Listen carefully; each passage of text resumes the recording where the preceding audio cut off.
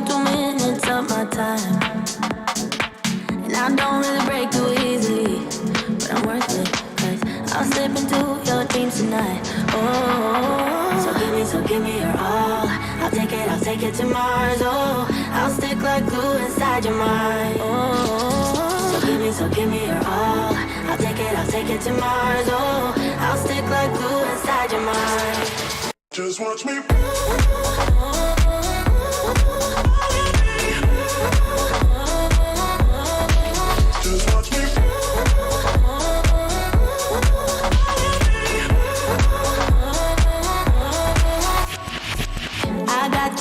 Around my finger, but don't you try to call me tomorrow. There's nothing personal in having a little fun. You wait and see if it's worth your while.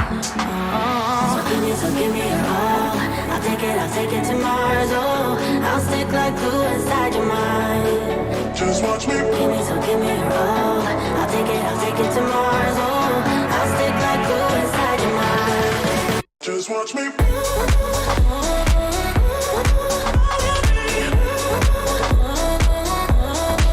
Just watch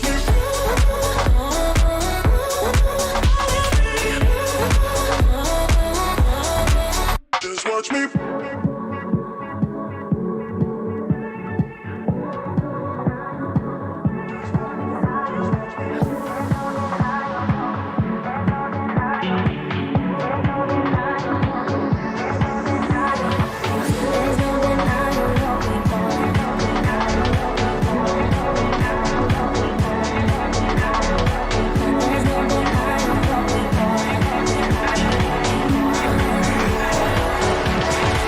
Just watch me.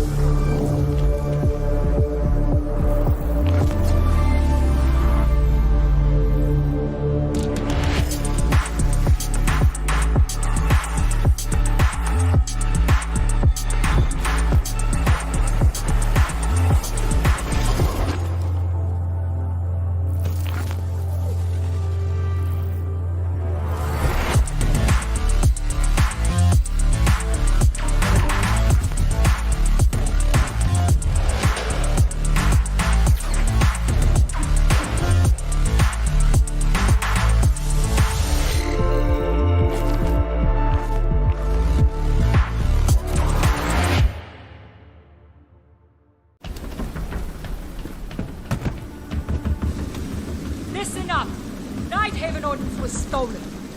Target anyone using our gear and put them down. Now load it up, let's go! Are you deaf, soldier?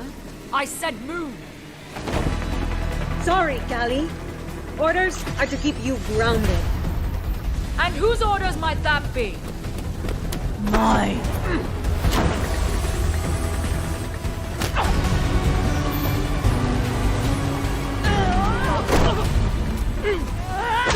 Is that all you got?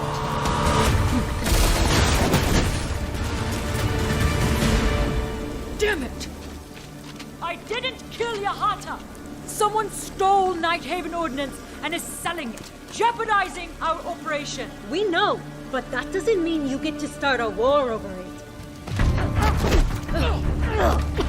This is Rainbow's operation now.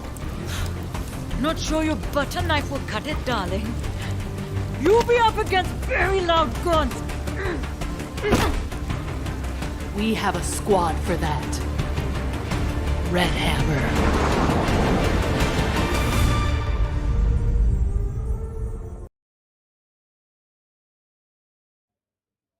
Alrighty then, ladies and gentlemen, welcome to the Zotac Gaming TEC Rainbow Six Siege Invitational, supported by Ubisoft. It's been a hot minute since we've had some Siege action over here, and of course, we are more than happy to bring it to you once again at the Esports Club. My name is Blackjack. I'm going to be your host for tonight, alongside Baba Gusta, my co-host, as we'll be bringing you two very exciting opener matches for this invitational series. Baba, how are we feeling tonight?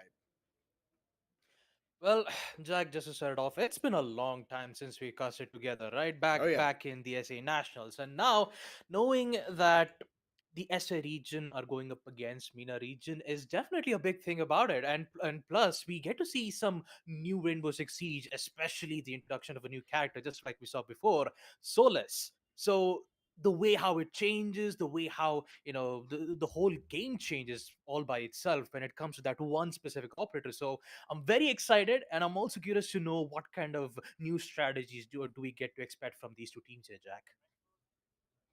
Absolutely. But of course, let's not forget what these teams are fighting for. Let's have a look at the prize pool, folks. And that is exactly going to come on your screen right now. The total is 10,000 United States dollars. Yes, that is correct. It is a whopping 10K USD prize pool. First place gets exactly half of that at 5,000 USD. That is a good chunk right there. I'll tell you what. 2.5 to the second place, 1.5 to third, and 1,000 to fourth place. That is the division of the prize pool right here. And sure, fourth place, 1K USD is still a good amount of money to walk away with. But 5K, now that's even better. Oops, accidentally hit my mic there.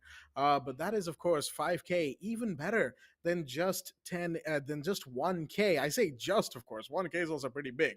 But all that put aside, Baba, that's a pretty hefty prize pool right there. How fierce do you think the teams are going to be playing for this one? Oh man, it's just chilling to hear about that, Jack, because 5,000 US dollars on the first place, and also it's it's almost as an like international teams like GK Esports. You have Oh, yeah. 25 nobles and 25 esports. You have great teams in the MENA region, and then we have the teams in South Asia. You have mercenaries, and you also have the undefeated take charge esports, which was usually called as monkey hunters LFO, but now Oh, good yeah. news, they have got an org, and that is Take Charge Finally, I know, Esports. I am right? so happy for them, Jack. I am so I happy am same, that same.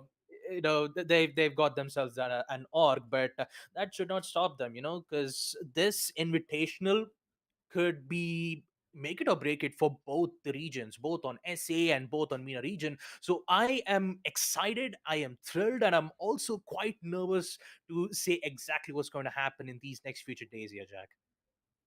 Absolutely same. I am thrilled. I am excited. And speaking of which, speaking of this invitational, let's have a look at the format the teams will be going through in this stage. Of course, we're going to start with the group stages with two groups mixed between South Asian and MENA region teams, and they'll be facing off against each other in these groups individually, Group A and Group B. We'll get to those in a bit. And top two teams from both groups, i.e., 4 teams total, will be making it to a playoffs stage where it'll be double elimination. Top four will then fight it out on an upper and lower bracket system through which two teams will be selected, will be winning all the way to the grand finals. It's a pretty straightforward, pretty simple tournament format, but that's the thing. Simplicity breeds intrigue in this regard because Siege as a game is one that thrives in simpler tournament formats, but far more interesting, far more intense matches as a result. Now, we talked about the two groups. Let's have a look at them. Group reveal coming up right now. And as you can see, folks, these groups are Oh. quite something indeed. Two teams from the MENA region and two teams from South Asia. That is the division here. But looking at everything, GEEK, Take Charge, Shaheens, and Triple in Group A. That is a hell of a group right there. And Group B, let's not forget, 25 Esports, Nobles, alongside Mercenaries and Kira Esports. Group B is going to be one to keep our eyes on, especially for Mercenaries and Kira, who will be taking on 25 and Nobles over there. That's a pretty interesting group. Of course, Group A, I mean, what can really go wrong here? Am I right? I mean, I don't even know at this point, Jack, because GK Esports, Triple Esports, I mean, at this point, it's been balanced in such a way that it's 50-50 in both Group A and Group B, which means that one MENA region can be in the playoffs, or maybe two MENA teams in MENA regions could be in the playoffs, or maybe two C's regions. Who knows? We have no idea. But knowing that Group A and Group B will be having a tough competition, especially in the group stages, my oh my, what is going to happen on the playoffs? We will never know, especially me. When it comes to making predictions, I usually do a really good job when it comes to SA regions, but at this point I'm not gonna predict a lot because it might end up being false. I'm just gonna get the prediction out of the way. This guy Just has we don't want, I don't want to just make for predictions. context, just for any viewers who are still lost about what he's talking about.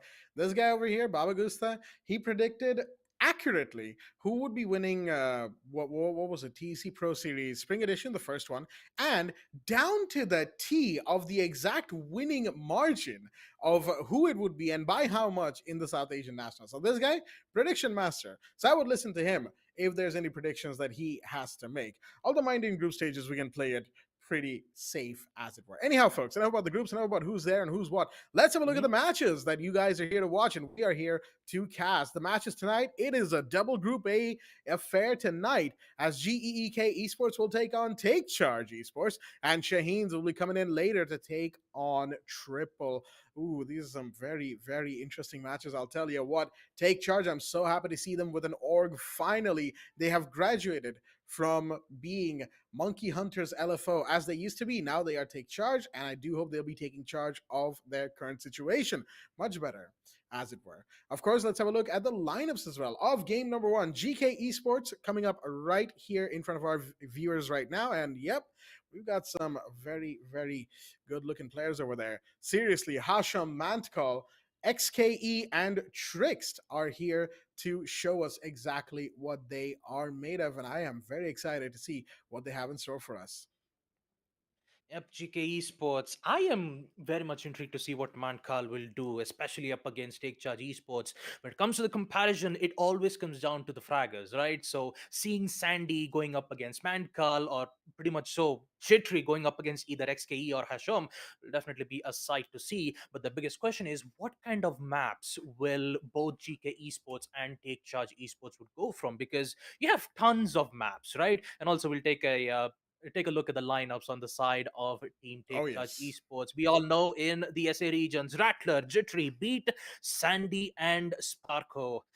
Oh boy, this is going to be an exciting matchup, especially on the first day here, Jack. Oh, absolutely. I mean, it's good to see these boys back, and it is good to see them here ready to take charge, pun intended, of this match that Mhm. they are going to be playing in front of us tonight, folks. I cannot tell you how excited I am to see them again and how excited I am to see how they play and react to these teams from the MENA region. For now, of course, they'll be playing against, well, we do know that there will be the eventual grudge match between Shaheens, and we'll get to that in a bit. There's a lot of story that'll happen. But first, let's get back to this match. We keep straying off topic because there's so much to talk about. But let's go into the maps that these teams will be playing here tonight. And we have the bands coming up, of course. Skyscraper. I mean, really, it's group stages. You're not going to see too much Skyscraper Hmm. here, folks.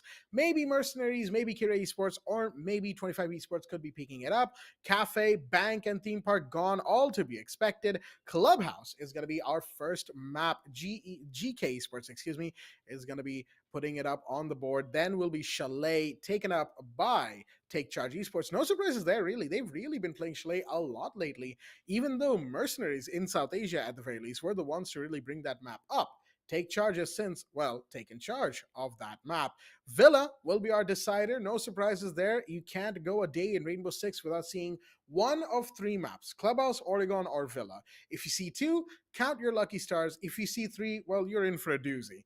With all that said, Clubhouse, Chalet, and Villa, those are the maps that we'll be seeing tonight, folks. And I'm very excited for them indeed. Well, at least I'm glad we won't be able to see Oregon for like the 25th time. But all in all, Clubhouse, Chalet, and Villa. Take Charge Esports, just like you said, Jack. Chalet has been Take Charge Esports' domain for a very long time, defeating MRCZ at their own home turf.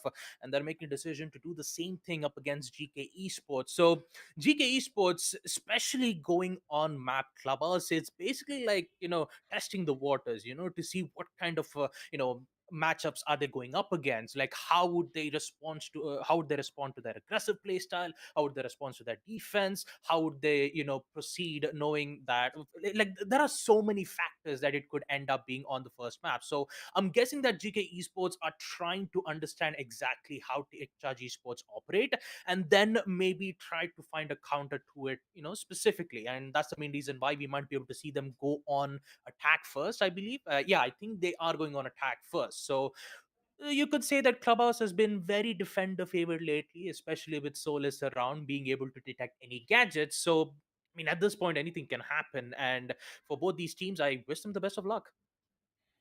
Oh yes, absolutely. Now, mind you, there is something that Take Charge should also bear in mind. That is to say, GK Esports are no slouches. They are, of course, in the latest Saudi league that just happened.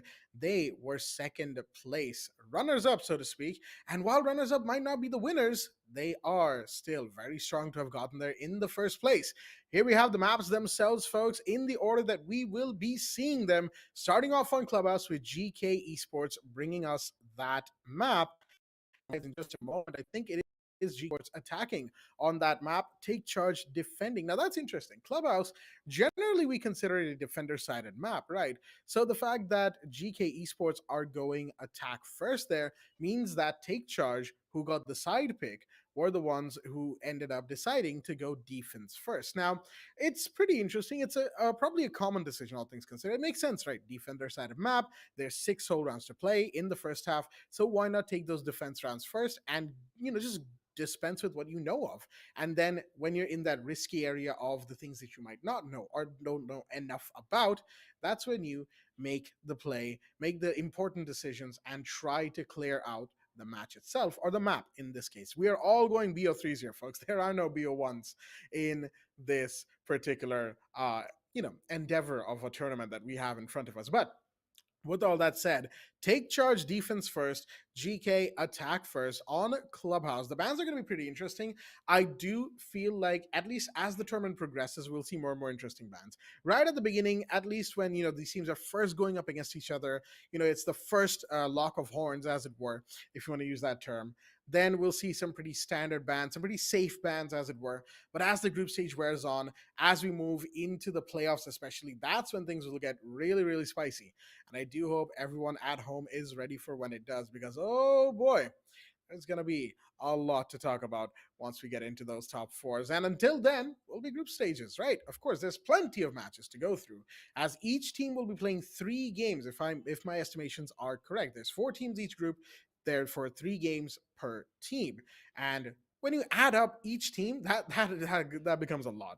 But with all that said, folks, let's not waste any more time. Here we have the first game of the Zotac Gaming TEC Invitational for Rainbow Six Siege, supported by Ubisoft. It is GK Esports on the attack, Take Charge Esports on the defense, and we are to go with the ban phase on Clubhouse.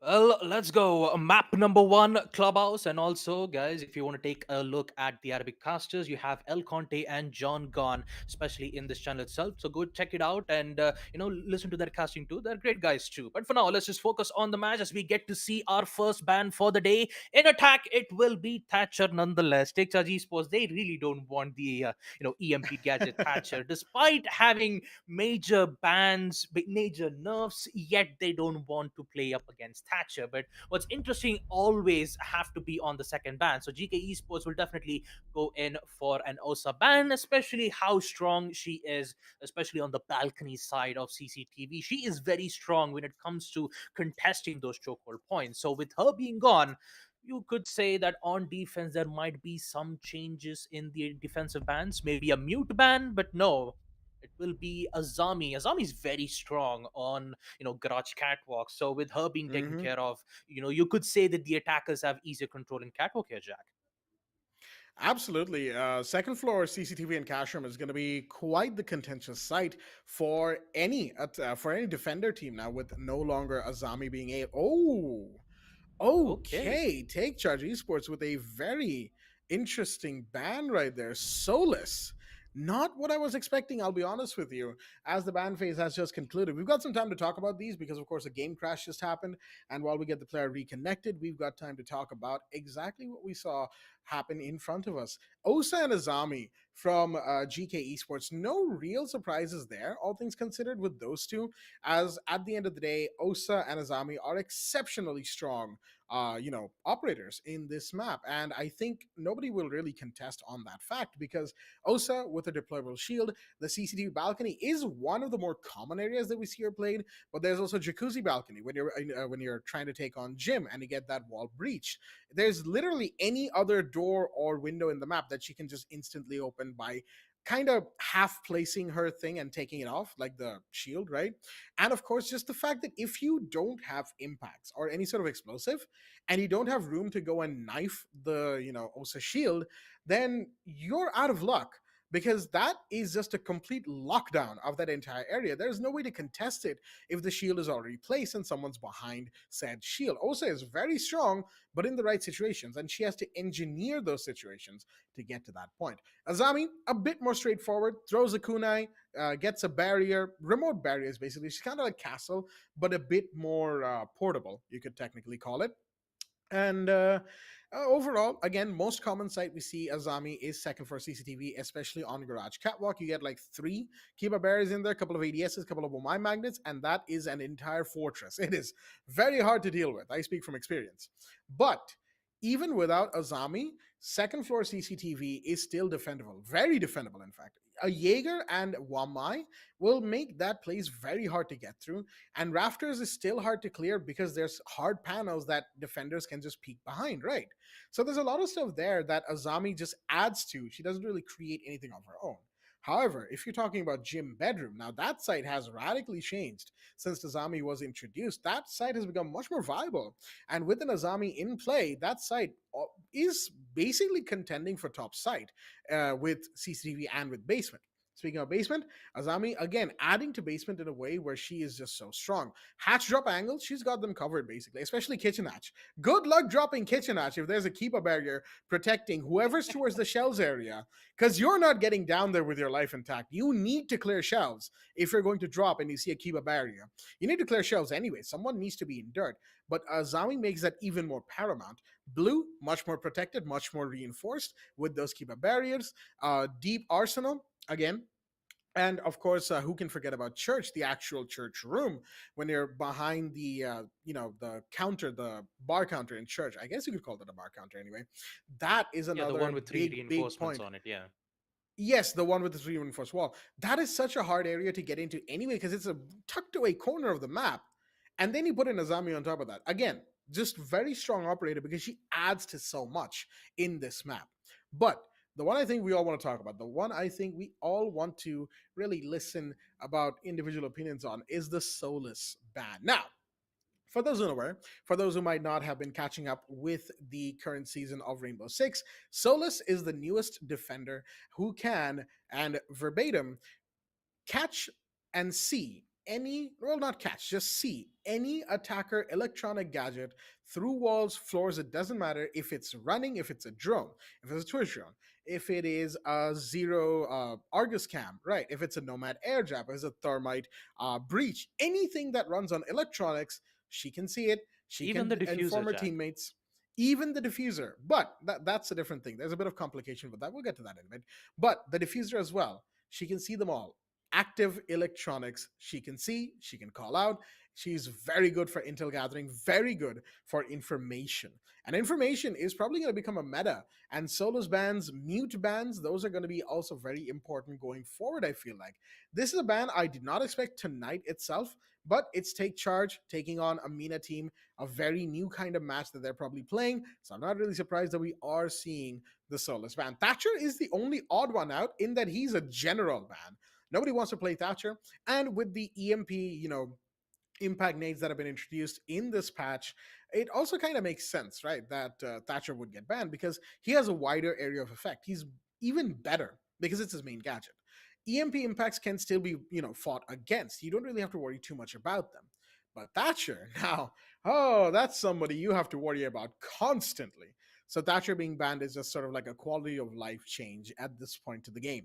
With all that said, a little bit of an update about the lobby. If you're wondering why we're taking so long to get into the game itself, we're gonna have to rehost, unfortunately. As you know, lobby timers and issues and crashes, they take a while to get dealt with, folks. Do forgive us, but it is what it is. We'll just be here, walking you through the game and walking you through everything that happens before and after as it starts and goes on. Now, with all that said, do like Baba Gusta said a moment ago, do check out the Arabic stream as well. We've got some fantastic guys over there, El Conte and John Gon, taking care of the Arabic casting. Fantastic people and fantastic casters at that. I do, hope that everybody enjoys both sides of the streams, English and Arabic, as of course we are running an inter-regional tournament this time around. One of the very few that happens in South Asia. But I'm very happy it is. It's very good for the SA players. It's very good for MENA players. Again, inter-regional exposure. It's always great for experience. We've talked about this before and time again. Now, talking about inter-regional stuff, I'm pretty sure everybody knows, I mean, it's no secret at this point, that the Six Invitational is coming up in February 7th, actually. So that's something to remember. It's very close. It's just about a month away. And for the SI event, there are, the qualifiers for each region. APAC quals has got announced today, and in an interesting twist of events, Take Charge Esports are playing a little bit of a wild card or a bonus round, you could call it, to get into the first four matches of the quals. So all the best to them. I really do want to see them win, but they're playing Fury Global, and that is going to be a pretty difficult match, I feel like, for them. So there's a lot of international exposure in the coming weeks for teams in SA and for Take Charge particularly. All the best to them for that one. But before that, we've got a few days to go, and we've got a few set of matches to go as well. Like we said, tonight is a Group A extravaganza. And of course, who can forget, Shaheens will be taking on Triple in the second game of the night, folks. So do stay tuned for that one. Now, Shaheens, we've got a few things to say about them as well. They are second runners-up, aka third place, in South Asia Nationals, going up against Triple. That's going to be a pretty interesting match for them. However, the thing to remember about Shaheens is that they are a Pakistani roster. Pretty much all of their players currently are situated in Pakistan, living in Pakistan, basically. And that means that they will be playing on a pretty good middle ground between SA teams and MENA teams. So I feel like they've already played MENA players before, right? You know how the servers work, as it were. So they're going to be having a pretty good time, I feel like, a pretty fun time facing more MENA players in this tournament. And I want to see how they react, how they go about conducting their business. And we'll get to see that very soon. Triple is in for a good fight. I will say that much. But that's enough about all of that. There's also, of course, the other group, Group B, that we'll get into later on as the tournament wears on. And Group B is going to be a great set of matches as well. But with all that said, Baba, we've talked a lot about the bans. We've talked a lot about what could be, couldn't be. What do you think, given the bans we have right now, first few rounds, what do you feel like we're going to see from both these teams? I don't want scores or anything like that. I want to pick your brain a bit. What ops do you think we'll see? What comps, what sort of lineups do you think we'll see in the first couple of rounds as these two teams get to know each other? Hmm. That's an interesting one because when it comes to operator specs, I definitely say that since Solus is more of like an intel gathering operators, you still have other operators that still does the job, right? You still have operators like Valkyrie, you still have operators like, Melusi. Melusi's banshee deterrent will at least play as a, wireless barbed wire that could at least, give the information and also, slows the attackers for a bit. But the most important thing that we have to talk about have to be Pulse. Now Pulse is very strong on first floor on the basement side, so you could see them, try to, get a C4 kill all the way towards kitchen, but you'll be risking roam gaining abilities. So unless and until they would have a certain operator, I'm pretty sure Valkyrie will be played a lot on defense. And on attack, maybe IQ would be present to go in for the counter plays. But I'm pretty much sure that instead of bringing in the IQ, they might bring in some certain operators that has a secondary EMP gadget. So maybe a gridlock also has a secondary EMP charges. So does Sledge might be able to bring in to disable those electronic gadgets, and their first priority is to open up those lines of sight. So expect, hard breaches like the Ace or maybe a Thermite. I mean, the Thermite is almost a good operator when it comes to blowing up two walls instead of one. Ace is much more of a versatile operator which could be used in certain situations. Hibana, as usual, queen of hatches, she'll be able to open up hatches with just 4 X-Kairos pellets. So when it comes to, coordinations on defense, I'm pretty much sure that Valkyrie will be played a lot, especially on the amount of information that you gain from the cams.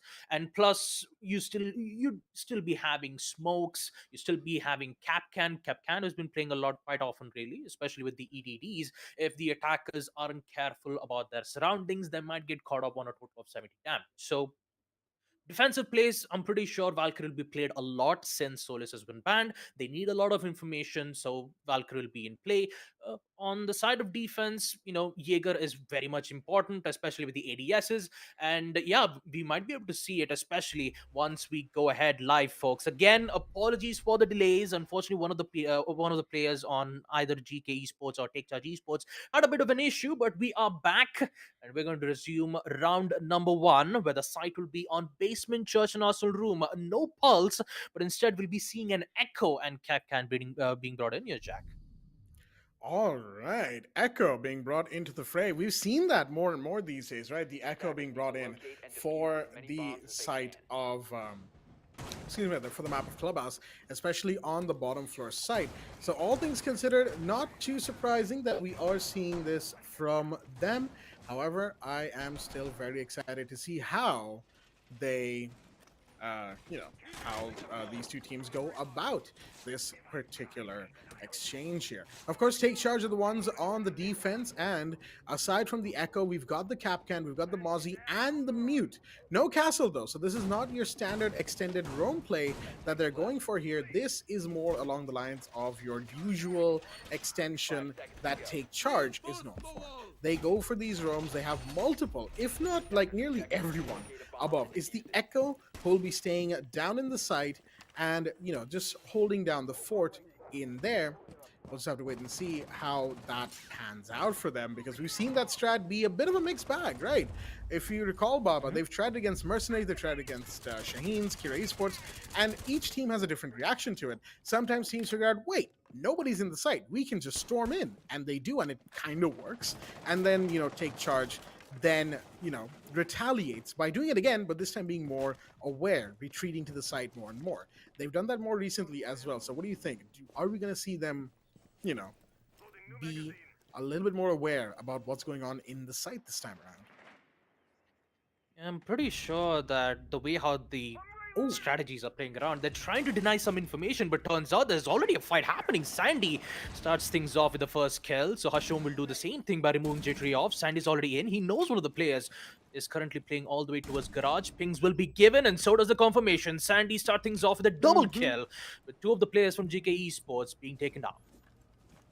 All right, Sandy already starting it up big right there. Entry fragger, there's a reason he's known for that. Jittery, unfortunately, going down in return. However, there's Rattler gone. The Kaid biting the dust as, as the Hibana will make more than sure but there is no interference from that particular C4 operator later on in the round. There's still one more C4 to worry about, but there's the mute above. Silence is actually coming down slowly. Drone, I don't think, saw him, and there you go. He gets one, but got to be careful on the main stairs. There were players outside of it just now, but to no avail for GK. They've been caught, unfortunately, a little unawares, I think, of how Take Charge likes to play this particular map, this particular site, I should say. And it is showing a little bit. Silence still playing around above as we have our Hibana here, SRRS, slowly approaching the site. Of course, doors closed.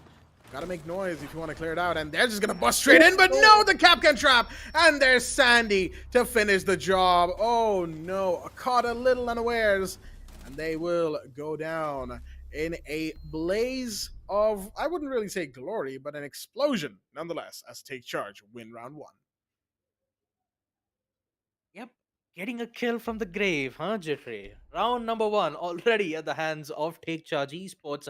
And talk about GK Esports' attack, though. I've got to admit, they had good drone presence all the way from Garage Catwalk. They even placed a drone all the way from the top, in which Take Charge Esports knew exactly what was happening. You even saw a blue ping, which was given from Jittery. So Jittery exactly knew that GK Esports might head in for the push, and also we still have our face cams from both the sides, from both Take Charge Esports and also on the side of GK Esports. So knowing, like as I was saying, knowing that GK Esports might push in towards the garage's side, they had a strategy involved where they would try to go in for an initial kill, where Jittery and Sandy, both of them would be peeking around, one from second floor CCTV and another from lounge's end, in which if one of them gets picked out, another would end up coming in for a trade, which eventually did happen in the end.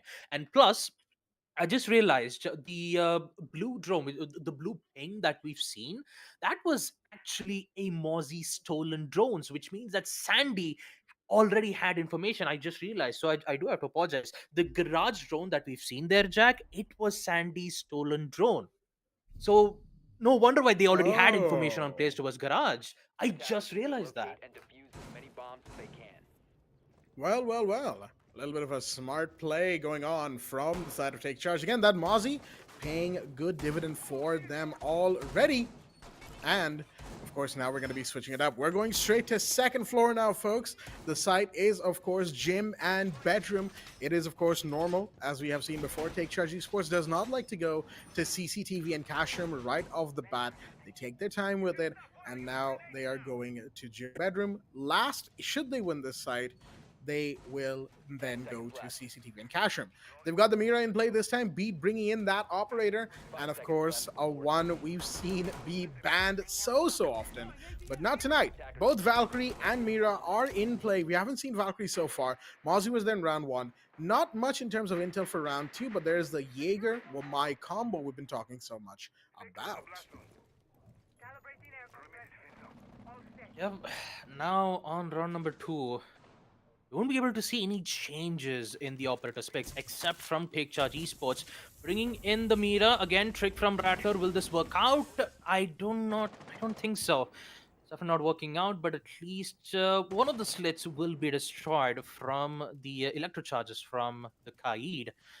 So the only thing that they will get at least a certain line of sight. So their main focus has to be on towards that place. Hashom, very risky plays here. He knows that there are two players. Information we give from the barbed wire, and somehow he gets away the kill. Oh boy, there goes Jittery. Unaware that Hashom was playing very closely, but here comes the refrag. Sandy make sure that the surprise attack from GK Esports was a welcomed one, but it won't do any major damage as of now.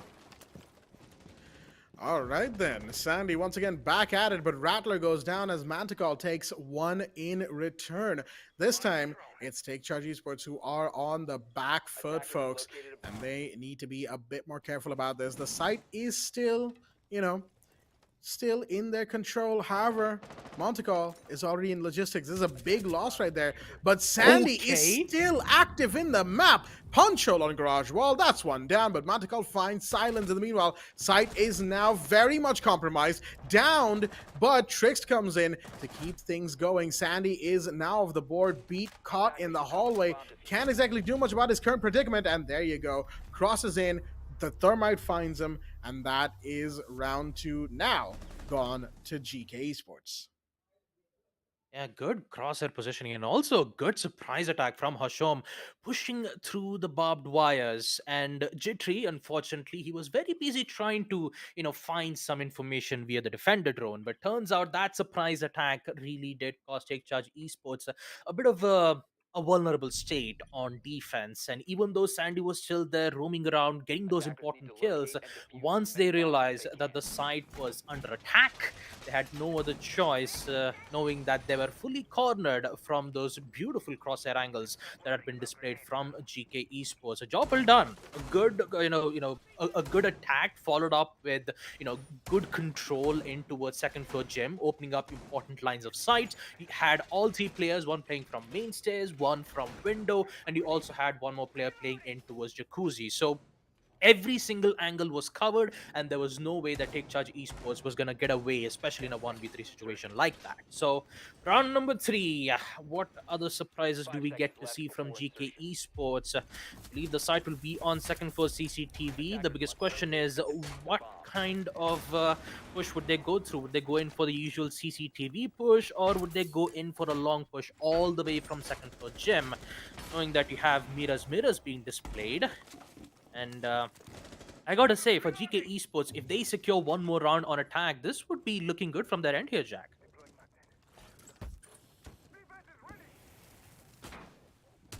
Here we go. The breach is going to be interrupted a little bit because of that window, as it were, the mirror window being broken open. And that, of course, means that they'll have to be a bit more careful when going for the breach. But no, Jittery goes down again. That is, well, yeah, that's not exactly ideal now, is it? We've got the thermite, exothermic charge going off on the main wall. That's that taken care of. And, of course, we're gonna have to see how Take Charge reacts to this. Losing Jittery 3 times in a row now, early in the round, definitely has not been good for them. Silence is just shaking his head all the way at the top in the meanwhile. As you have these lines made by Maverick on the CC wall, Sandy finds yet another, but he's in trouble. He's down for the count. That's the Thermite finding his mark. And now with Sandy gone, how will Take Charge bring this back? Yeah, with both of the heavy hitters down for Take Charge Esports, this will be a difficult task. GK Esports are just patiently waiting. Apparently, they don't have any information towards roamers. I mean, they will be doing it as of now. Control is present all the way from the lounge area.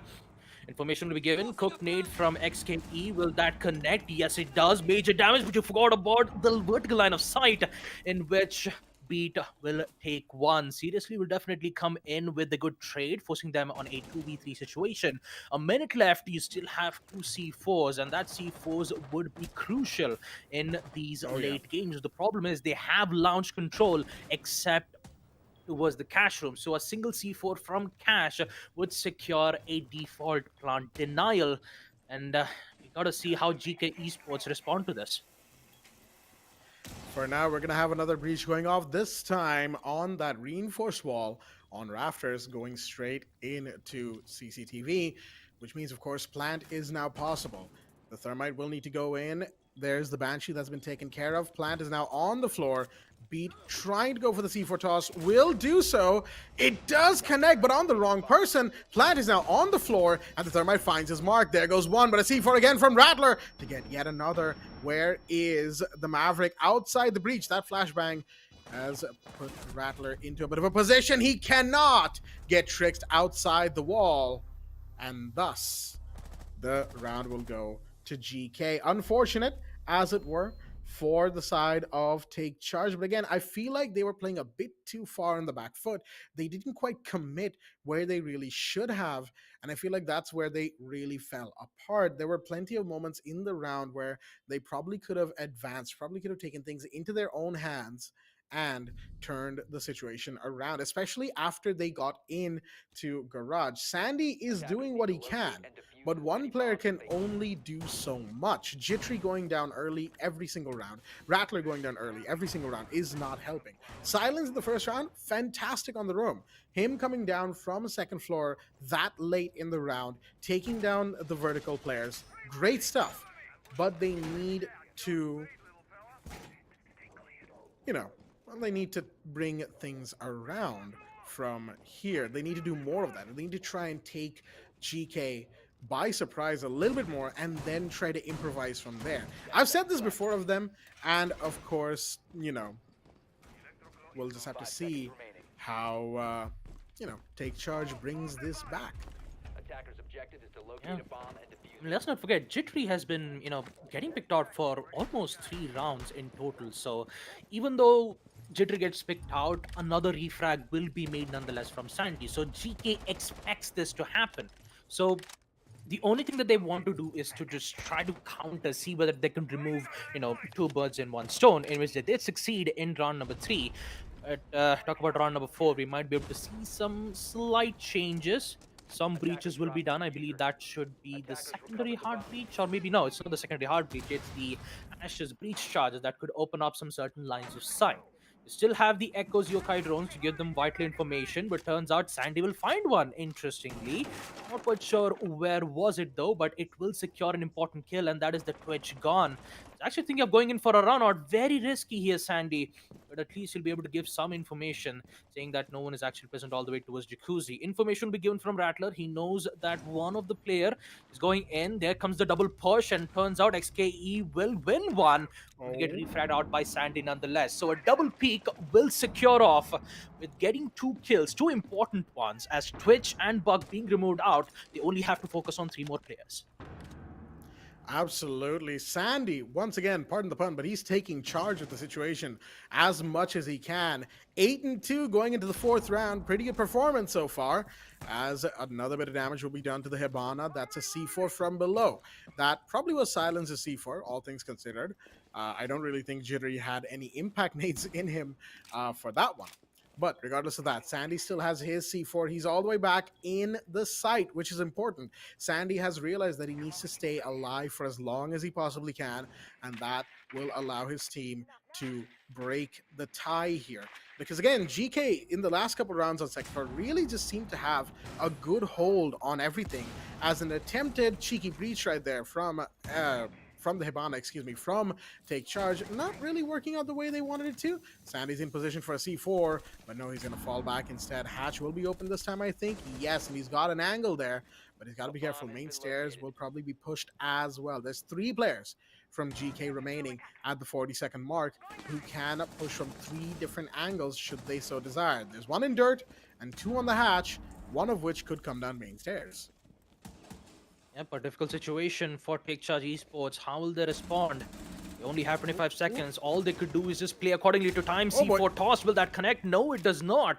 GK Esports are just trying to expand a lot of utilities from defense as best as possible. They're going in for the push. So does Sandy. They have information, but turns out Trixie, he has figured out a way. He's already in towards the play. So does the push. It will be denied from Jittery.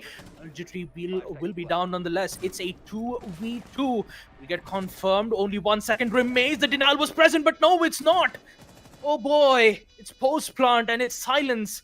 Left all by himself. He's going to go all the way towards his main stairs. Information will be given, and Trixie will remove him without facing any issues. What a way for the Ash to remove the Echo, knowing that the gadget, the yokai drone, could be able to deny at that particular moment, but turns out he was way out in the open, all the way from Basement Church. So, oh boy, this just went south real quick here, Jack. That is very unfortunate from Take Charge Esports. They almost had it under grabs here, Jack. If only if only if Echo had the chance of, having a very safe spot instead of being out in the open, we could have seen Take Charge secure this round. It is what it is, I guess, at the end of the day. Take charge. I don't really know what they were expecting there from the side of GK, because GK has shown that regardless of if Sandy's, up to his usual shenanigans at the beginning of the round, it doesn't matter to them, right? They will still push up because they've got that feel for that, okay, it's just one player, right? The rest of them aren't really doing much. Jittery didn't really push out in the round at all, for that matter. He kind of just stayed back in his own, in the side by himself. Not by himself, but you get the point, right? He was just in the site. So was Rattler. Beat wasn't really doing too much out on the roam either. Again, Sandy's the one really going hard on the entry and denying whatever he can. But again, there's only so much one player can do. This is something we've talked about before. It's something that Take Charge have struggled with, historically speaking, where they just seem to lose sight of what makes them really tick. And that is to say that it's not just Sandy who has to fire. All of them have to fire in their own way. Their supports have to be on point. Take, for instance, in that round, what we just saw, there was a Maverick in dirt, right? And the Echo drone was there giving away calls for the fact that there's a push on dirt. Sandy was trying to hold it off. But the thing is, had anyone else come and try to take tried to take out the not take out, excuse me, what am I saying? Lost my train of thought there.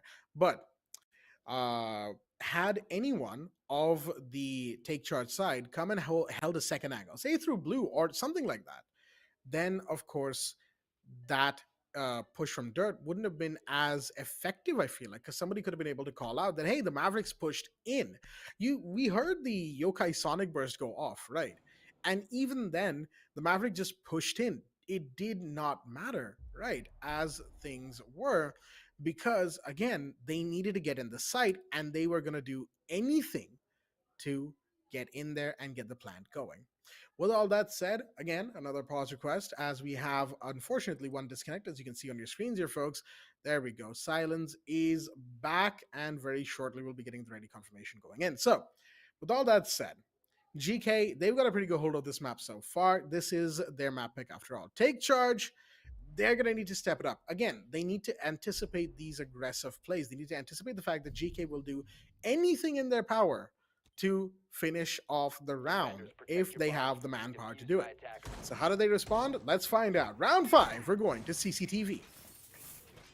Yep, CCTV once again, and this time I'm hoping that Take Charge would be very careful on Mankal's surprise attack all the way from Red Stairs. So got to be attentive. They have to be very careful when it comes to, GK Esports trying to find the opening like that. So when it comes to the picks, this time they're not going in for intel denial, but this time they're going in for projectile denial instead. You have both the Wamai and the Jaeger, which means that there'll be a lot of protection, just like you said, Jack, fortress placement all the way from Garage Catwalk. So for GK Esports, they could try to find a different way to head in for a different push, or maybe they could try to brute force their way in once again and see whether they could get a pick or two. But turns out, Trix, my goodness, he already removed Sandy out just like that. This is a major dent for Take Charge Esports. As already the main player who has secured 8 kills is now gone, Jack.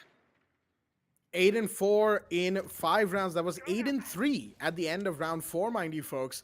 That's something to take note of in this regard. As Sandy, like we said before, he's been going hard, but he's been the only one really going as hard as he needs to be. Even more so than that, he's gone beyond the Call of Duty, and he's doing everything he can as the site continues to be sieged by GK Esports. Twitch drone doing its work. That is the Jaeger ADS has taken care of. Silence can't do much about this. He's a sitting duck up there. Grenades are coming left, right, and center. Bullets as well, and he is out of here. The Thermite makes sure of that, as that's 2 players from Take Charge now gone. GK are very much on the driver's seat for this round already. And what a beautiful execution from GK Esports. 3-man push all the way from Garage Catwalk, removes both Silence and Sandy, and they've already have Garage Catwalk control in a minute and 30 seconds. This is literally danger zone from Take Charge Esports, knowing that the attackers have so much time, and now GK Esports are prepping in, just having some tiny bit of information from the attack drones. They already know that there is one player currently sitting duck at second floor cash room. So all they've got to do is just proceed in with post plant. But those C4s will be a major problem for GK Esports. But XKE, he doesn't care about anything. And that will lead to Jittery getting away with a kill. 4v3, once again, Take Charge Esports will try to get at least one of the kills. And SRRS is currently the one having the diffuser in hand. But Rattled, on the other hand, all the way downstairs will secure one more. That was Mancal 2. And where that equalizer will come in as well. 3v3, make that 2v3 as Jittery takes things in control. SRRS, can he get one? Yes, he does, but he's all by himself. Leads all down to a 1v2 situation. Jittery has done a tremendous job holding down from red stairs, but this 1v2 situation could go sideways as he will get to take out Jittery. Now it's all the way down to Beat. Biggest question of it all is, can he secure a kill? He still has the C4, and SRRS, he has no idea where B's location is. He only knows that he's currently in the side. And does he know it? Yes, he does. What a headshot, GK Esports. All right. My goodness, what a clutch. What a clutch from the Thermite. He just sprinted towards the rotate, and he just removes Beat just like that. Didn't he hear anything from the sounds? I mean, what just happened? What a clutch from SRRS here, Jack. Honestly, I feel like here's the thing, right? SRS probably knew where the mirror would be, right? There's only a few places that mirror could be. Inside a cache, in CCTV, or on red. He saw no one's in CCTV. They already had info, so cleared out. Yeah, he cleared out one in cache, and he saw no one's in CC. And whilst he was approaching red, nobody shot back at him, right? So it's pretty safe to assume that no one's on red, even across the metal railings of red stairs. So where else could the mirror be? It's basically process of elimination there. At the same time, GK probably had a ridiculous amount of drones, right, in the round, just giving them as much information as possible. And that, of course, is why we see the round go the way it does. Again, GK is really just doing everything in their power to shut down Take Charge every which way to Sunday. And despite Sandy going down in that round, Jittery, Rattler, they stepped up. Good stuff, but they need to do more. They can't just stop halfway and then expect things to just work, because again, that's not how this map, or this game for that matter, works. Oh man, this is concerning from Take Charge Esports, and especially on that previous round. And looks like Jittery will get picked out once again from Mankal. Oh boy, this is definitely not good. Not good at all from Take Charge Esports. Already, Jittery goes out. Information will still be present, but losing one player with a C4 in hand, that could cause potential dangers for the defense. Let's not forget, they even have the Kebi to give them more information, knowing that they don't even mute to begin with. So they just have to rely with ADD traps. They still have good sustain from the Thunderbirds Kona station. Even have information. All they've got to do is just make sure that the C4s would work out right. And that is actually a biggest question, because the Kebi, oh boy, they just stole all the cams. So technically, Take Charge Esports, they just, that's definitely not good. GK Esports have control on every single cams now.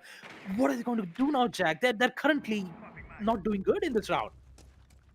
Not at all. There goes Rattler, as Trix will take yet another life. And with that, they're now slowly closing in on another player. But Sandy, it's Sandy this time, who gets one. Needs to find two more, but he's being shot. Doesn't exactly know from where, but it's fine. He can stay alive, and that's all that matters. Shots taken at the hatch, and now his position is pretty much entirely given away. He needs to play this safely. He needs to play this carefully. Too much, and then they'll know his position exactly and finish him off. But he can't exactly do much right now, as he's backed all the way into club, and he just has to sit there for a hot minute as the breach of the hatch is taken care of. There goes Silence, and the site is now practically exposed. There's only one player in there. Is there an echo? No, but there is actually an echo. Beat gets one, but that's only so much he can do. 1v3, it won't work. Trix finishes off the round as GK will pretty much cement a dominant first half. Take Charge had a very good round one, but that is all we saw from them. It is 5-1, and GK are looking lively right now. Yep, 5-1. Especially in the first half. Take Charge Esports, they had no idea. It was only Sandy who was doing most of the hard work, trying to get trades, trying to, equalize the man count. But no matter how many times Sandy would just do all of that hard work, it would eventually come down to Take Charge Esports, usually winning most of those rounds, especially SRRS, who is currently in a total of 11 kills, Jack. 11 kills to SRRS. And just like I talked about, Valkyrie will be picked quite a lot on defense, although we didn't get to see a lot on the side of Take Charge Esports. We did get to see Mozzie, which was usually used for denying information from the attack drones. But all in all, this first half itself, 5-1, Take Charge Esports needs to do the exact same thing that GEEKAY Esports did on attack, and that is to win 5 rounds on attack back to back. Now, when it comes to a score count like this, we have seen Take Charge be in this situation multiple amount of times. I've seen when they went up against Team Mercenaries, they were 5-1, and then suddenly they just equalize it to a 5-5. There is a possibility that it could happen, but I just it's very difficult things to say, because GK Esports, you saw how slow and methodical they were on attack, right, Jack? You saw what great teamwork and commitment you saw from that garage catwalk, the grenades, the denial from the Twitch shock drones. I mean, you could say that they could do the same thing on defense too on round number 7. So this is very concerning from Take Charge Esports. But you could say that there is a little bit of faith and hope from Take Charge Esports that maybe we could see them secure a lot of kills, but maybe we just have to find out in the second half. That we do. Second half, which means, of course, Take Charge are now on the attack. And while we've said it before, pun or not, they have to take charge of this situation. They're clearing out everything that they possibly can. And even then, Hasham will clear one, only to get cleared himself. Beat will finally shut down the Legion on the roam. But again, there's still XKE, who's going all at it as the Valkyrie. You've also got Tricks with the shotgun on main stairs. This is a contentious spot. Main stairs, you don't normally have, at least in South Asia, not much to contest with. But oh dear me, he's gonna see one. Oh no, he misses his shot though. Has to fall back. He's giving away his position, but he walks away with it. There's the Valkyrie, right? I forgot. XKE can support, and that is exactly what he did. Rattler going down because they were two-sided, and Beat can really do much. Here comes the smoke grenade. More damage done to Beat. He is now cornered between a gas grenade and a Valkyrie, and there's only so much that this player can do. Unfortunately, pistol out. He's in dire straits right now. There's another gas grenade to keep him away from the hallway, and SRRS now also wants to go up to the first floor. XKE gets another. SRS with one. XK finally falls, and Jittery getting one, getting two. It's now 1v2. Jittery has just converted it from a 1v4 down to a 1v2. This is something that we would normally call Jittery's element, as he really loves his 1vx clutches, and he's been the leader of quite a few. However, this is a far more difficult situation, as is a team that I don't think Hunters have too much, probably too much practice with or against, and now they'll have to try and do what they can in this situation. Jittery, 1v2, excuse me. Gonna be probably pushing through blue. Has a grenade being cooked, but no, the angle's just in SRRS's favor. That's going to go their way. GK Esports, very quick, very clinical as well. They will move into map point. And I say map point, again, folks, it's a BO3. There is another map at the very least to go through after this. If, say, Take Charge doesn't manage to win this map, it is what it is. They'll have to go into their map, Chalet, and try to win it there. GK will be 1-0 up, and they will be leading the charge with series point as well, provided they win this next round. Attackers need to locate and defuse as many bombs as Here it is, folks. Match point for GK Esports, 6-1. All they've got to do is just secure one more round to secure map number 1, Clubhouse. I've got to say, this performance that I'm seeing from GK Esports, slow and methodical. The strategy is working out so well. Information top notch from the Valkyrie scams.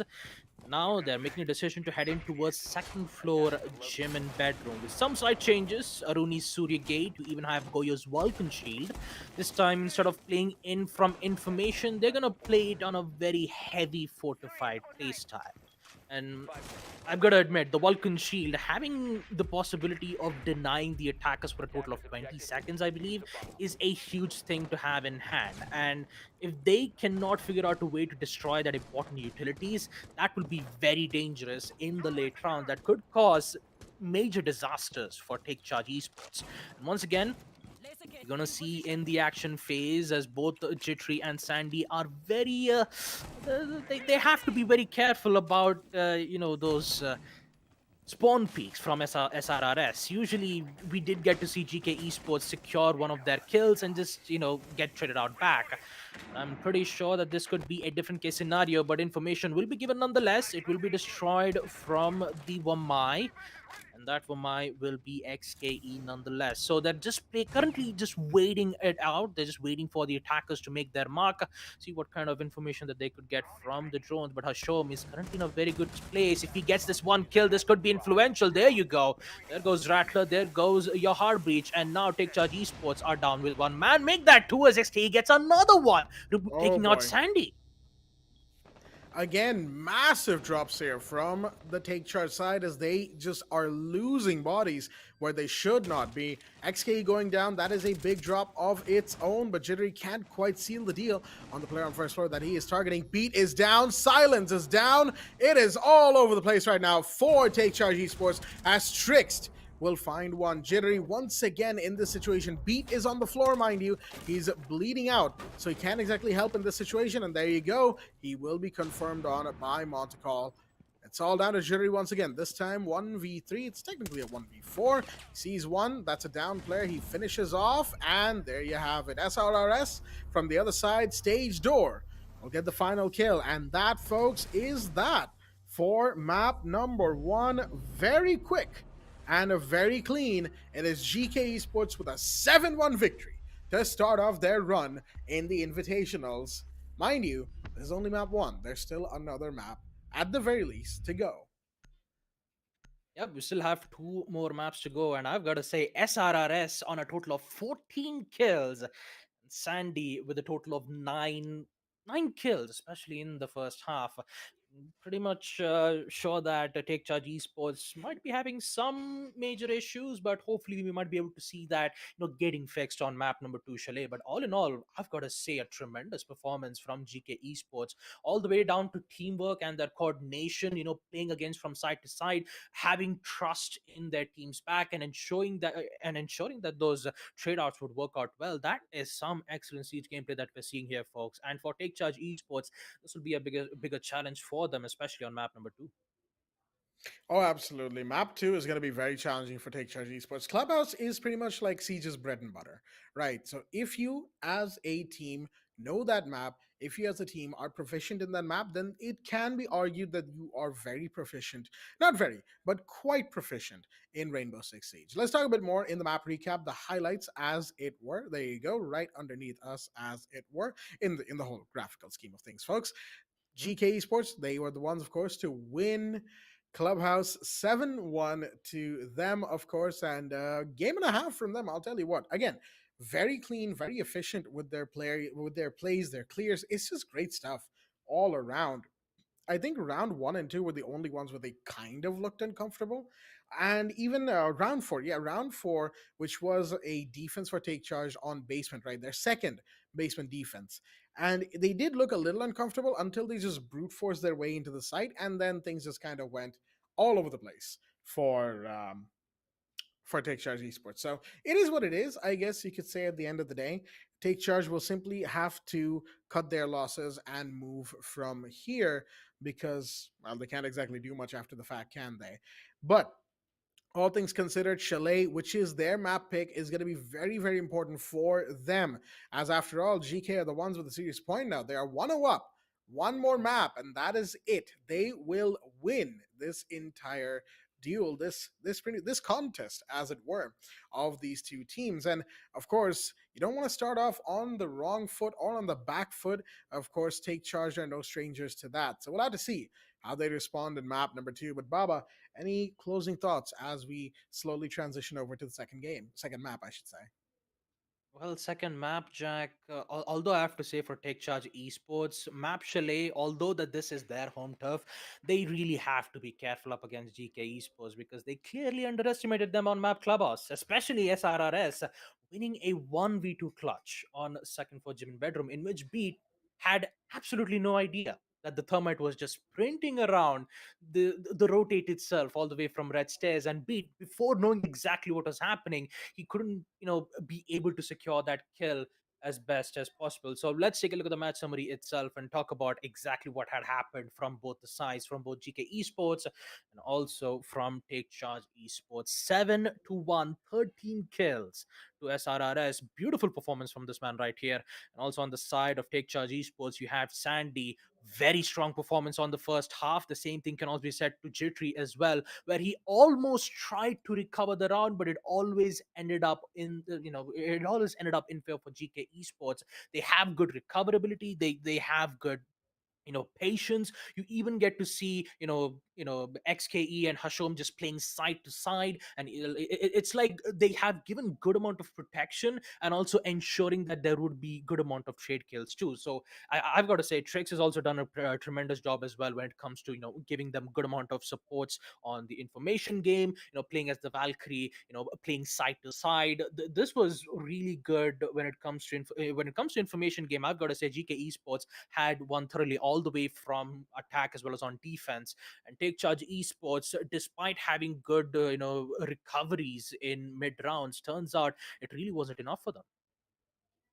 It was not, sadly. Take Charge Esports, their mid rounds were kind of decent most of the time, but even then, it simply wasn't enough. As soon as GK Esports clamped down on Sandy in the first half, that was that for them in that given round. And even in the second half, without Sandy performing as he should be, Jittery Beat, they tried what they could, but unfortunately, it simply was not to be. Silence having a particularly quiet first game, 1-7 and 53% on cost percentage, and a very low rating overall. Just in general, ratings for the Take Charge side, not exactly looking all too good.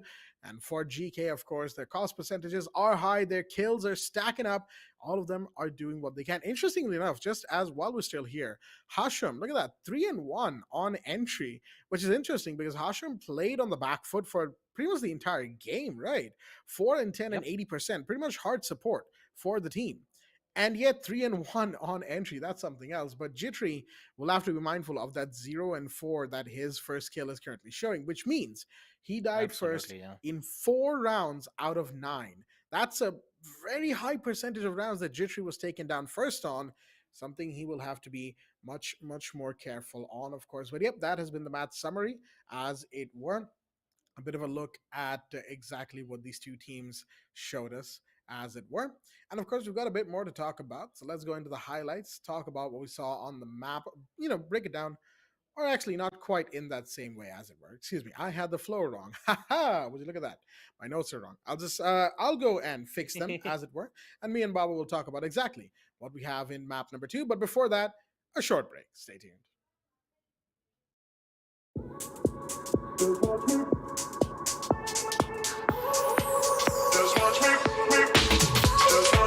I won't make it easy for you now. You got 2 minutes of my time, and I don't really break too easily, but I'm worth it, 'cause I'll slip into your dreams tonight. Oh, so give me your all. I'll take it to Mars. Oh, I'll stick like glue inside your mind. Oh, so give me your all. I'll take it to Mars. Oh, I'll stick like glue inside your mind. Just watch me.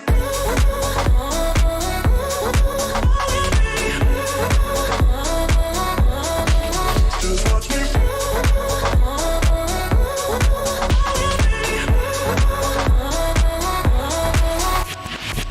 I got you wrapped around my finger, but don't you try to call me tomorrow. There's nothing perfect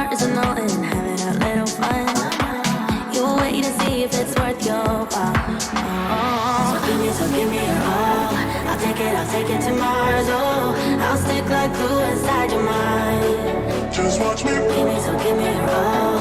I'll take it to Mars. Oh, I'll stick like glue inside your mind. Just watch me.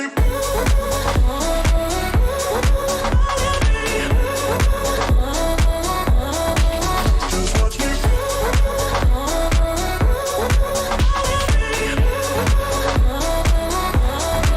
Just watch me.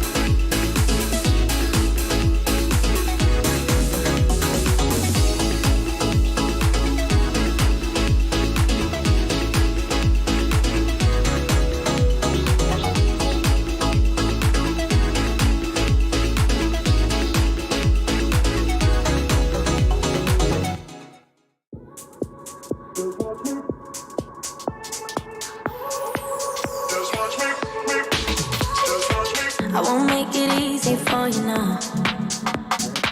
You got 2 minutes of my time, and I don't really break too easily, but I'm worth it, cause I'll slip into your dreams tonight.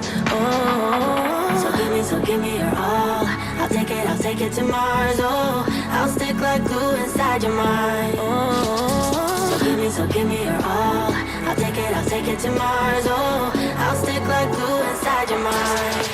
Just watch me.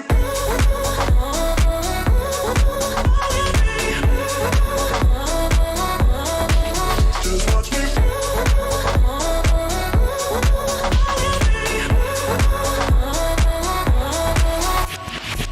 I got you wrapped around my finger, but don't you try to call me tomorrow.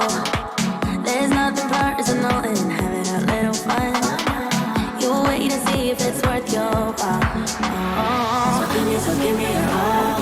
I'll take it to Mars. Oh, I'll stick like glue inside your mind. Just watch me. Give me your all. I'll take it to Mars. Oh, I'll stick like glue inside your mind. Just watch me.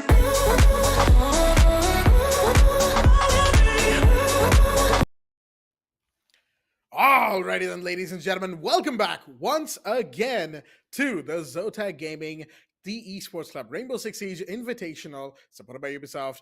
As we are here, of course, I'm your host, Blackjack. Once again, joining me is my co-host, Baba Gusta, as we are back for what is now going to be map number 2 in the very first game of this Invitational. That is correct, folks. We're already underway, and map 2 is about to start very soon. We just had map 1, which was, of course, Clubhouse between GEEKAY Esports and Take Charge Esports. Unfortunately, the SA team Take Charge not quite living up to the name that we have associated with them in the past, as GEEKAY Esports secured a smooth 7-1 to start things off. Now we're moving over to Chalet, which is Take Charge Esports' pick. Will they be able to bring this back, or will GEEKAY Esports get a very quick 2-0 to start off the tournament? Let's find out. Baba Gusta, what are we thinking here? Man, 7-1 on Clubhouse. And talk about map number 2, Chalet. This will be an exciting one, Jack, especially Take Charge Esports. This is their home turf. But talk about an impressive performance from GK Esports in a Clubhouse. It's going to be a 50-50 battle here, Jack, and I have no idea what's going to happen on Chalet itself. Granted, we still have a lot of bans. You still need to worry about Solace being banned or not on map Chalet, which could change the entirety of the whole side itself. But mainly, we just have to wait and watch and see what Take Charge Esports has to offer, and hopefully they would improve on whatever mistakes that they did on map number 1 and perform even better on map number 2, because this is their final chance. Because if they lose it, you could say that GK Esports will secure their first match in the group stages here. And of course, that will be something very, very, very good for GK Esports. For any team that wins their first game, of course, it's a huge step, right? Because you only have 3 games, mind you. Again, just to remind all our viewers at home, each group has 4 teams. So each team will be playing 3 games. And because each team is playing 3 games, all of which are BO3s, mind you have to get that first game under your belt. Speaking of the game, let's go into this BO3 map number 2, that is Chalet. We'll be going live now, folks, as we are going to be going into the second game with Take Charge now in attack and GK Sports on the defense. Now, mind you, as we go into the bans, the pick was, of course, Take Charge Esports. They picked Chalet, so the side pick, the first 6 rounds with side defense or offense, was GK, and GK decided defense. They're playing the long game here. They know that attack is good on Chalet, so they're going to be going their second, their defense first. They have the first ban. It is going to be an OSA ban once again. Yep, the biggest question of it all is that will Take Charge go in with the same ban once again, banning the Thatcher, or will it be a different attacker? Maybe a Flores, maybe a Twitch, but no, it'll be Dokebi instead. Interesting. Especially a good example, you could say, was on Clubhouse round number 5, where they had good information, and next thing you know, Take Charge Esports were just, they were just gone. They had loads of information. Intel game, once Dokebi has control on one of their cams, it's just gone. Take Charge Esports immediately lost control on defense. So maybe the main reason has to be because of that. But talk about the defensive side, Azami will be banned once again. A really great operator when it comes to establishing your own specific cover or just block line of sight. The last ban from GK will be Mira nonetheless. Another great defender when it comes to holding out anchors from specific positions. And just like that, it's an interesting map ban. Sorry, not map ban. An interesting, op bans coming in from both the side, which means that Thatcher is still available. You can still use the EMPs, and Solus is available too for GK Esports. So I am excited to see how the meta has changed in the game of Rainbow Six Siege. Jack, are you excited too? Oh, absolutely. I mean, who wouldn't be excited to see the meta change, Baba? It's a game of evolution, Rainbow Six Siege, and of course, a Hmm. game that we love to see take new forms over the course of its many seasons. Of course, all the bans have been set in place. Osa, Dekebi, Azami, and Mira. Once again, Mira is probably the most common operator in this particular ban for Chalet, right? So it is what it is.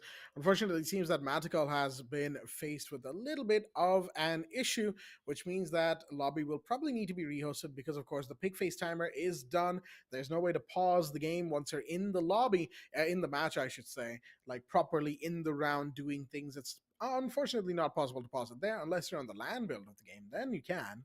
But even then, a rehost is now necessary. So again, we do apologize. It happened in in the first game.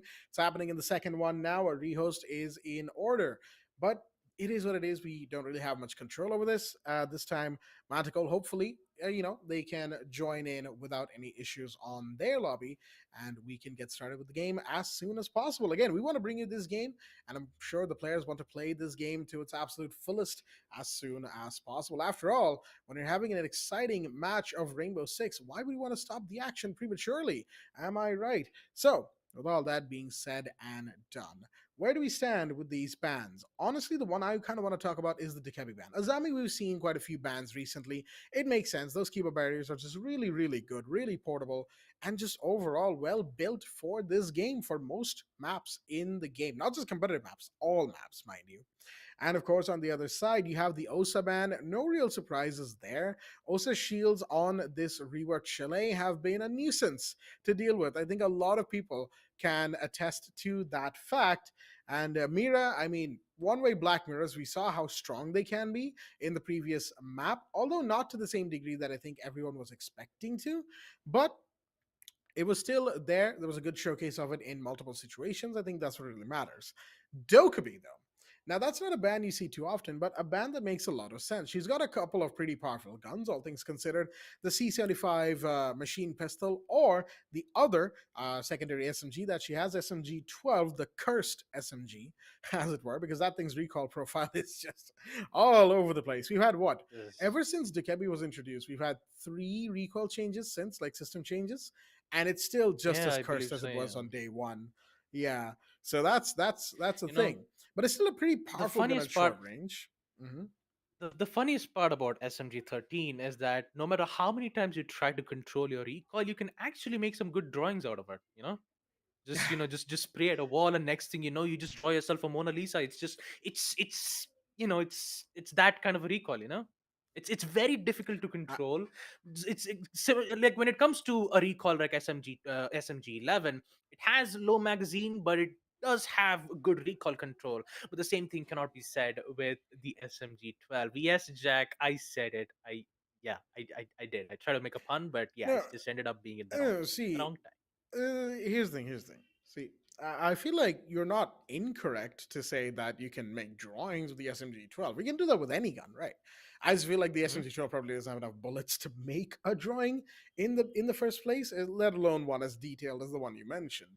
But jokes aside, of course, the main thing that Dokkaebi got banned for this time, it's a take charge ban as well, right? So that is what it really matters here. In the last map, which I forget which round it was, around 4 or round 5, where we had a It was Valkyrie in round play from five, the yeah. take charge defense, Yeah. right? Yeah, round 5. Valkyrie Yep. was in play from the take charge defense, and we had, I think it was Valkyrie herself who went down, right? And guess what? Yep. As soon as that happened, Dekebi got access to that phone that the defenders carry, and thereby basically compromise any camera positions that the defenders have. All cameras, deployable cams, Valkyrie cameras, Echo drones, Maestro Evil Eyes, all of it is now Dokubi's property in some way or the other, and it becomes very hard to counter. So that's why when there's a Dokubi in play, you need to make sure you don't die in a vulnerable position and give away that crucial bit of intel. Unfortunately, it did happen, and Take Charge felt the full effect of that for that matter. So now that's something that they will look to avoid going forward from here. And that's something that I feel like Take Charge themselves needs to be kind of worrying about anyway. Because just see, the Dekebi ban is one thing. I get it, and I know why, and it's a smart ban, all things considered. But Dekebi wasn't the only problem in map one. I think we can all agree on that. So we'll have to see how Take Charge performs from here on out as we wait for any further news on the lobby, folks. I know, Caster started the game already and all that, but we don't really have much to say or do here. We are, of course, just the messenger in this regard. We're just waiting for any update. And as we get them, we will update you as well, our dear viewers at home. So, this is one game, of course. There's another one after this. We've kind of talked about it in bits and pieces, but not in full. And which game am I talking about? Of course, which other game than the game that is to come next? Excuse me there. Shaheens versus Triple. I almost said a completely different word, but Shaheens versus Triple Esports. That is going to be one that I feel like a lot of people are looking forward to. Shaheens, a Pakistani roster, taking on a MENA roster is something that I feel like even Shaheens themselves are looking forward to very, very much.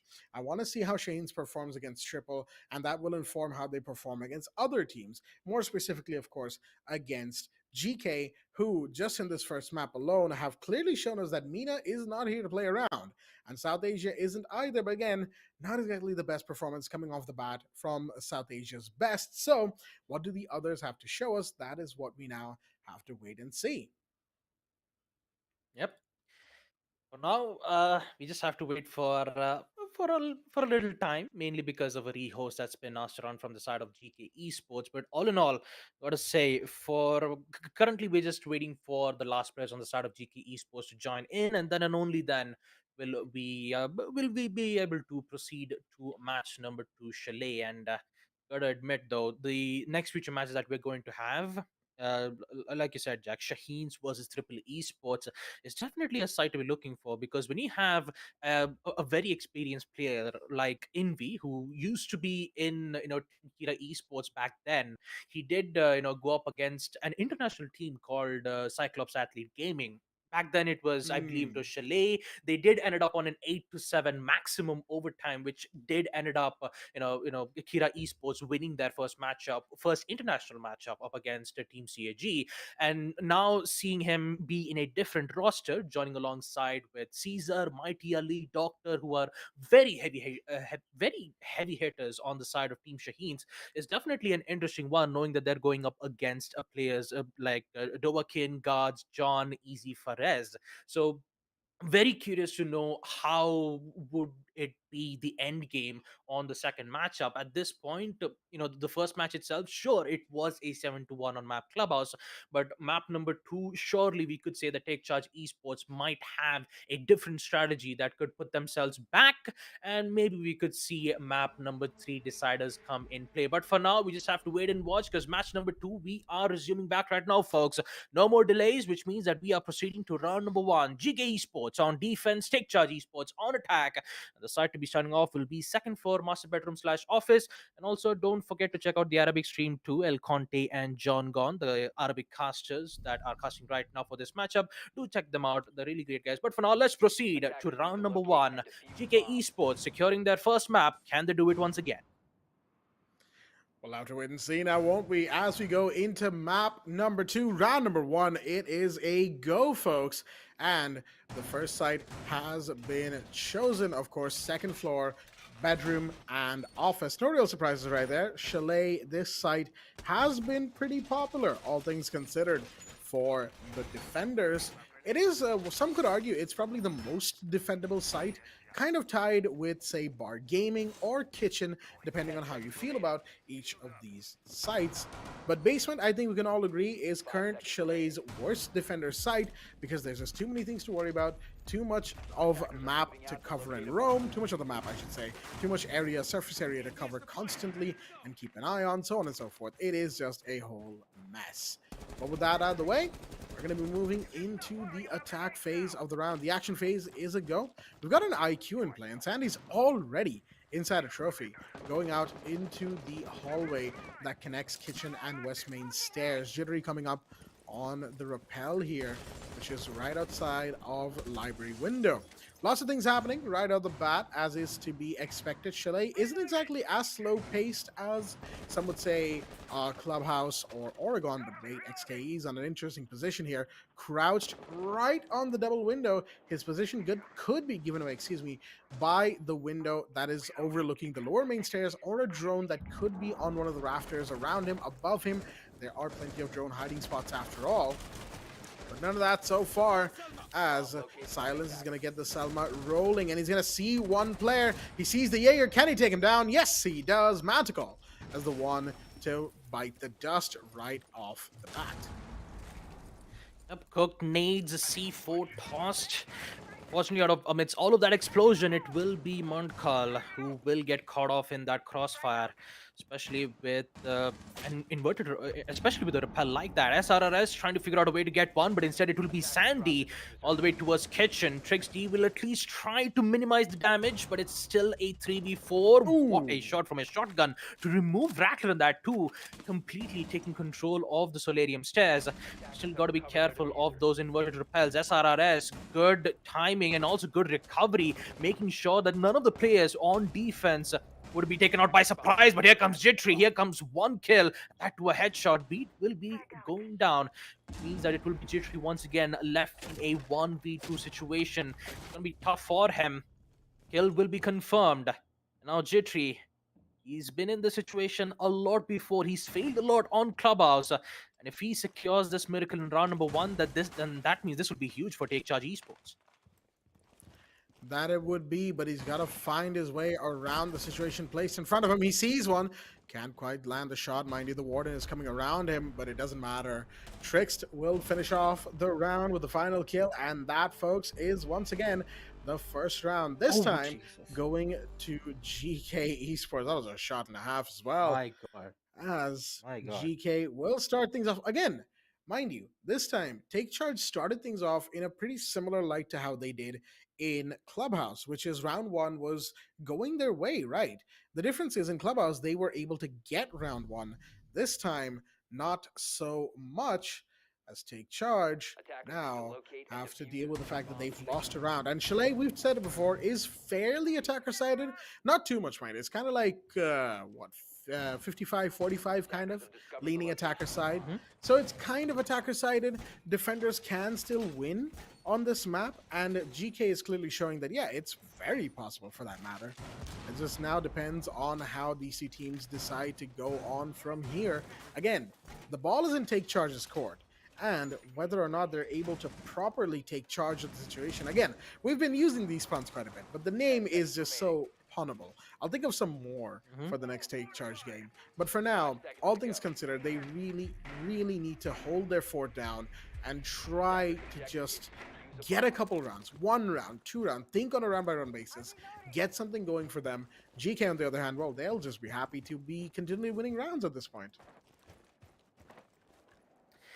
Yeah, I mean, we just have to wait and watch, Jack, because round 1 was, even though Take Charge had good, control over on the early rounds, establishing that repel, removing players off Solarium stairs was theirs. And then suddenly, along comes Trixie, who just ended up getting back the control on Solarium.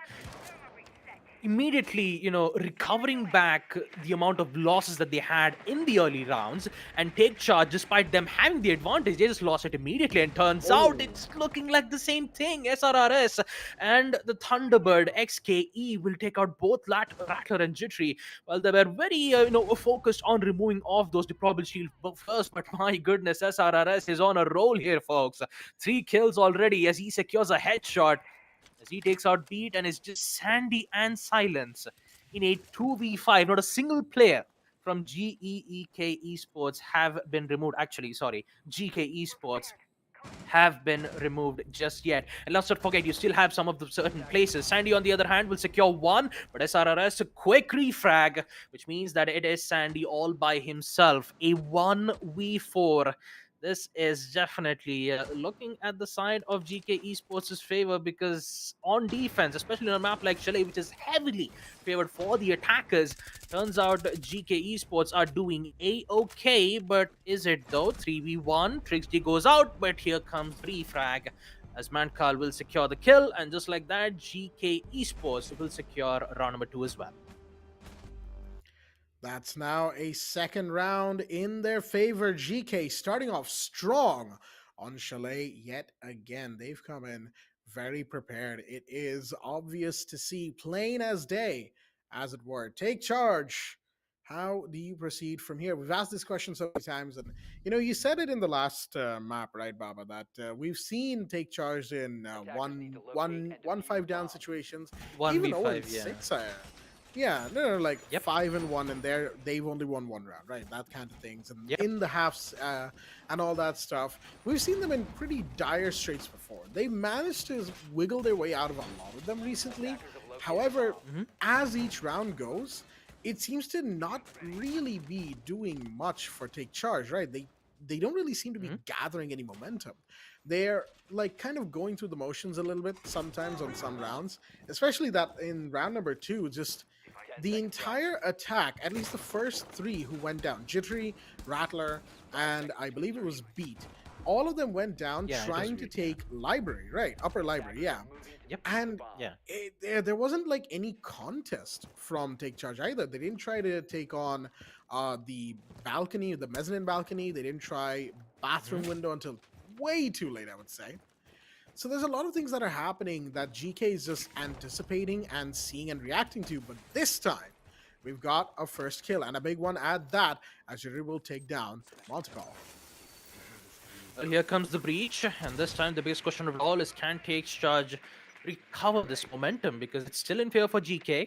SRRS still in 4 kills. He hasn't, been dead for the past 2 rounds. So it's gonna be a biggest concern for Take Charge. Because they still got to worry. They still got to figure out a way to know exactly what to do in that serious situation. And yes, we just got caught by a very old bug, but I'm pretty sure that we'll be back without facing any issues. Yeah, there you go. No worries at all. But talk about the match here with Montcall gone. You still got to be careful for those informations being given from the pulse's cardiac sensors. XKE taking a lot of damage. Even we still get to hear one of Beats's gadget that could force the defenders out if they do try to make a decision to go in outside. So currently they're just playing accordingly to time. Hasham, on the other hand, will remove Sandy out. That is big, because Sandy is a major part when it comes to executes, when it comes to getting kills. And with Sandy taken out, the execution will be even much more easier for GK Esports to handle it out. Absolutely, but Silence is not about to let things go quietly into the night, as he's taken one in return, keeping the Take Charge team, in the body count lead. However, minute and 10 on the clock. That's 70 seconds. And Take Charge are yet to really do much groundwork as they lose another. This time, Rattler is going to go down. That's your sledge off the board. Rattler's going 0-3 so far as well. Not the best performance from him that we have seen before. Jittery trying to find someone vertically, can't do so. Jumps out, wants to try and contest the breach, as he might have heard someone approaching it. There is someone close by, right next to the bins, actually, and he's gonna go try and contest this, but it doesn't matter. XKE finishes him off as the Pulse finds another. It's all down to Beat, the last one currently standing, trying to find anybody through the vertical lines of sight that have already been made. but there's only so much that Beat can realistically even do Attackers have here. recovered Diffuser's the dropped diffuser. in 20 seconds, 25, I should say, on the clock. He's going to come down the main stairs, trying to find one, maybe two. Pistols out, shots are fired. SRS is covering for XKE, who's currently just fast picking with a pistol. And there's only so much Beat can do here. There we go. Beat gets one, but he's also very lit up. He needs to find one more, but no, the Wardens is going to hold him down, hold down the trigger, and finish off the round. 3 in a row now for GK, as they are clearly gunning for a quick win here. Yep, I believe that will be the case here, Jack. Pretty sure that Take Charge Esports have totally underestimated GK Esports, and especially with the performance with SRRS getting 5 kills on a map like Chalet. We saw how dangerous he is on map Clubhouse too, and this is very dangerous coming in from Take Charge's end. The only thing that we saw was just Sandy, taking charge of certain situations on map Clubhouse. But this time, GK Esports have things under control, even if Take Charge try to go with a certain method of execution phase. Say, for an example, they pushed in from Solarium stairs. Guess what? They have good amount of denials too. You even had Sandy gain control on Kitchen. They even had control on Solarium, but somehow they recovered the round by having one of the players.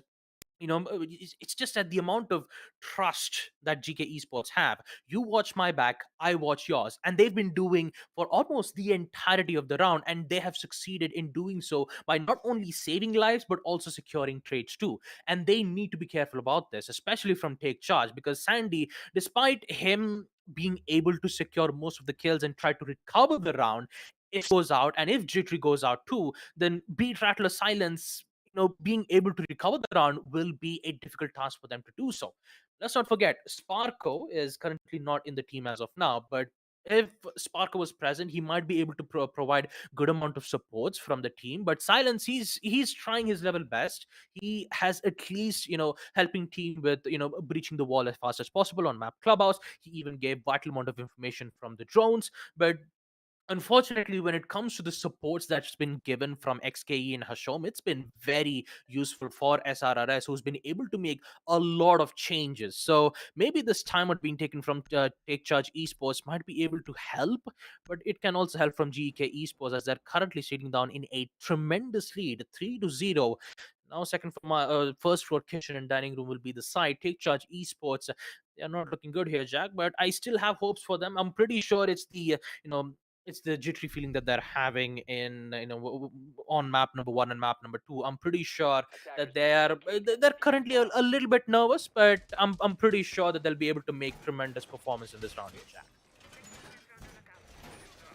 We'll simply have to wait and find out for that one.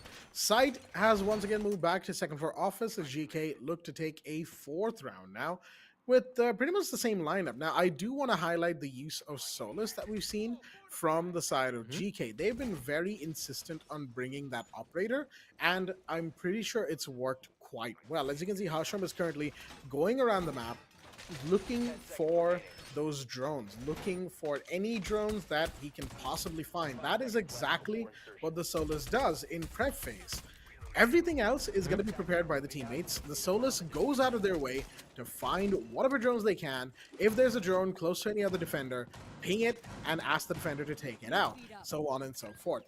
In the action phase, Solus will now, mostly be using her guns to, do whatever she can, take out any opponents that she sees, so on and so forth. Wait, is that a...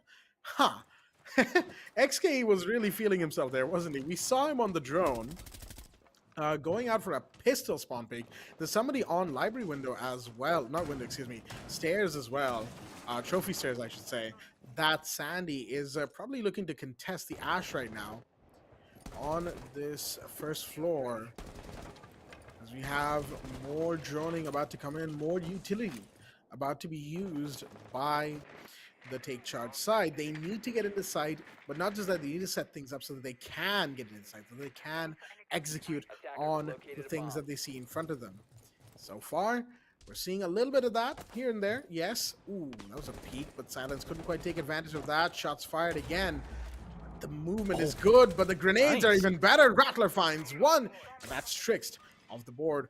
Oh, Montecal I don't know Oh if he boy. knows how close he is to a couple of kills. Their drone gives away his position, falls back, has to save the body. Can't afford to give himself up too soon. There we go. Falls back to a safer position. Yep. Losing tricks like that, especially with the cooked nade, will be a lot of problems, but also you still got to be careful for Solace. Claymore will be detected, so does a certain player watching out for drones. So he'll be given ample amount of information towards GK Esport, but turns out that would be its downfall. Silence will secure one. There goes Mankal again. Possibility of a kill or a run out.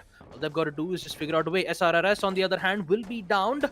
He will be able to get himself picked out, but here comes another cook grenade though from Rattler. Jesus, that's a lot of damage. He will secure one with the weaponry, and Hashom does that too, but Sandy will be present with the trade as well. 1v4, now it's Hashom all by himself in a 1v4 situation. Take charge Esports, despite having a shaky start, they have finally managed to bring themselves back up with two beautiful grenades being cooked up from Rattler, securing 2 kills.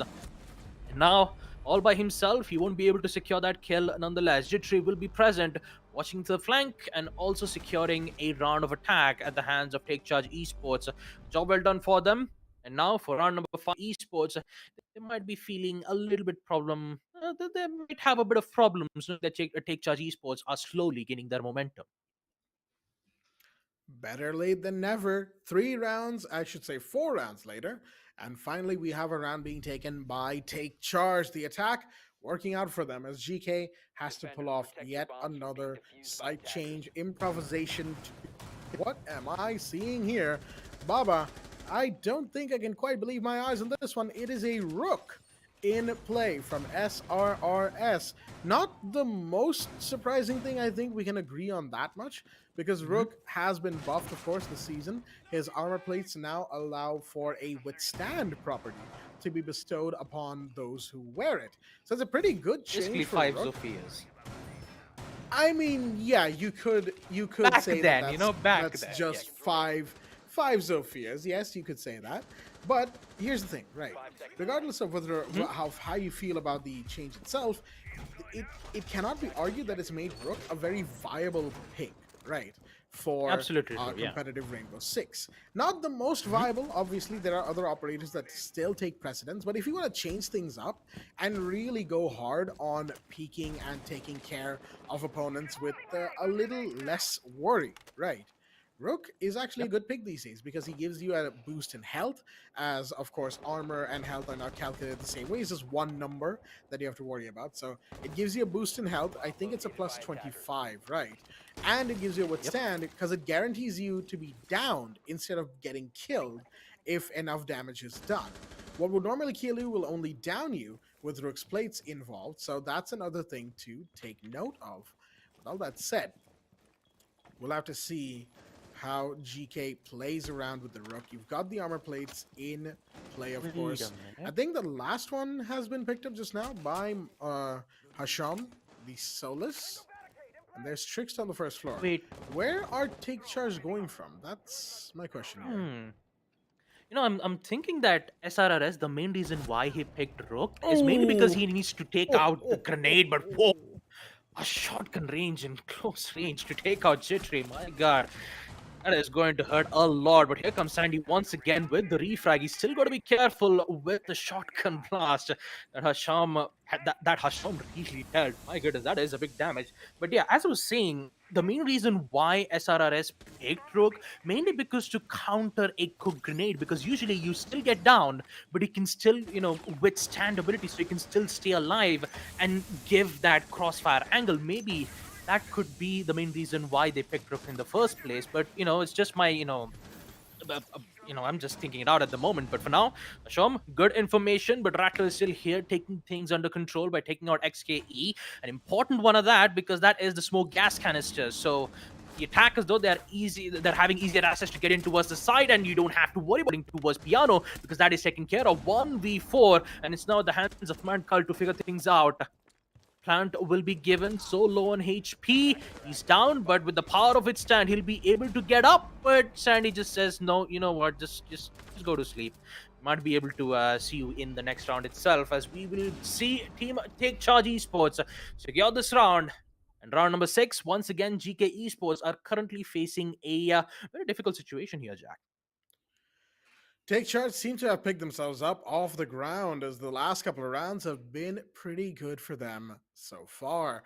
I want to say that their overall playstyle, their overall approach, and where they're coming from in the map, where they're going, which sides they're attacking, haven't really changed all that much. In Office, I think the biggest change we've seen is that they've completely let go of second floor library, and instead of focusing on that part of the map, they are simply going for other areas, right? First floor, excuse me, their first floor, you have trophy, you've got the whole kitchen area basically in the first floor, the rappel on the double window. Even then, we didn't see the double window rappel in the last round, in round number 5 that we just saw, right? So all things considered, pretty good change up from the side of Take Charge. Now it's up to GK to change it up again and to make sure that Take Charge cannot rest on their laurels even one bit. We've got the Warden in play this time, along with an Oryx, interestingly enough, as, oh dear me, that's a big kill, as that's Sandy now going 8-4 because he's just been dropped early, very early in round 6. Man, SRRS is so consistent when it comes to getting those early picks, and this is, troublesome from Take Charge for Take Charge Esports. Losing Sandy like that is going to cause a lot of problems towards Take Charge Esports' attack. Especially look at the denials that they're seeing here. 2 grenades being popped out just to remove one particular wall towards Snowmobile Garage, which will be succeeded. But how will Take Charge proceed with the push? Well, there's your answer. A grenade remove, Mankal. Another kill from Rattler. My goodness. That is 2 kills with just 1 grenade and a confirmation on the kill, which means that they have control on the entirety of first floor. They can now just worry about establishing vertical lines of sight, and that will cause a lot of problems to the players who are currently playing from the basement side. We've still got Hasham on the roam, mind you. And, oh, that's a good peek right there from XKE. He is a strong peeker right there. He wants another. He really wants another. But got to be careful about the shots that are being fired back at him. He's got a nice angle to himself for now. But he's going to back up a little bit more as sounds coming from above that the floorboards are being broken.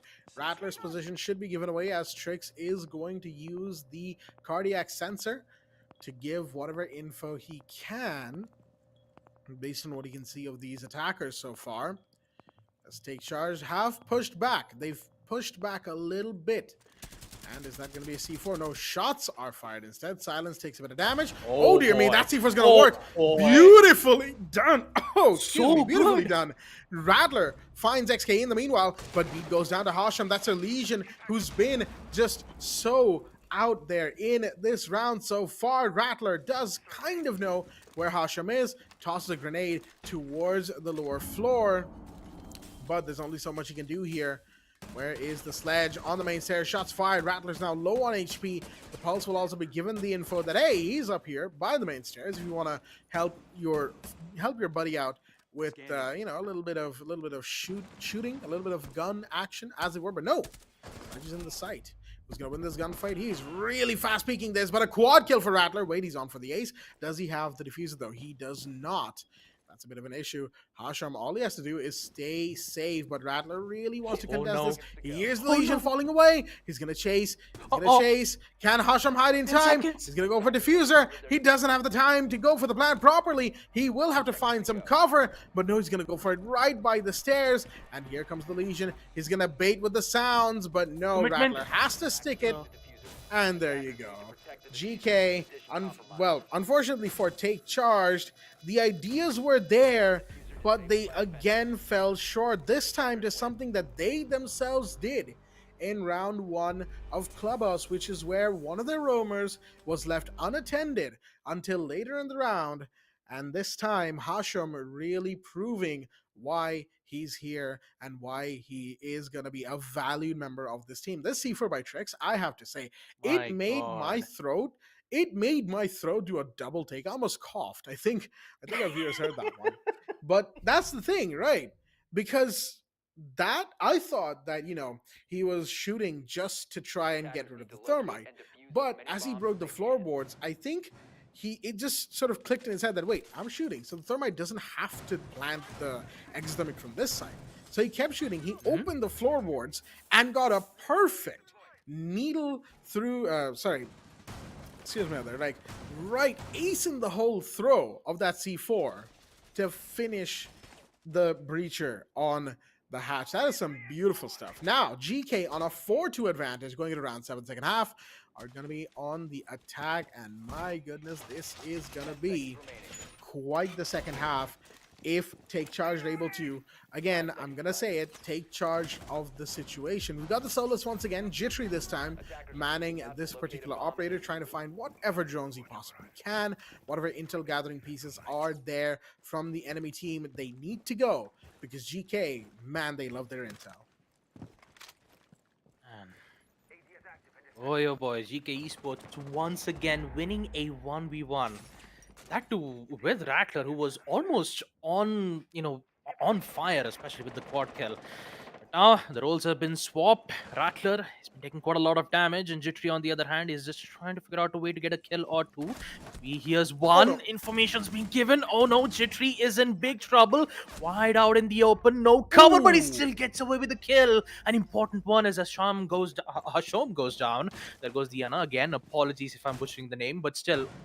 This is looking good from the side of Take Charge, as the Iana will be removed out of the equation, which means that a lot of information will be denied. 2 drones, 2 grenades, and also the Gemini replicator. So for SRRS, the main thing that he really needs to be careful about is the refrag, in which XK will do exactly that by taking out Jittery instead. There goes your Solace, the roam game efficiently being shut down at the hands of Ash, and now Take Charge Esports might have to change their, they might have to change their strategies this time and hope that they will be able to hold their ground out. And I believe this time they're making a good hold in towards Solarium here. That they definitely are. Of course, the side being Bedroom Office, but they got to be careful on the library side. We've got a big push potentially coming in to that part of the building. Sandy finds Montecal in the meanwhile. Your Twitch is down, and Sandy will fall all the way back into the site, expectedly so, as Rattler was watching the balcony door for the time being, but not going to be watching that any longer. SRRS outside the window got the breach taken care of, and Trixt is now in library. Finally, they've gotten control of this part of the building, but 60 seconds remain, and GK has to now approach the site. It's getting a little bit more difficult, as it were, for them in this round, and Take Charge are still looking pretty comfortable. It's a 3v4. There's 4 defenders still remaining. As the drones are giving away the positions of these final defenders, a big push is about to find itself in Take Charge's hands. Now, how does Take Charge react to this? XKE, oh my goodness, taking a lot of damage. Wait, is he already in the site? I think XKE actually is in a comfortable position in the site. Trix finds one. SRS from the door finds another. Silence gets Trix. That's a refrag, and that's a 2v2. Where's Diffuser? It is currently in the hands of the Ace. Silence is trying to contest this as much as he can, but the Ash on the door is not giving him much room to do so. There is going to be a Yokai drone, mind you, and that's going to have to be what saves the round. There you go, but no, it's been shot, and Beat now has to take matters into his own hands. A gun has to do the job here, but he doesn't know where XKA is, and GK will win another round this time, taking care of yet another down on your luck situation, turning it into a situation that they benefit from. Even after the early kills that Take Charge got on them, GK is as composed, cool as a cucumber. 5-2, as they are now 1 run away from match point. And this aggressive playstyle from XKE, my goodness. Pushing through the smoke. Anyone would expect that, especially in the SA region. What usually when you see a smoke gas canisters, people would tend to wait for the smoke to dissipate and then push in. But making a risk like that, with XKE being in perfect positioning while the rest of the players have their own crossfire angles, once they got one of the kills, you saw XKE pushing in, providing a lot of pressure, forcing them to, make XKE a target, to make sure that the rest of the players would push in and get control of the rest of the places. This is good seed we're seeing here, Jack, especially from GK Esports. They're taking control of room one by one by one, as XKE is trying to cause a lot of distraction, forcing XKE for Take Charge Esports to remove him out first, and then they could focus on the rest of the players, is helping GK Esports gain momentum one by one. And this is going to be very concerning for Take Charge Esports, knowing that they've already lost a lot of momentum on map Clubhouse. And looks like on the second half, GK Esports, they just recovered this back. And in round number 8, although that this will be a different side, this time a good kill coming in from Beat, as he will secure one. He's going to sacrifice himself from the claymore that's been placed from Montcall himself. That was a bit of a trade, all things considered, as the Gemini will... not exactly sure what the Gemini was looking at. I think Haushan was just looking all the way down, probably to try and figure out if somebody was peeking from below, as that area does have, soft floorboards, as it were, of second floor library. SRS currently watching the mezzanine side of the balcony, but library side still has a player. The drones will give away the position of others, as you have Jittery going down. Hasham takes that kill, another big one, and now things are looking dicey. Trixt finds another, make it a 2v4. Now Sandy, no dear me, the positioning just not there. Hasham finds the last one, and in pretty much clinical fashion, another round goes the way of GK. They are 6-2 up, and that puts them on match point. Match point for map number 2. What a performance that we're seeing here from GK Esports. A dominant performance from both SRRS, XKE, and Hasham. Like, both doing the role as a flex, as a fragger, as a support. They've got it all, and they've done a tremendous job giving them information, converting those information into kills, and that is definitely helping GK Esports a lot. Match point it is 6-2, and Take Charge. They've done all they can, Jack. I mean, 9 kills from Sandy, 5 kills from Rattler, as he was almost about to secure his first ace for the Invitationals, but fortunately, he couldn't get to do it because of the clutch moments that we've seen from Hasham. He has secured 2 clutches. One was on map Clubhouse, and another one in map Chalet as well. I've got to admit, Jack, the momentum that we're seeing here from Take Charge Esports has unfortunately come to a full stop here, Jack. 6-2, GK Esports, they have every single counters, Jack. Throw smoke gas canisters, push, be aggressive, try to use C4, try to gain information. They even have counters to it as well. So for GK Esports, they could either succeed with either a aggressive kill, or maybe play it patiently and find an opening in a way that Take Charge Esports, they've got to be careful of those weaknesses here.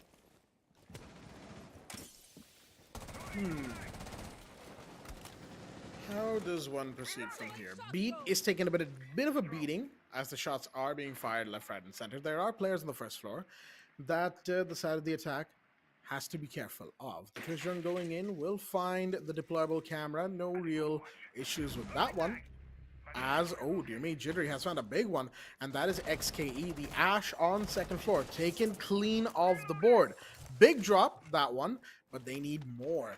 Not just players, but also rounds. They need those rounds. Grenades should go out from Hasham. There you go.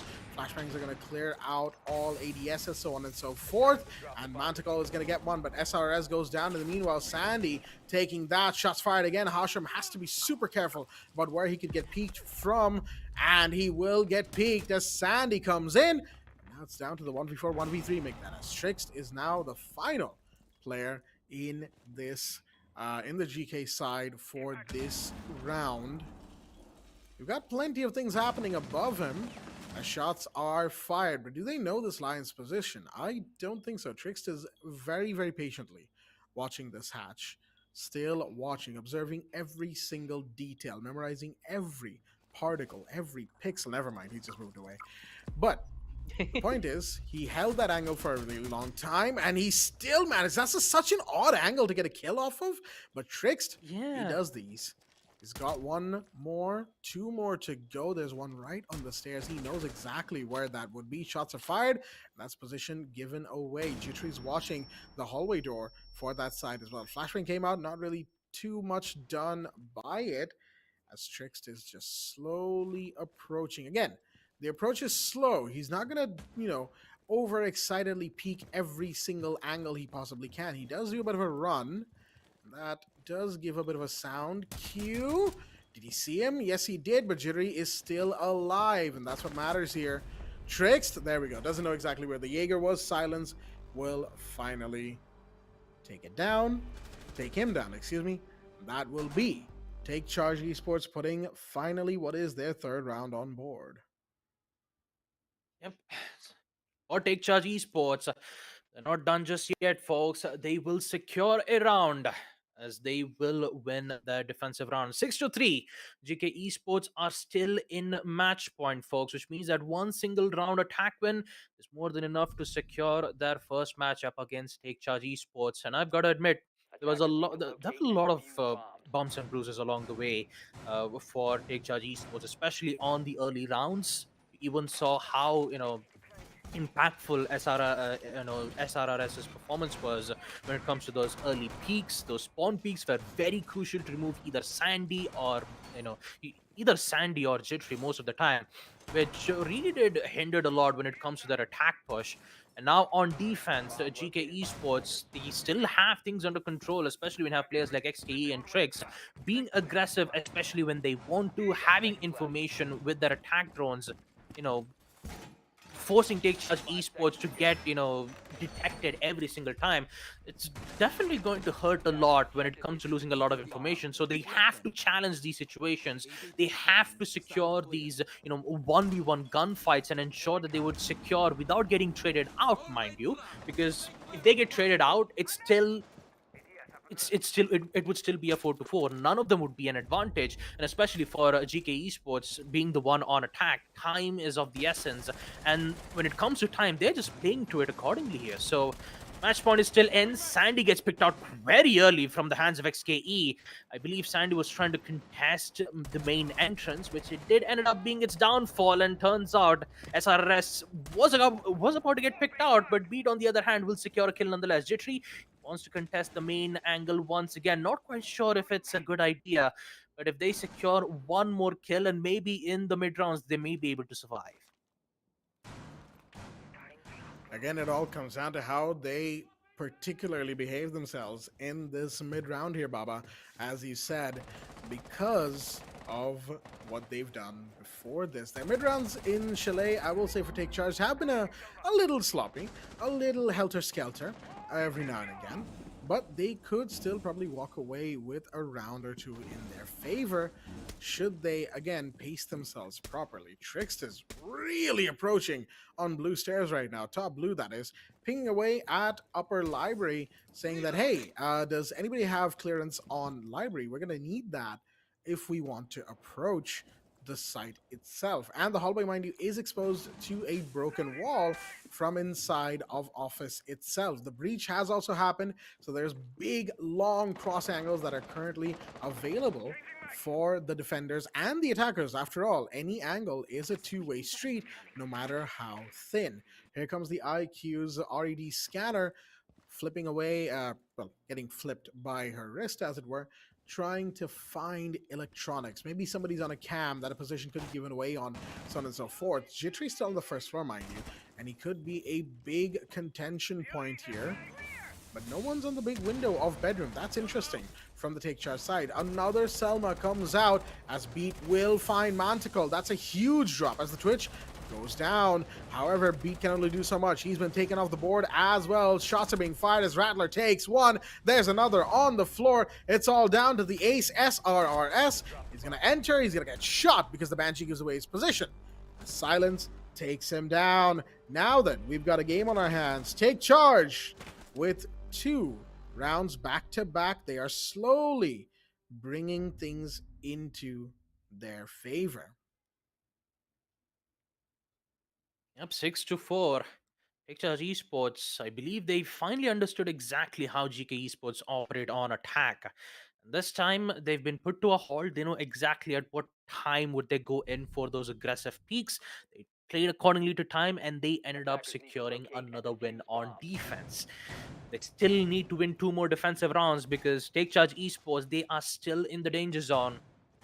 And for GK Esports, all they've got to do is just win only 1 round on TAC. And am I seeing an Amaru pick from Trixty? Don't tell me he's gonna lock into Amaru. 11 kills.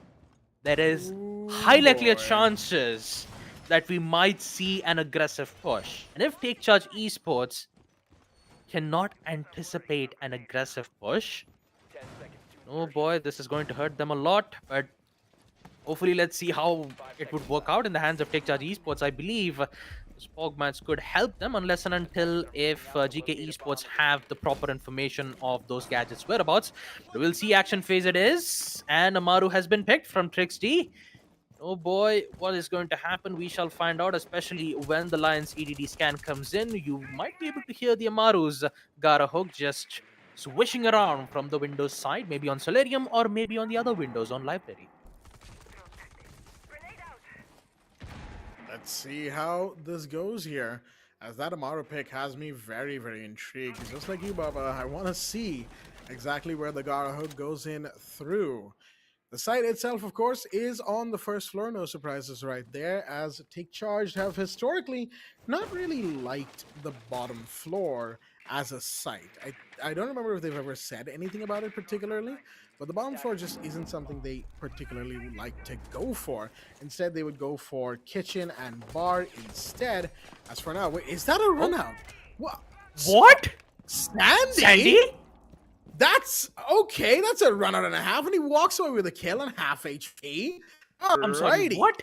Sandy is really feeling himself right now, clearly. As Rattler takes a bit of damage. Here comes an E1D and a flashbang from the main window. Rattler goes down, as Manticore will take 1 in return. Wait, he's in the site?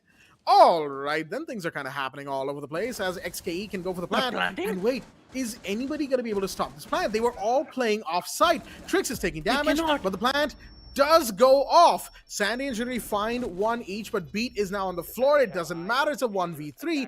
Beat can revive, but SRRS is the only one standing. He has to try and cover for the diffuser at any given point in time. He needs to jump in. He will do so. He's going to get shot, traded with Sandy, and that is going to be another round for Take Charge. They are bringing it back, folks, as they have finally put themselves truly on the board, taking the momentum away. Take Charge now have 3 rounds back to back. First floor bar, second floor office, first floor kitchen are now theirs. Finally speaking, it is still match point, but it's now in the round of ones. Now, why do we call it the round of ones? Well, 1 round for GK to finish off the match and bring it home. Match number 1, I should say, and Take Charge 1 round away from going to overtime and continuing this fight. Are we going to get an overtime on the very first match of this invitational? I do want to say my gut feels like there could be one. We'll have to wait and see, folks. Round number 12.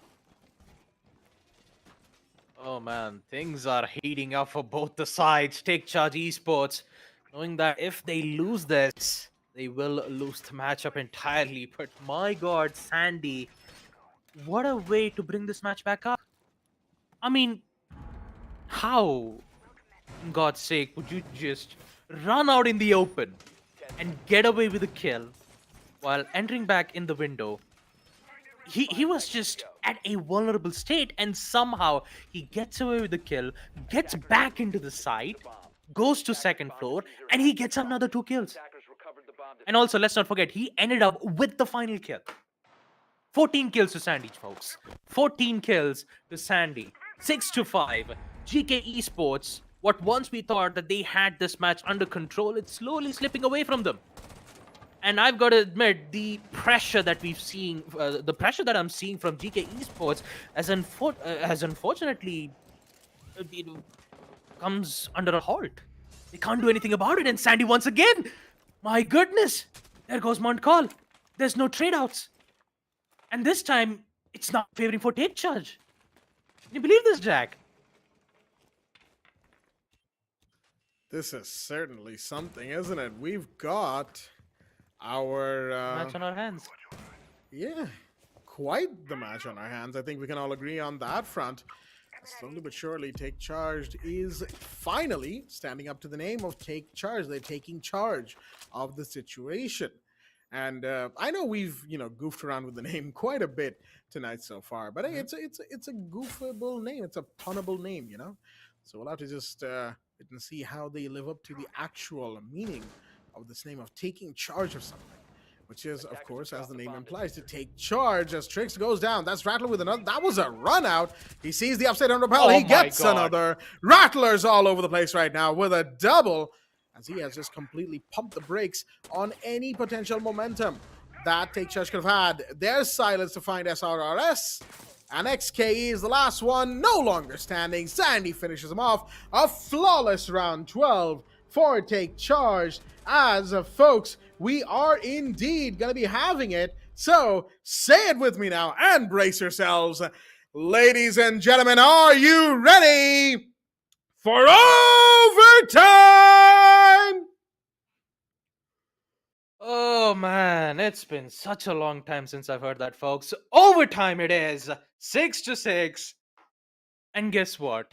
Take Charge Esports once again has done the impossible. 4 defensive wins back to back.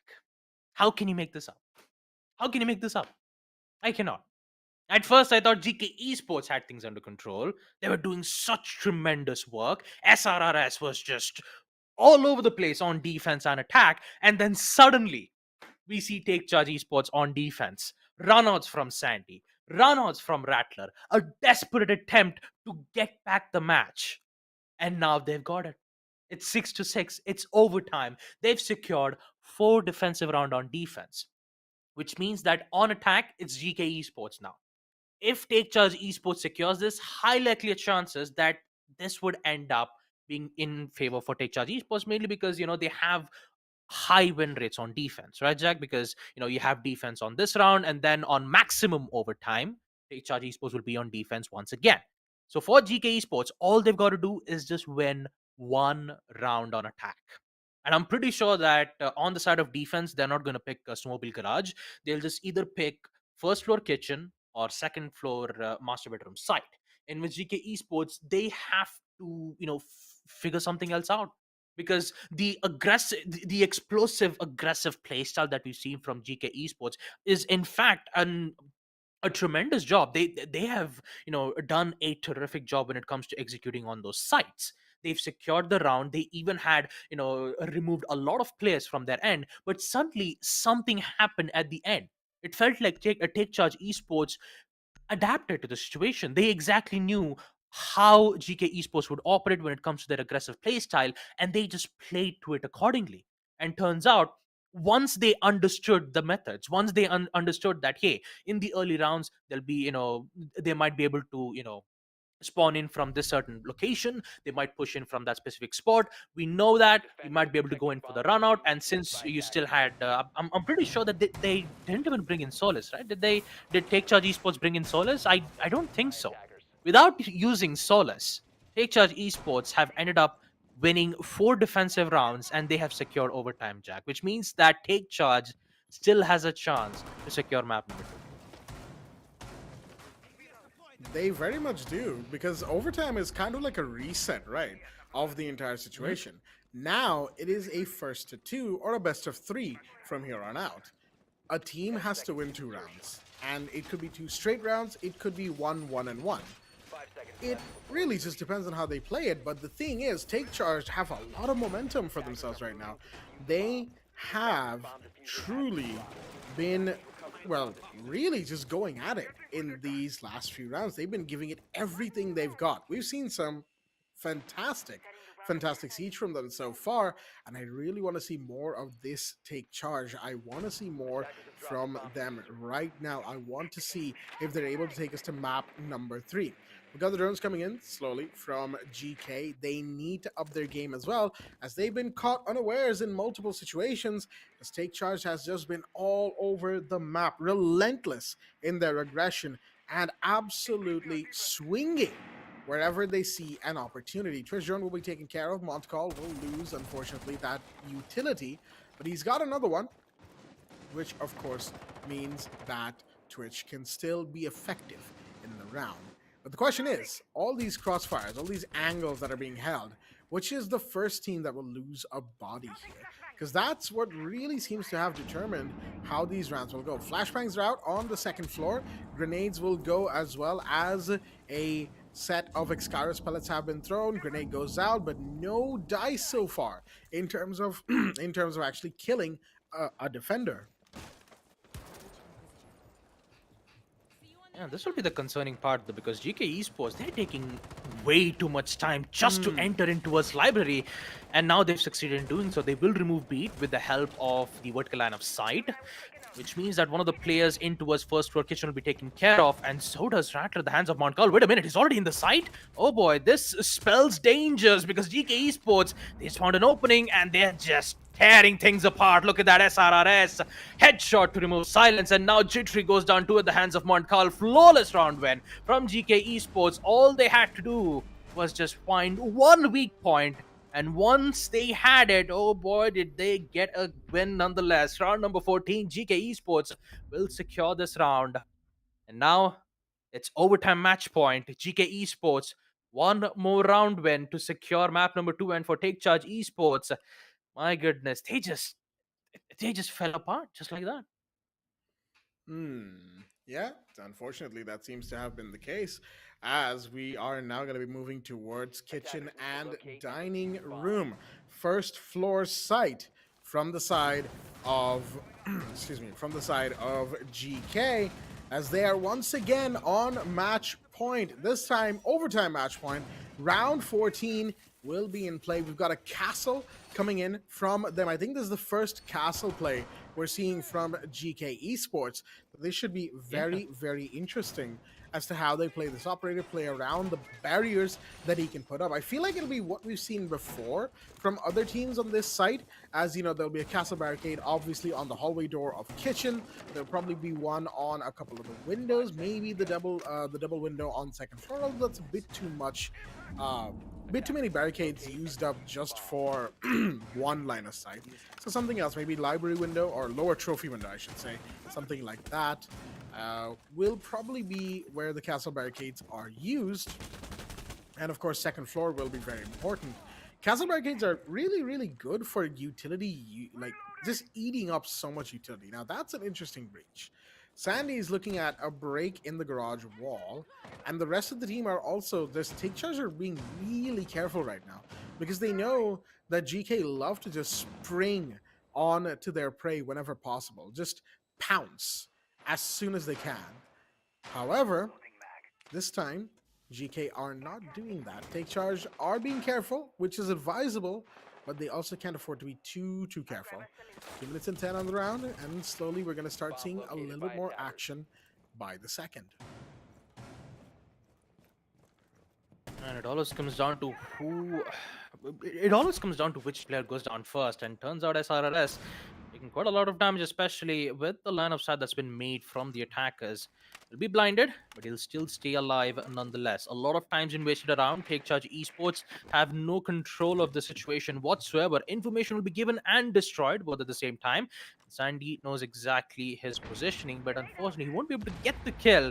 The only thing he could do is just give information to the team. Now Rattler, on the other hand, and also Silence, both of them are repelling, opening up lines of sight with the Ibana Excaris pellets, and turns out Jittery will find one, taking out XKE. This is looking good, as the smoke has been gone out. They'll be safe for a plant, but let's not forget the site is on first floor kitchen, so unless and until they don't have control on second floor, then getting control on first floor kitchen will be a difficult task for them. Trix, on the other hand, still just holding the angle all the way from the trophy window. He doesn't want any player from Team Take Charge to even enter inside the building. And look at the amount of time it's been wasted around, Jack. It's 50 seconds. They're still on the outside. They don't have anything left to do. Like, they removed one of them. And Sandy, yes, of course, he'll be able to use one of the explosive utilities, but they have to go in for the push. And I'm pretty sure that in 30 seconds, they will be going at it right now. Absolutely. It's going to be a very, very strong push coming in from all sides. As Jittery finds another. That's Tricked down. Montecal's really contesting the window, but SRS finds Jittery. That's a big one. Sandy comes back with another. That's Hashram off the board. But where are these attackers coming in from? It seems like they're going to come in, from the front, as Rattler has been downed. But there's only one defender remaining, and that's Montecal. Drops down into first floor. Gets taken out.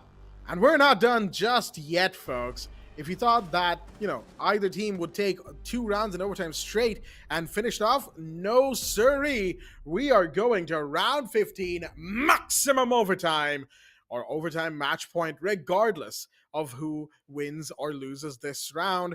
This is the final round of this map, the very limit that current Siege Esports rules allow us to go to, and we'll just have to see who takes the 8-7. Will it be Take Charge? Will it be GK? GK's on the attack this round, mind you. And the last time they were on the attack, they won their round. So Take Charge will have to put that into note, as they have gone to second floor, bedroom and office. Oh boy, this is a major moment from both the sides, Take Charge and GK Esports. And we've seen how powerful their attack was in their OT round. 7-7.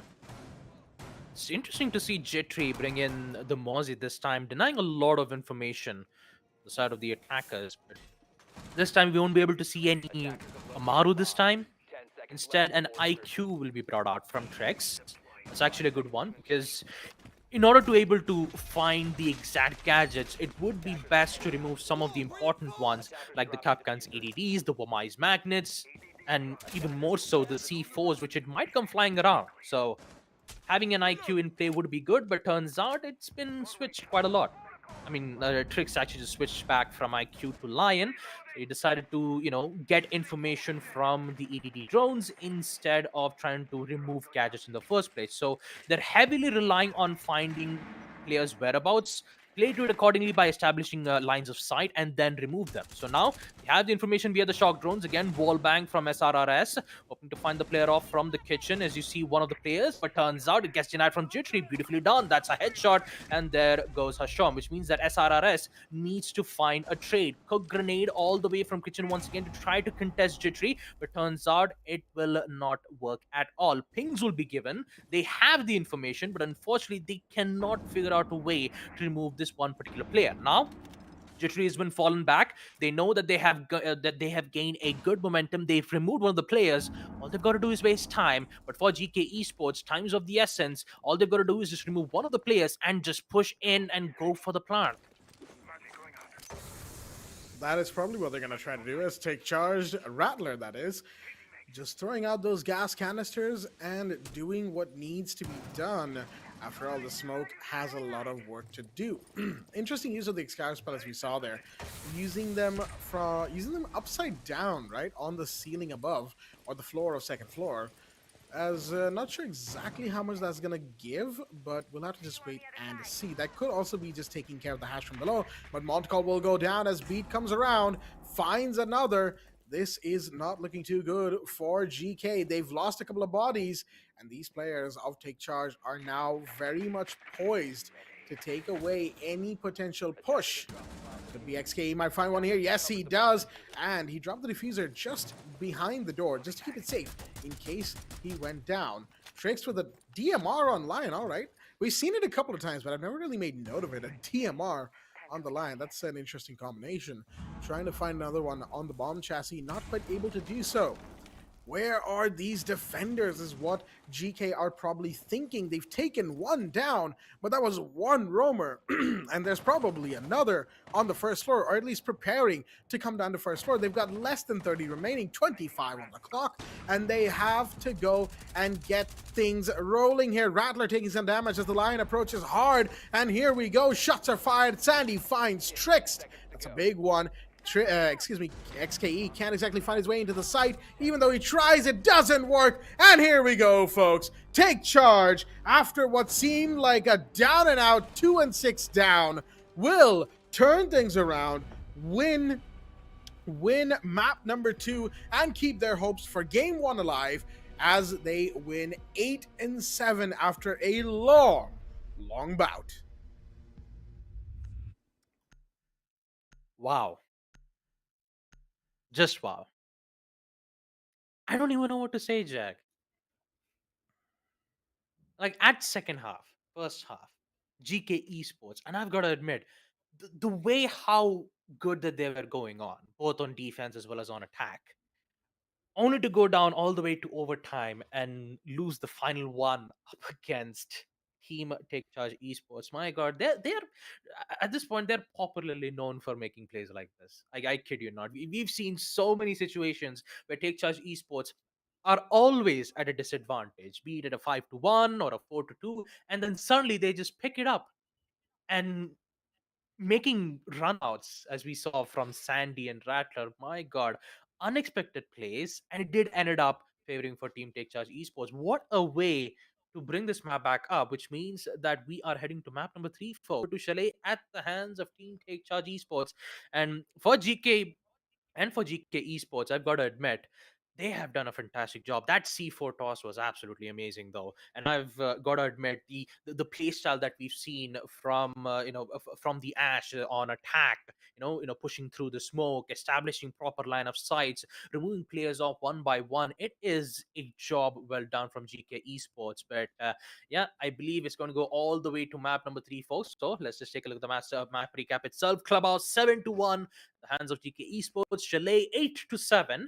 And now we are heading off to the decider. It will be Villa, the home of Easter eggs. And boy, oh boy, will it be an amazing match to look at, Zach.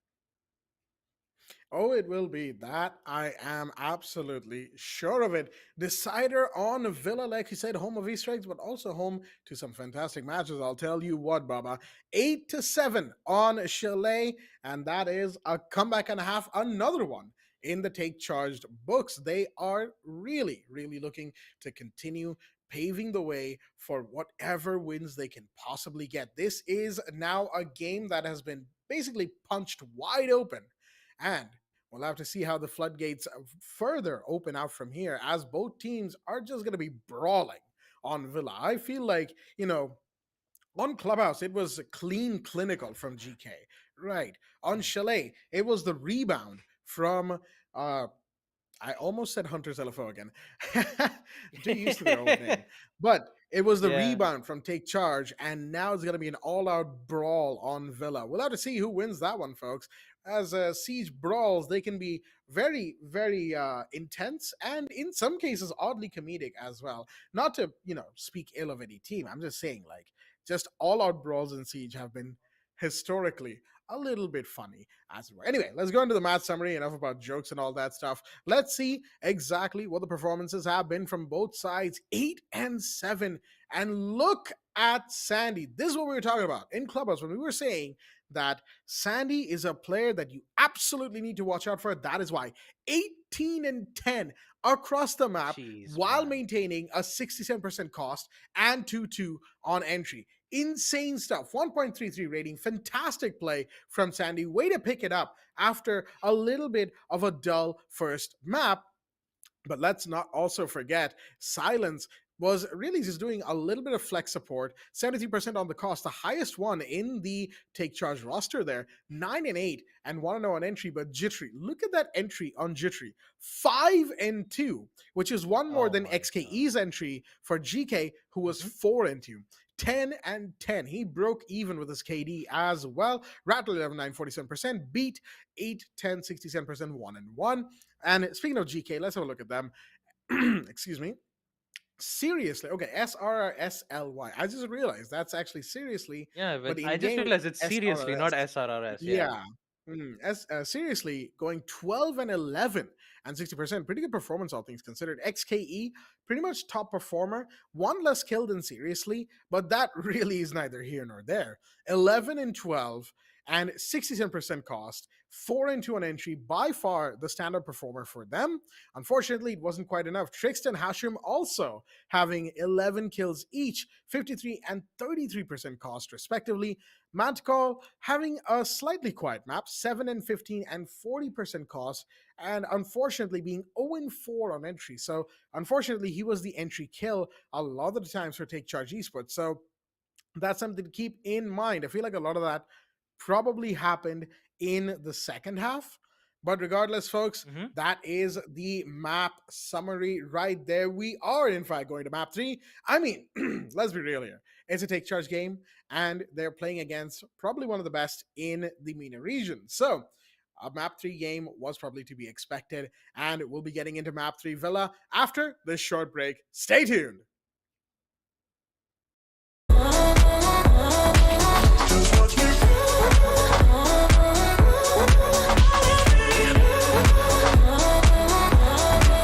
Just watch me.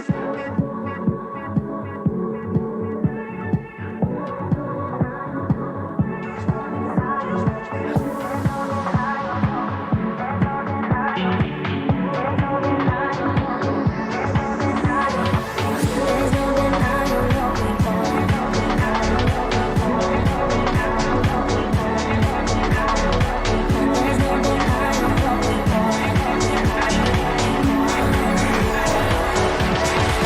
Just watch me. Just watch me.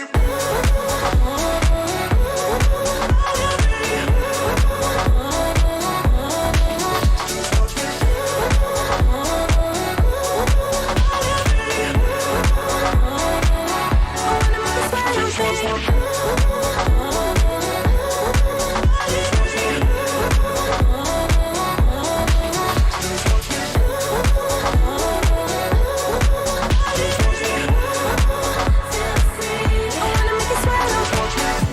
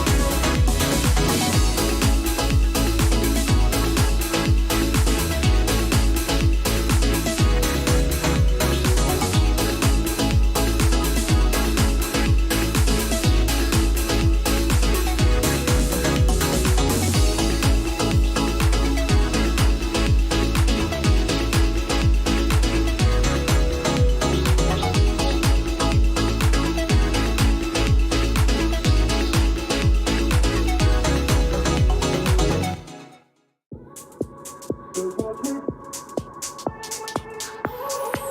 just watch me.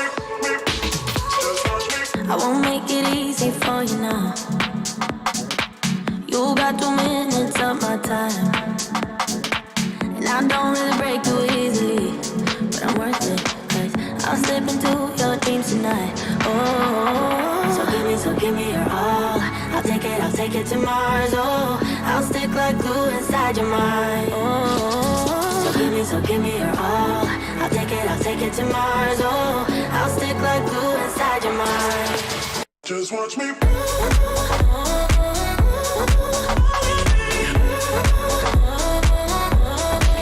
Just watch me.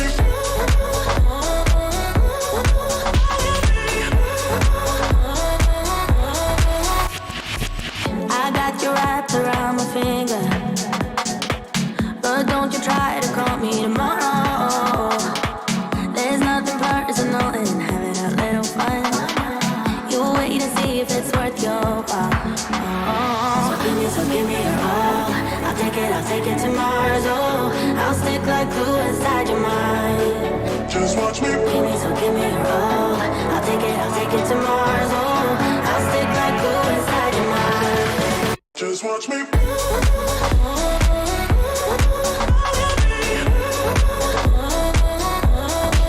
Just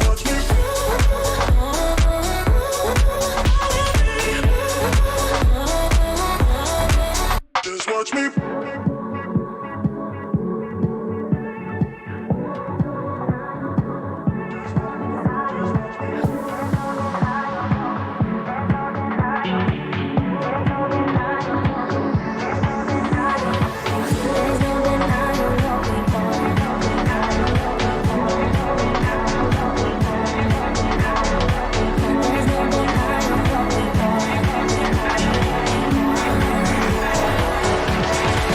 Just watch me.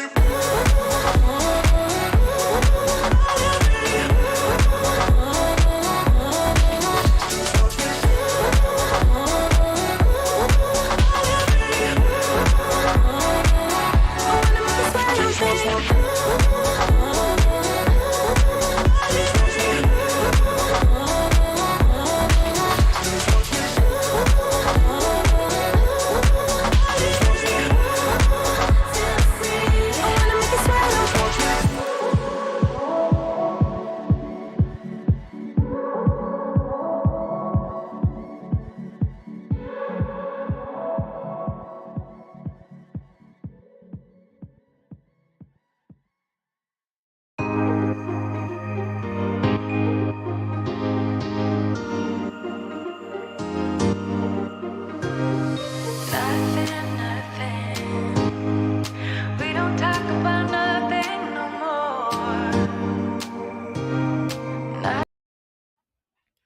Alrighty then, ladies and gentlemen, welcome back once again to the Zotac Gaming TEC Invitational for Rainbow Six Siege, supported by Ubisoft. I'm your host, Blackjack. Once again, joining me is my co-host, Baba Gusta, as we are back now for map number 3 between GEEKAY Esports and Take Charge Esports. That is correct, folks. It is game number 1, and it is going to be running for quite a while, it seems, as we've had a couple of very interesting and very different maps. Take Charge losing map number 1 as it was a 7-1 clean finish for GEEKAY Esports. Map 2, however, Take Charge, it seemed like it would be the same. It was 6-2. However, they pulled it back. 8-7 to them on Chalet, and now we're going to Villa. Map number 3, the final map, decider map. Only one team can win, and one team has to lose. Which will it be? Let us find out as we go into the ban phase for the third map. Yep. Well, this will be the match. Should I say this will be the map will determine the victors for either Take Charge Esports or GEEKAY Esports. Starting off with the ban phase, once again, GEEKAY Esports are going in with the usual bans. OSA, they really don't want to have those bulletproof deployable shield to be placed in a way that could favor the attackers. So OSA will be down for the count. But here's the thing. We saw a Thatcher ban. We saw a Dokebi ban on map number 2. Take Charge Esports. Would they go in for a standard ban or would they go in for a targeted ban? I believe they will do so by going in for a targeted ban once again. Understandable, they don't want GK Esports to have ample amount of information if one of the players go down. And pretty sure that we did get to see that very example on map Clubhouse where Jittery did, get picked off early in the round for the past 4 rounds, but eventually Jittery did bring things back up on map number 2 Chalet. So Zami will be banned once again. It's just no change at all from GK's end when it comes to the bans. But Take Charge Esports, they're the ones to make a decision. Will we see a Solus ban? Will we see a Valkyrie ban? Because I'm pretty sure a Solus ban or a Valkyrie ban could at least help easier access, but turns out they'll ban Hmm. Echo instead. Interesting. All And right. Echo ban a yokai drone, which is very helpful in those late rounds, especially once you don't have any seconds left and once you're forced to go in for the plant. Echo is very useful, and especially when you have a suppressed SMG like the MP5 SD, it is a dangerous weapon with a high fire rate. But all in all, let us proceed to round number 1, folks. Map number 3 is unlocked, and Villa will be the final Attackers need decider to map to locate and determine defuse if as many Take Charge bombs as they Esports can. or GK Esports will secure this map. Let's proceed with the first site, second floor, Aviators and Games Room. Here we go. Here we go. It is map number 3, folks. Aviator Games Room, the site of choice. And let's look at the two lineups we've got that are prepared for us. From the side of GK, we're looking at a Thunderbird being brought into the fore. Of course, makes sense, as soon as you have a Thunderbird in play, you can be a bit more free, right, in your gunfight selection and your overall presence on the map, because 10 seconds Thunderbird left. will always be there to heal you up and, of course, to bring you back up to full. 5 seconds So, left. just bring you back up to speed, right? And that, of course, is something that is invaluable Attackers objective for is any to defuse defending a team. bomb. Almost invaluable, I should say. Sometimes you need to deny utility, sometimes you need to deny intel. Depends on what you're going for in the round. You've got a Wamai Jaeger combo, of course, that's your util denial right there. You've got the smoke, who is going to be doing what he can for denying area, wasting time, so on and so forth. And to round things out, you've got a Valkyrie by Seriously. Yes, that is Seriously SRRS. We just misread the name Yep. for the first two maps. Nobody say anything about that. Same. But seriously, bring in the Valkyrie with those black eye cameras, of course, for all the intel possible in the world. But it's going to be Hasham, excuse me, to start things off. Rattler will go down. That's your Flores gone. Those RCE Roteros are no longer in play. There goes one of the important players. Now, need to work it out with Dellas, and apparently he's going in all the way towards the room this time. Uncall, on the other hand, just holding things off. Inverted repel from the ace. Grenade from Chippy should go all the way towards statue doorway, but won't be able to find one as of now. I believe the grenade has been caught out from one of the ADSs. Peaks once again. It will be Hashom once again. Securing things off. There goes Sandy. Ying will no longer be available, and here comes the help as well. Seriously, once again, removing off Jittery off the equation. Themselves in a 2v5 situation. Okay, my goodness. What was that shot? Seriously. My god, there goes Silence too, and it's now all down to beat. In a 1v5. My goodness, all it takes is Seriously and Hasham to do all of the work. And Beat has no idea what to do on this circumstance. I'm pretty sure that he will just stay chill, use a minute and 14 seconds left to think about this. It's actually better than taking a timeout, right? Because it usually has a minute and 30 seconds, but they could use it for a timeout on their own. But all in all, this round will conclude with GK Esports securing their first round on defense. Boy, oh boy, this is.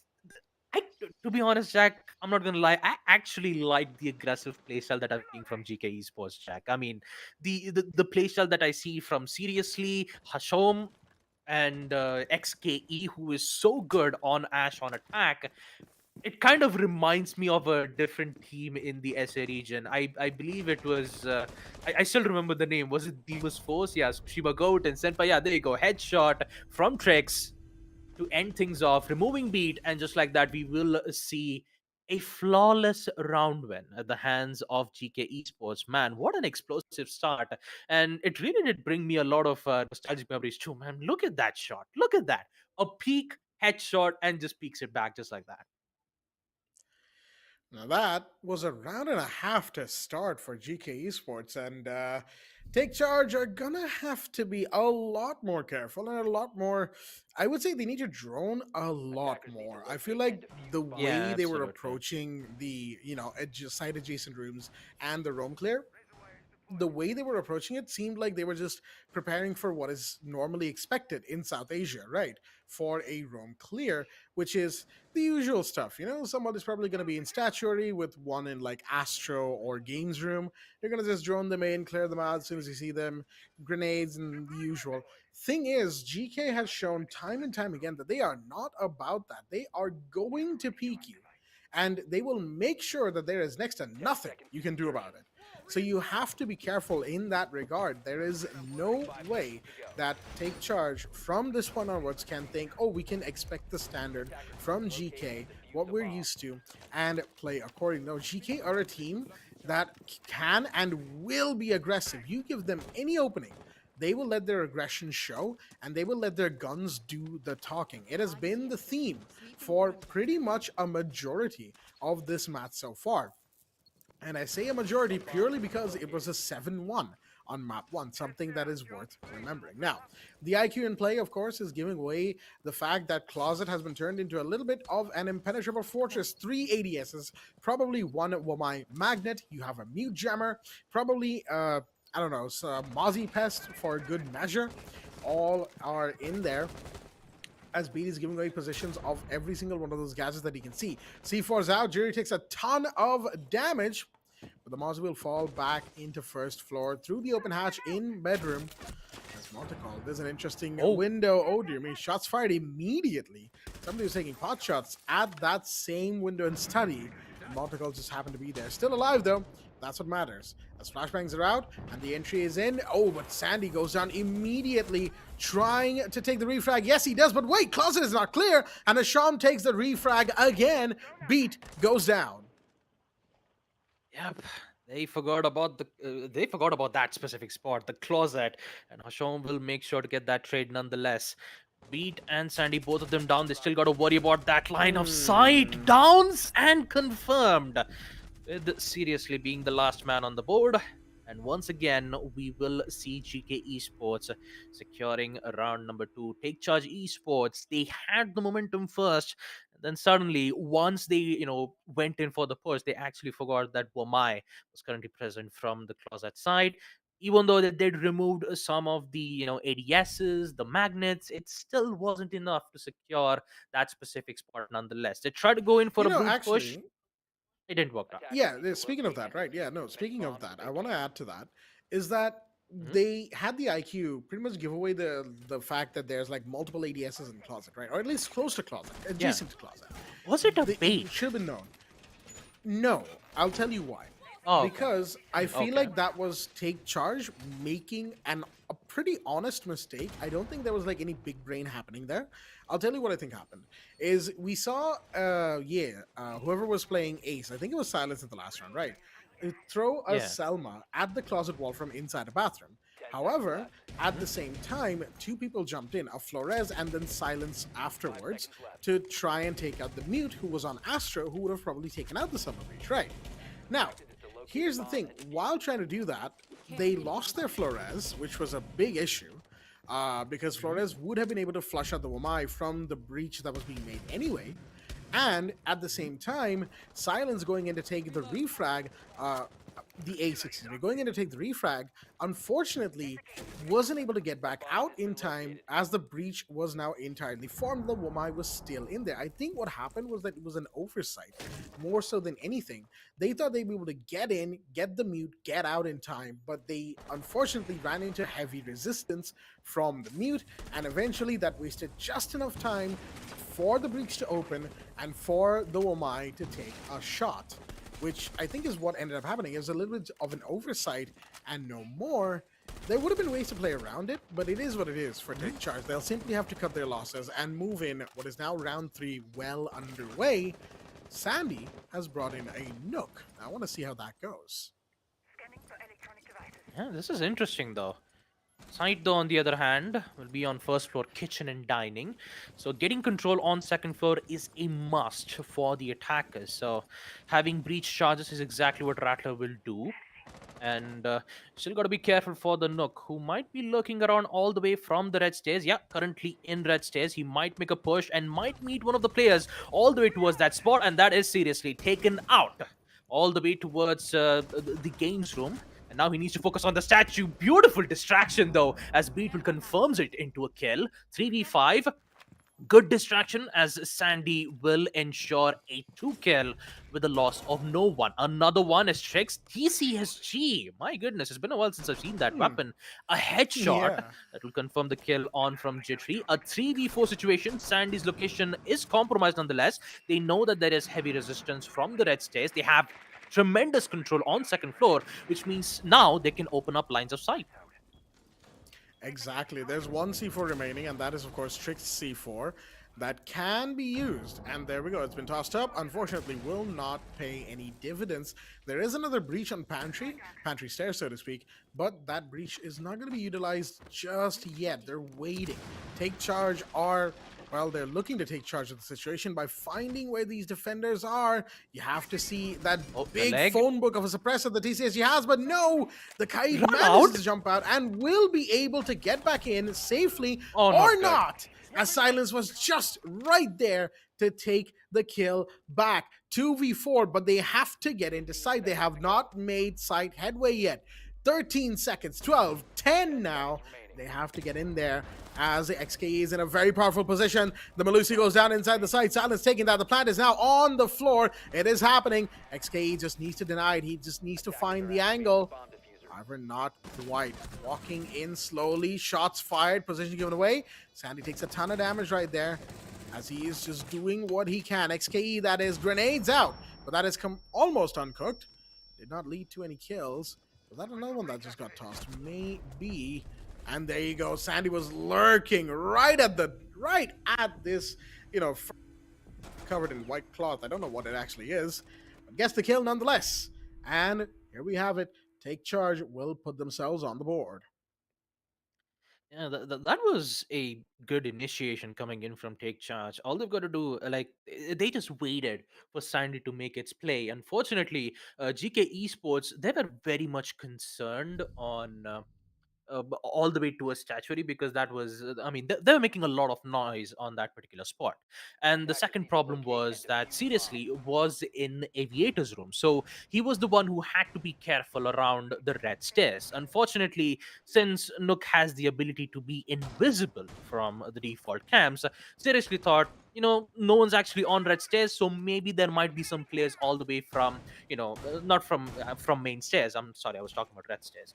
But yeah, talking about it, having no information on Sandy's whereabouts, not only did it get the first kill, but also forced the player who was holding from statue room look back and try to remove Sandy. And then when they realized that, hey, he's looking out for me, Pete arrives just in time to not only save his teammate, but also reserve the man count. So it was a 3v5 at that moment.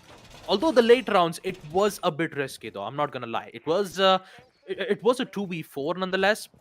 Huge mistake of the run out being made from the Kaid. Well, he thought that maybe running out would have helped him get inside towards the laundry as best as possible, but unfortunately it let's just say it was barricaded, and removing it would take a lot of time. He only had the ECSG, and unfortunately he had to end up in a very sad which ended up being in a very sad downfall. But all in all, for Take Charge Esports, this is looking good for them on round number 3. And once again, we see Sandy changes his role. Once we see him play as the Nook, now we see him play as the Ying once again. But it usually didn't work out a lot for them, right, Jack? Because GK Esports, they kind of anticipate this, but Sandy, on the other hand, he is not wasting time at all. Smokes galore, What is Candelas, going everything's on? been going around. What is going on? It's just push all the way, and somehow they get away with the kill. Wait a minute, they're already in. They're in the site. They just removed all 3 of them. It's 2v5. They have control on the site now. This is unexpected from then. Take Charge Esports. GK Esports, they had no idea it's 1v4. They have control of the situation. Post plant once again. Hasham, all by himself. Oh my goodness, 1v3. What an unexpected rush. Smokes, cluster charges, just push all the way from study room, and they ended up with securing the site. Mind you, it ain't over just yet. Hasham can still make a clutch out of this if he's able to play his cards correctly. Trying to find the one inside of the site. Will get that jittery down. But it's a 1v2 and both attackers are absolutely full health. He's swinging with these pre-fires. He's got 10 seconds to do something about this, and it's about to go past the point of no return. Shots will be fired from behind the bar. He takes a couple shots. Rattler is a little low, but it doesn't matter. Rattler gets the kill, but it was past that 7-second mark nonetheless.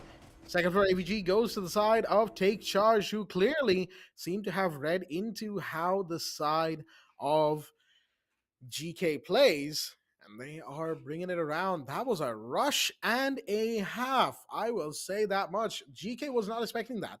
They're probably expecting that same old, right? The roam clear and the first floor and this and that.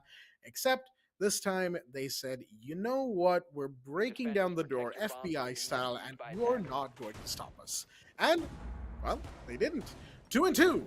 And this is the closest any half of this game has gotten so far. I say closest in the sense that in the first game, the first half was a 5-1, right? To GK, who then won 7-1. In the second game, second map, the first half was again 4-2 to GK and then 4-2 to Take Charge. It was only in overtime where they were back and forth. Now here in Villa, this first half is now a back and forth. 2 rounds to GK, 2 rounds to Take Charge. This map is another one that's probably gonna go on for a while, folks. So strap in. Hope you've got some food or some snacks, some late night eatables that are around, because it is gonna be a good, long one. And we've still got a second match after this. Yep. That I have to agree on that, Jack. Back and forth rounds, Take Charge Esports. They have finally brought this back in the third map itself. With Solus being brought out from Montcal, this will be a even more easier situation for GK to handle, especially knowing that they have a lot of utilities that they need to be careful about. So, especially with the Ying's Candelas, the smokes, they still got to be careful because they don't have Vomai. They can, however, try to destroy that gadget if they do try to go in with the usual roles. All in all, Take Charge are just taking their sweet time. Attack drones, finding important information, finding out the roamers, placing important stuff, the usual stuff that you'd see in starting and mid phase. I believe one of the Candelas has been used. Sandy's been taking a little bit of a damage. Smoke's been thrown off. Won't be able to find one else for now, but Call on the other hand, he's just going to be playing very safely this time and in a very risky position that too. SK and Hasham on the other hand will secure 2 important kills. Beat and Ladder goes out. One Carl's location has been revealed. Seriously on the other hand gets picked out from Silence. A 4v3 situation. You could say that GK Esports are currently, holding out the aggressiveness that we're seeing here from Take Charge Esports. Now it's been now it's been equalized 3-3. One card's been taken out, and now with his information being given and moved out at the same time, at this point, you could say it's just 50-50 here. The only difference is that Take Charge is currently the one who's wasting a lot of time, and they only have 1 minute and 8 seconds for them to push into a site and secure a plant, which in fact GK Esports will need to be prepped and ready for this. Drop the bomb diffuser. Attackers Absolutely, they will be. Take Charge will need to do something about the situation they have on their hands right now. Where is the diffuser? It's with the player who's all the way out towards the balcony of a bedroom, or in the bedroom, regardless. They need that diffuser with them as 40 seconds remain. Where will the push come from? Will it be from main stairs? It could be. Jittery seems to be wanting to approach at the very least, or grenade from below. This first one isn't really going to catch much, unfortunately, but it is what it is. He seems to be wanting to go, as in the meanwhile, XKE blinded, call him the Weekend, as Silence takes a ton of damage. He's so low on HP right now. What exactly happened there? Did he just cross into study room? I think exactly that. 15 seconds. As pings are being given away at his position. No, that's Sandy inside the study. That's a Ying doing what she can, and he will get that. But Tricked in the site has just completely denied the plant, and Sandy has to try and find his way around. Gets one. Can he get the smoke? Not quite. As Tricked, all he had to do was hide, and there was enough cover, just enough, and just enough time for him to make that play. A clutch and a half, as after a very back and forth round, GK will take their third. And a close round though from GK, especially a beautiful play from the smoke. Hitting 2 shots, denying plant, forcing Sandy to do most of the work. Definitely put Take Charge in a very difficult situation once again. On attack, time is always of the essence, and GK Esports, if they just play accordingly to time, even if they lose a lot of players in the early and mid rounds, all they've got to do is just be patient, let the attackers come to you, and you'll be able to lay your trap. Easy as that. But yeah, I mean, I would just say easy as that. But when it comes to this certain situation, it's not as easy as you think. That is for sure. Round number 6, about to approach the end of the first half. 3-2. Currently, GK Esports are currently in the lead, but this could end up in a 3-3 equalizer. Take Charge, on the other hand, they always love using those cook grenades. GK GK, they try to use those unexpected lines of sight that Take Charge Esports have no idea, and they could use it to their advantage. They did it similarly on map Clubhouse. They even did it maybe on map Chalet too. But once they were on attack in the second half, that's where things didn't really work out for them. Now, Take Charge Esports, once again, their final round on attack in the first half. GK Esports, they're not going to quit just yet. Know exactly what Take Charge Esports are capable of, so they're just going to play it very patiently. They're going to be very cautious on Sandy. They have to be careful on the lines of sight which has been made from Jittery, but this time it's Beat who's playing as the Nook, not Sandy. So they really have to be careful because one, you have the surprise element, and two, you have the stance, which could efficiently hurt a lot from TK. And to start things off, it will be Pete who will take out Tricks. Another kill from Rattler as he takes out Hasham. And seriously, with the power of Amai's magnifying gadget, he might be able to look through the smokes, but there's already a lot of chaos happening from the side itself. Rattler starts things off with a pistol kill too to remove one more player, which means that there's only 2 players left in the side and 4 players of Take Charge Esports waiting to make their approach. Attackers have located a bomb. All right, then. Looks like it's going to be another interesting round for GK, as Seriously and Montcall are the only 2 now remaining. Peaks galore, as they're trying to stop the breach from going off. They're trying to catch these players wherever possible. Seriously, to be specific, as Sandy takes a little bit of damage, not too much, mind you, but he's still safe, still alive. Silence is the one with the diffuser, and Seriously really trying his hardest, but Beat gets the best of Montcall. Oh, what a peek by Seriously, but unfortunately it could only serve him so much, as Sandy comes around, manages to light him up enough such that the next couple of bullets would be enough to take down the Warden. Once again, it's a back and forth as Take Charge put themselves on a 3-3 moving into the second half. Villa, as we all know, is a rather defender-sided map, so Take Charge on the defense now. They should be on the home stretch to bring this map home. However, will they be able to? Or will it be another 3-3, and will we have a second overtime tonight? Well, let's find out, folks. Defenders, protect your bombs from. Yep, let's find out. Round number 7, and once again an equalizer, 3-3 in the first half. The only difference will be the role swap itself. Goodness, Sandy is just working so much, man, especially when it comes to his fragging potential, recovering rounds, eliminating important targets. It always comes down to a comparison on how good he would, frag a lot, especially when he's going up against Seriously. Because map 1, Clubhouse, it was just Serious's domain all over, right?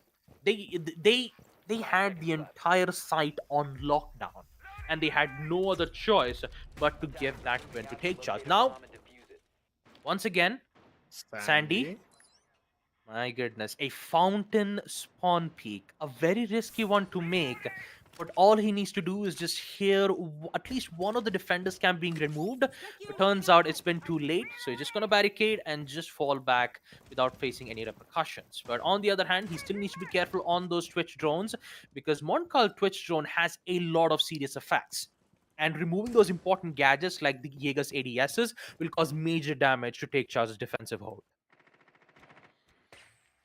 Well, we'll have to just see how this defensive take charge takes shape. As GK, in the meanwhile, they're going to be taking things to whatever possible area they can. They're going to be doing what they are able to. They're going to be joining themselves in the usual stuff, as it were. I don't really need to explain it in that detail.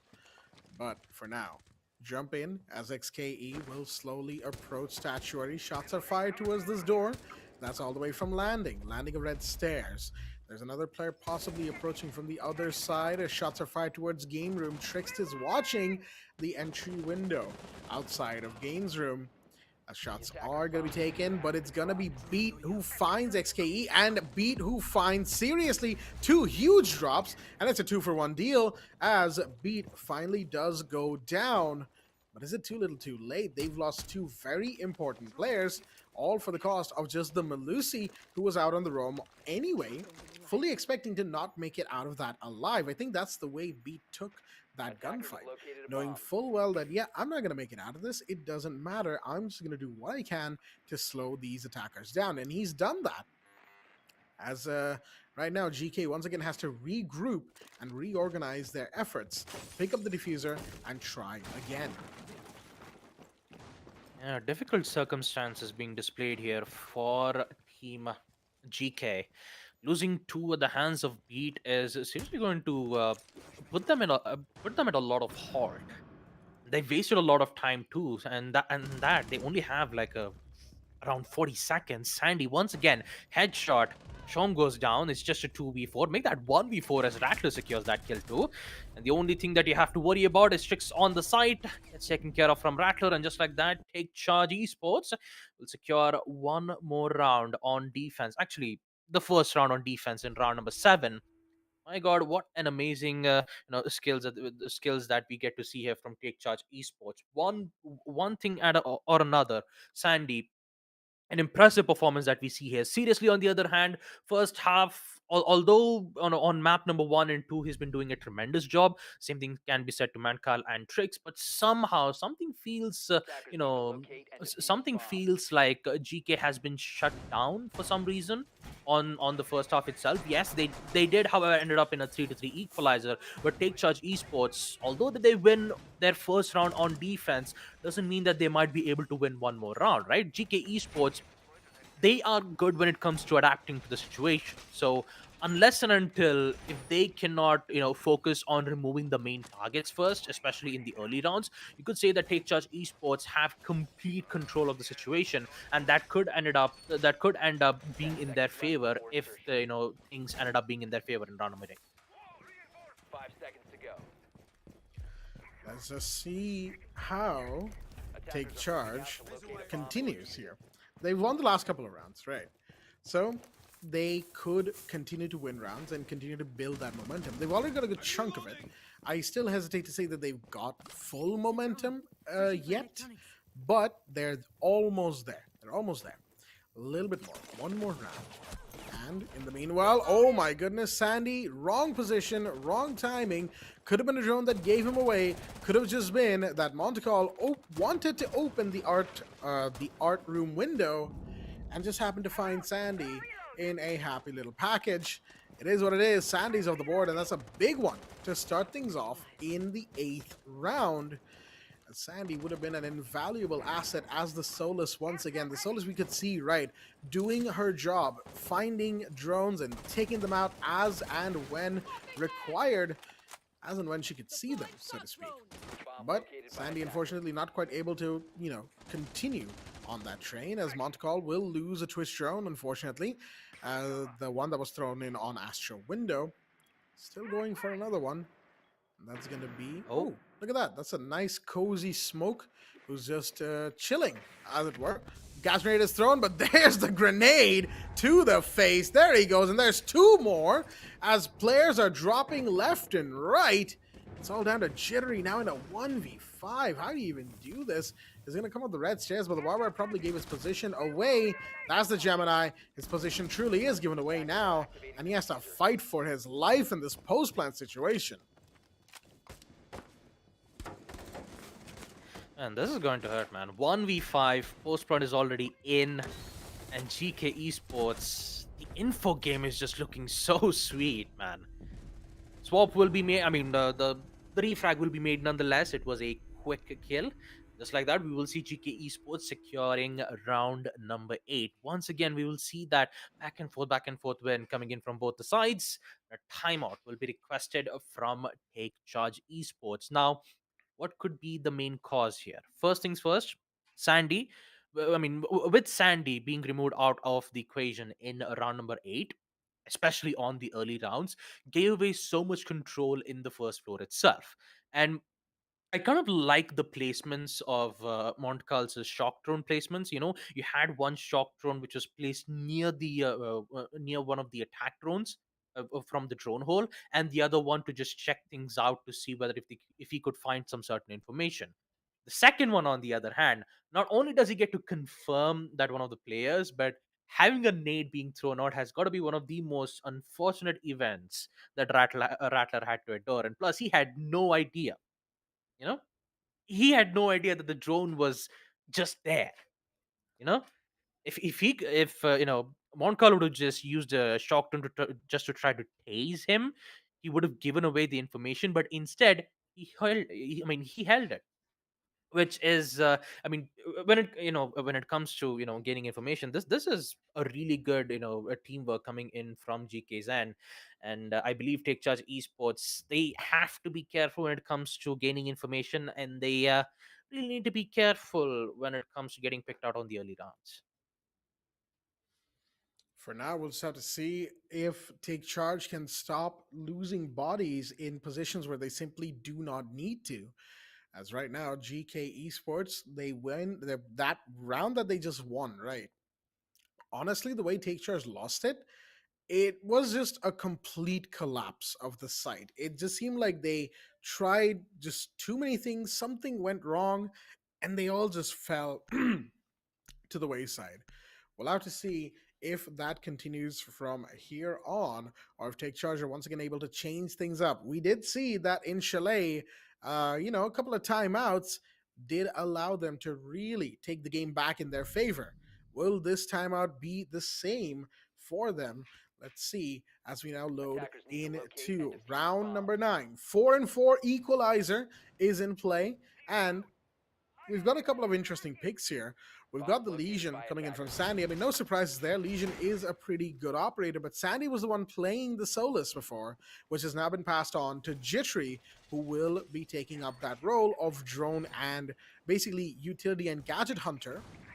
While the Legion is brought in, you have the mute, you've got the pulse as well. There's 3 C4s, thanks to Silence's Kaid as well, and a couple of impacts. So there's no barbed wires on this team, which is an interesting composition and an interesting decision. But the opening of rotates, which of course Mute's shotgun will take care of for the most part. But should they need to open any impromptu rotates, that's what the impacts are for. And of course, we all know the C4s, why they're there. A brick of explosives, and, well, as they say, pop goes the weasel. Yeah, the interesting part about GK is that we also see Hasham bring in the Jackal this time. So for roamers, this will be a very bad day for them, because once they get caught from those footprint scans, it's all gone. We also have Rattler with the information, cardiac sensors that could help give good amount of help for the roamers to determine, maybe hatch a plan, remove one of the players by a run out, or maybe just breaking down the windows of study room and see whether they can get an opening pick or not. So the place is already in. C4 is being tossed out. He's not going to use it just yet. He needs a confirmation from Rattler, and turns out XKE will find one. That too, it will be Sandy getting down on the board. He was currently in towards 90's angle, in which he did almost down Hashom.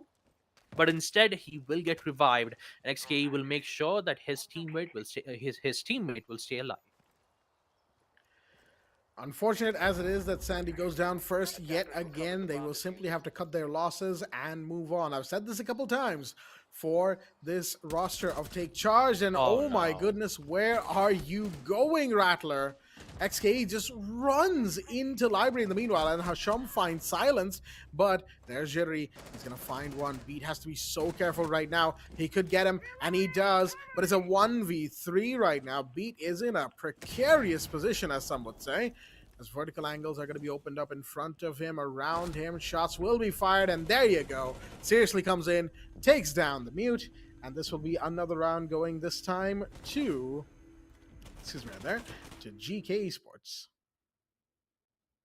Well, I'm not quite sure what Rattler was doing at that moment. It's just with his cardiac sensors out in the open, in the red hallway. I I have so many questions. You know, like usually you'd at least see one of the players just holding one particular angle, or maybe he would be sprinting, but cardiac sensors all the way towards second floor. I'm pretty sure that Rattler was hell bent on giving information, but ends up being out in the open and just get removed from XKE, who was not having any problems at all challenging that particular angle now. But all in all, GK Esports will secure the win nonetheless, 5-4. Now they're back in the side where Take Charge Esports had no problems dealing with GK's attack. That side is none other than second floor aviators and games room. Now, I hope that Rattler wouldn't make the same mistake once again. I'm pretty sure that since this is a best of 3, they are in the deciders, so obviously they would feel a lot of pressure, a lot of tension, but it always comes down to the endurance game. And I'm pretty sure that both the teams, both GK and Take Charge, have made tremendous efforts. We even seen seriously make some impressive plays, and so does Trix. It always comes down to the plays, and Sandy might be able to find one, and that was the Jackal. Oh no, no, not a good way to end down like this. Sandy had an exact information on Jackal's whereabouts, especially when he uses his Iron Equinox scanner. But turns out the hunter becomes the hunted, and Hashom will gladly get that kill nonetheless. It's funny that you say the hunter becomes the hunted, because Jackal is also a hunter in this regard, as the Sherm goes on to find a second one, mind you, and that's going to be taken care of. A red ping and the footprints, there you have it. That is the position of the mute. Rattler given away, and Hasham's currently going on a bit of a stroll, trying to find who he can, as he's approached the site quite hard, but wait. On red stairs, there was somebody, yes, and there you go. The Jaeger will take that. Rattler finds XKE in the meanwhile. Immediate turnaround of the situation, but Manticore comes back in. So does Trixt. And again, it's a switch of what's been happening. He gets one, switches the circle, somehow manages to get a second one. No way did Jittery just walk away from that, but wait a minute. They're still seriously on full health. This Nomad is going to be a problem if Jittery doesn't play this correctly. Needs to be careful, very careful about this situation. The Nomad watching over every possible angle will shut off one side of Vault entirely, but Jittery has long since escaped Vault. He's no longer boxed in, and he can watch the diffuser from a long way away. There goes another gas canister. That's going to keep seriously off of a lot of potential points for a while now, but wait. He's going around. Has the call been given? Yes, it has been. Oh, no. Dear me. Seriously did switch around to look into the hallway. I think there might have been a drone or something. Maybe just a call out that, hey, keep an eye on your back. He might go out, because, of course, there's a rotate by the bar, right, that they would have seen by now. Unfortunate for Jittery. It was a good attempt, as it were, but there wasn't much he could do just sitting behind the bar. He was out of gas canisters. He was out of too many options. The only one that he could have really done is just, try to stay hidden for as long as he possibly could. Anyhow, what's done is done. GK taking 3 rounds in a row once again, putting themselves on the match, and this time series point 6-4 as they are now very much in the driver's seat once again. This is the third time that I'm seeing GK Esports win 1v1s, Jack. Trix did the same thing on map Clubhouse. Actually, no, it was Seriously who did, win a 1v2 clutch. We also had another 1v1 situation on map number 2 Chalet in which GK won, and now the third, and it's Seriously once again who wins these challenging duels 1v1. It's like when it comes to those, challenging duels, GK, they have good control over it, especially if it's Seriously, because the amount of 1v1s that I've seen Take Charge Esports, they cannot, however, convert those into kills. No matter if it's Rattler, who, almost got the ace on Chalet when the site was on Basement Snowmobile Garage, even if it's just difficult for them, man. It's very difficult. Once again, Take Charge Esports are in a very difficult situation here, folks. 6-4, GK Esports once again in match point. They still, no, but their job's not done yet. Take Charge Esports, they can still come back. All they got to do is to secure 2 more rounds on defense, and that is a difficult task for both the sides. Once again, Sandy will be bringing in the Solace. Very good defender. And once again, Rattler has been taking quite a lot of damage all the way from the Windows side. So he really needs to be careful. Although they have a tremendous amount of control from the statuary room, they don't have to worry about it. Just have to worry the study room instead. That's exactly where Montcall is. And also the Iana, who might go in for a cook nade all the way towards the piano room. So once a cook nade secures the kill, they will go in for the push. But if it does not, then maybe we might see them waste a lot of time in the process. Maybe so. As you've got XKE right by the main stairs. Gotta be careful about where he decides to go from here, as the gas grenades are gonna come in from the smoke, and Rattler's gonna take a ton of damage. So does Jittery. Wait a minute. They're gonna go down. At least one is. Silence finds Seriously in the meanwhile. There's a Banshee. He's gonna take it out. Slowly approach from the main stairs. Rattler still bleeding out, mind you. Could be taken clean off the board if an attacker manages to close in on his position without too much interference. It's not looking too good right now, but Rattler has been picked back up. But never mind, he goes down to a grenade. Mountcall finds Sandy. It's a 2v4 now, and it's so much worse for this team. But wait a minute, shots are fired, and Beat manages to get one. Silence gets the other. Hasham going down. 2v2. As another piece of the wall just got opened up. That's a sledge. Beat knows this, but the Iana swings and catches him. 1v2 now, all down to Silence, who is actually on 90, trying to go for a flank. He could be seen if he's not careful here. He's going to swing wide with a pre-fire. Doesn't find anyone. Position now revealed. As he will peek. He's trying to see what he can get out of this. It's a post plant. 1v2. Silence. What can you pull out of the bag here? Will it be a rabbit? Will it be thin air? XKE goes down. That's a kill. But he needs another. Inside a vault. He knows where the slicer, but no! Misses the shot. And Trixt will be the one to finish the round and the match. No overtimes. Not this time, folks. We have finished this game. Has finished. It is going to be a victory for GK Esports as they take a 2-1 win by winning Map Villa 7-4. And close rounds in the first half, 3-3, and then suddenly we see GK Esports taking things under control. 7 wins.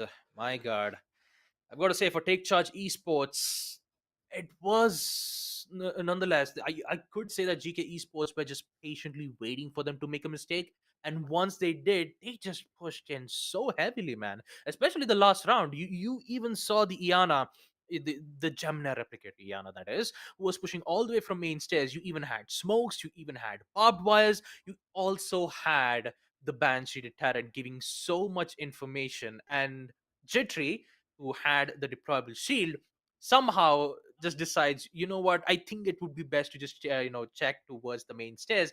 And turns out he did get himself picked off because he thought that there was a double peak coming in from that exact moment. So the way how GK went in with the push, it's always coordinated. On all the three maps that you've seen, coordinated push does end up giving good results for them, even if it ends up securing them a win or getting traded out, which it still ends up being in their favor because the choke controls that Team Take Charge Esports were supposed to take, it's already lost. And GK Esports, once they get control of that situation, all they've got to do is just focus on the side, remove the players out, and next thing you know, they have good amount of control. The only problem was Sandy, because Sandy was the main reason why things were going a little bit shaky from their end. You could even say Jittery and Rattler too. Rattler was just going insane on map number 2 Chalet, but all in all, it always came down to the 1v1s. In all of the 1v1s that we've seen, it always ended up being in favor for GK Esports. It either had to go in up against Seriously or Tricks. It was GK Esports who always ended up winning those 1v1 clutches. So I've got to say, man, what a match that we did get to witness here, folks. And this is just the first match. We still have another match, and that will be up against Shaheens, who will go up against Triple Esports. Another matchup, which will be an amazing one to look at. But for now, let's take a look at the match summary itself. 7-1 Clubhouse, 8-7 Chalet, and last but not the least, the deciders. 7-4 on map Villa. GK Esports will secure their first match win up against Team Take Charge Esports. Now I've got to say, it's an amazing match, and I really can't wait to see what's going to happen in the next future matches. Absolutely. 7-4 on Villa, and I'm pretty sure GK Esports will just be happy to have closed it out when they could have, because that would have been a lingering regret from Chalet for them, right? That they were, what, 6-2 up for so long. 6-2, 6-3, 6-4, 6-5. There was a long moment where it really felt like they could have just won it out had they really pushed, you know? Unfortunately, it simply was not to be for them, and Take Charge ended up winning Chalet, but not this time. There was no comeback in the stars for Take Charge Esports on map number 3. Villa simply was not to be for them. But that's the maps, and that is, of course, the entire match taken care of for that matter. So, once again, for those who may have missed a couple of things here, Clubhouse is, or was actually, GK Sports' pick. They won that 7-1.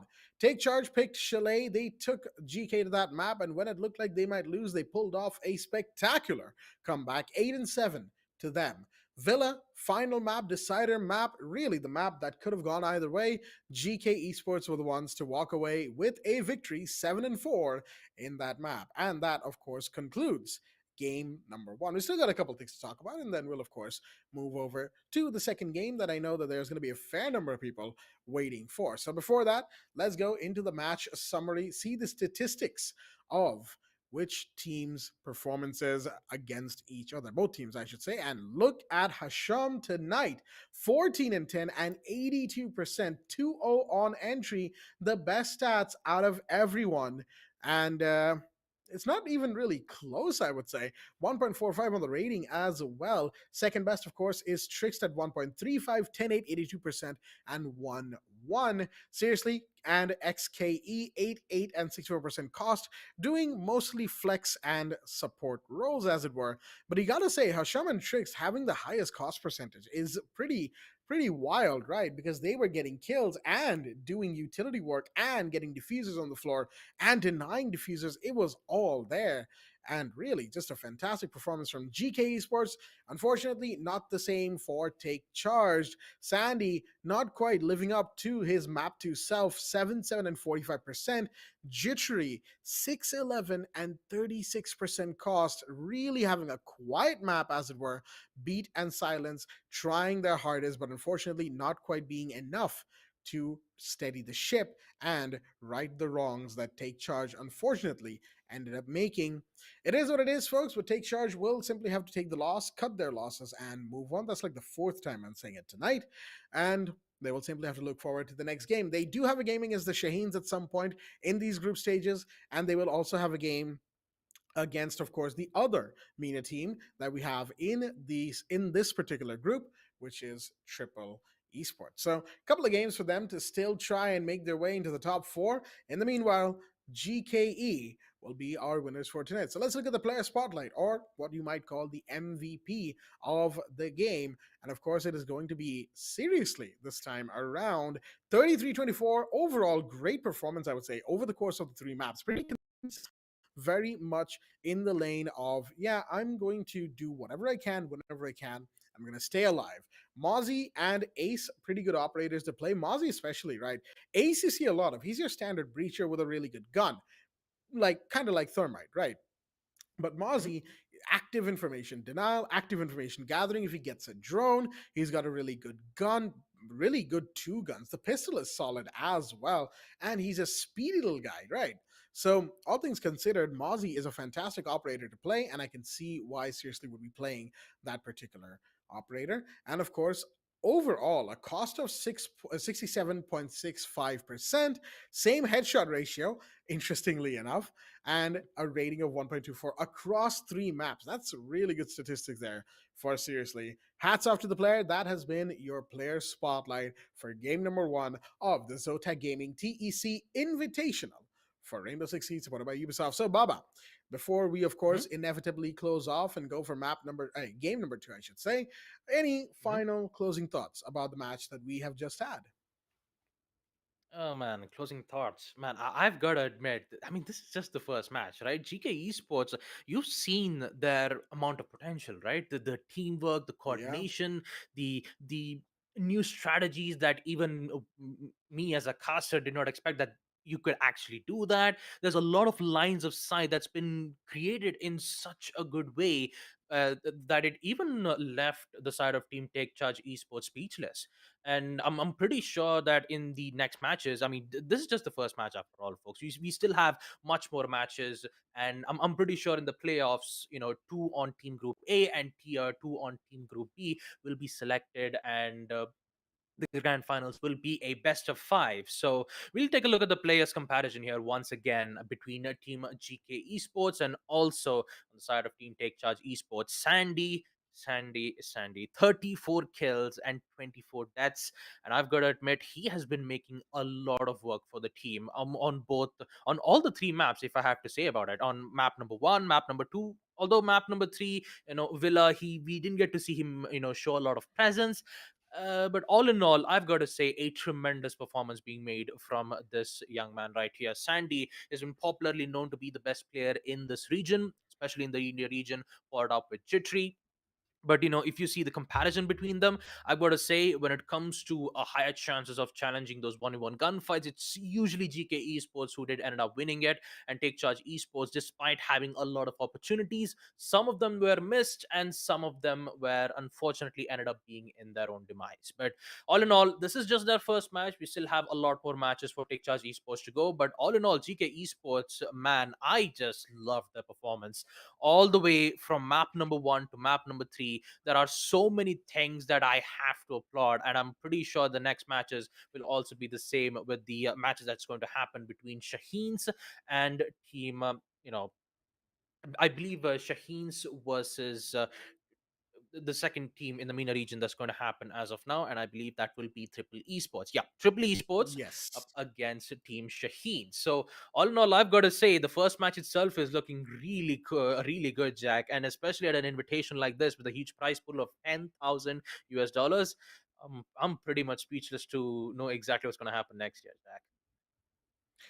That is true, but for the time being, folks, before we get into game number 2, we're going to be taking a quick little break, recharge our batteries, and get the players in, get, the lobby swapped and all that stuff, technical back in, you get the whole point. We'll be right back in a short while for game number 2, which will be another very exciting affair. Stay tuned.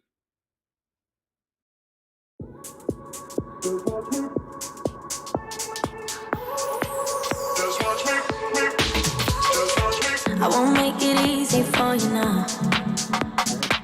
You got 2 minutes of my time, and I don't really break too easily, but I'm worth it, cause I'll slip into your dreams tonight. Oh, so give me your all. I'll take it to Mars. Oh, I'll stick like glue inside your mind. Oh, so give me your all. I'll take it to Mars. Oh, I'll stick like glue inside your mind. Just watch me.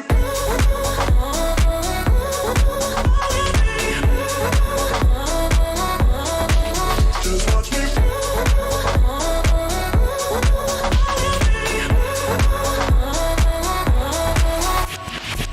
I got you wrapped around my finger, but don't you try to call me tomorrow.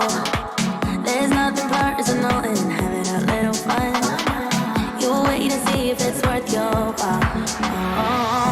So give me your all. I'll take it to Mars. Oh, I'll stick like glue inside your mind. Just watch me. Give me your all. I'll take it to Mars. Oh, I'll stick like glue inside your mind. Just watch me.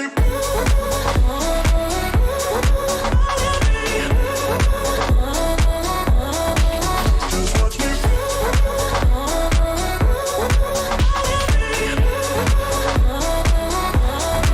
Just watch me.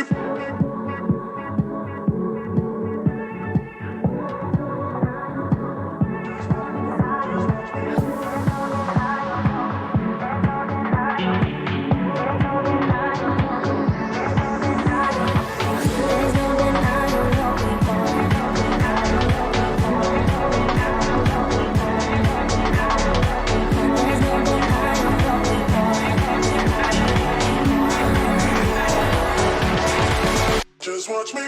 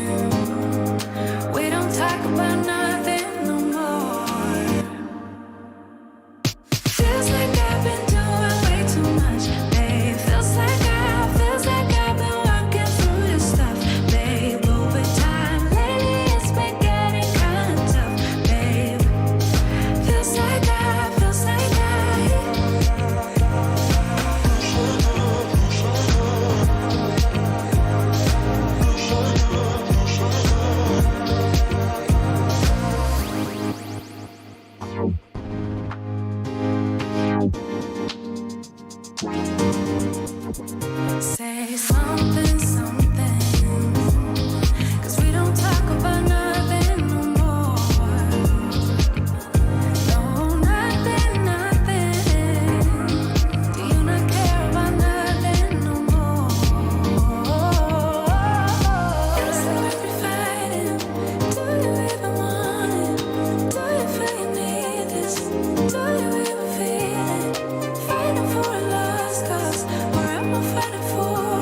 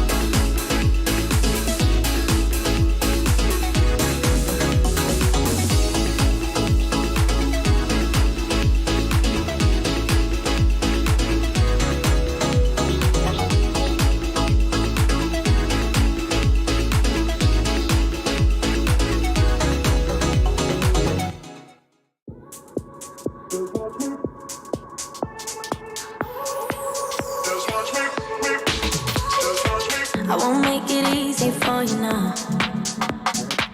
You got 2 minutes of my time, and I don't really break too easily, but I'm worth it, cause I'll slip into your dreams tonight. Oh, so give me your all. I'll take it to Mars. Oh, I'll stick like glue inside your mind. Oh, so give me your all. I'll take it to Mars. Oh, I'll stick like glue inside your mind. Just watch me.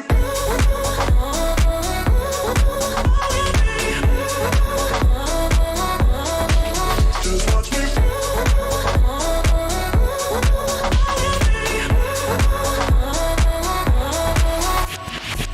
I got you wrapped around my finger, but don't you try to call me tomorrow.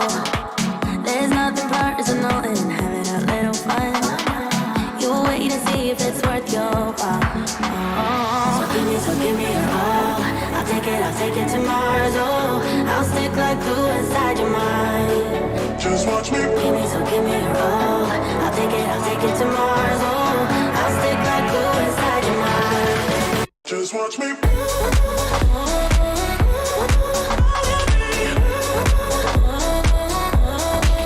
Just watch me.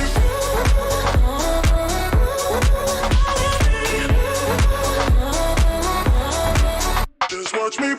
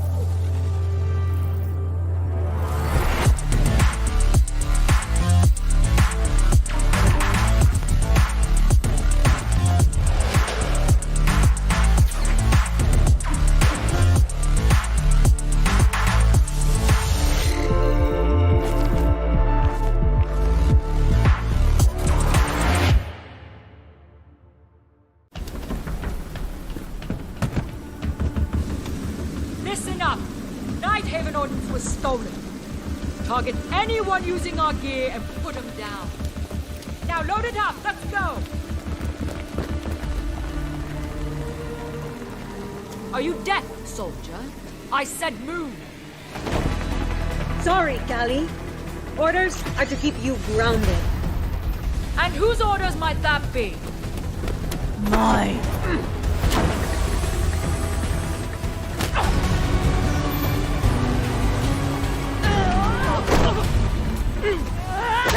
Is that all you got?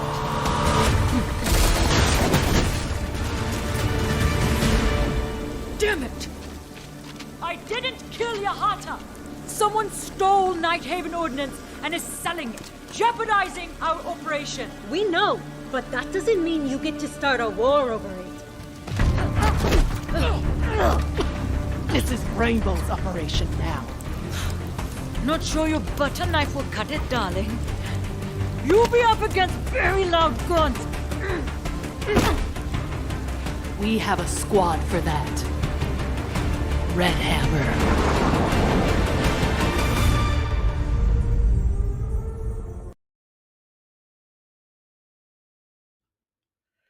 Alrighty then, ladies and gentlemen, welcome back once again to, of course, the Zotac Gaming TEC Invitational for Rainbow Six Siege, supported by Ubisoft. I'm your host, Blackjack. Joining me this time is my co-host, Aggressive, as we are back, ladies and gentlemen, for what is going to be now the second game of group stages here in the tournament. Let's have a look at the match schedule. Of course, we just finished a little while ago. In fact, the game of excuse me right there, GEEKAY versus Take Charge Esports, and that was a game and a half, I'll tell you what. Lasted a while, and it ended That's up for with certain. with a 2-1 victory.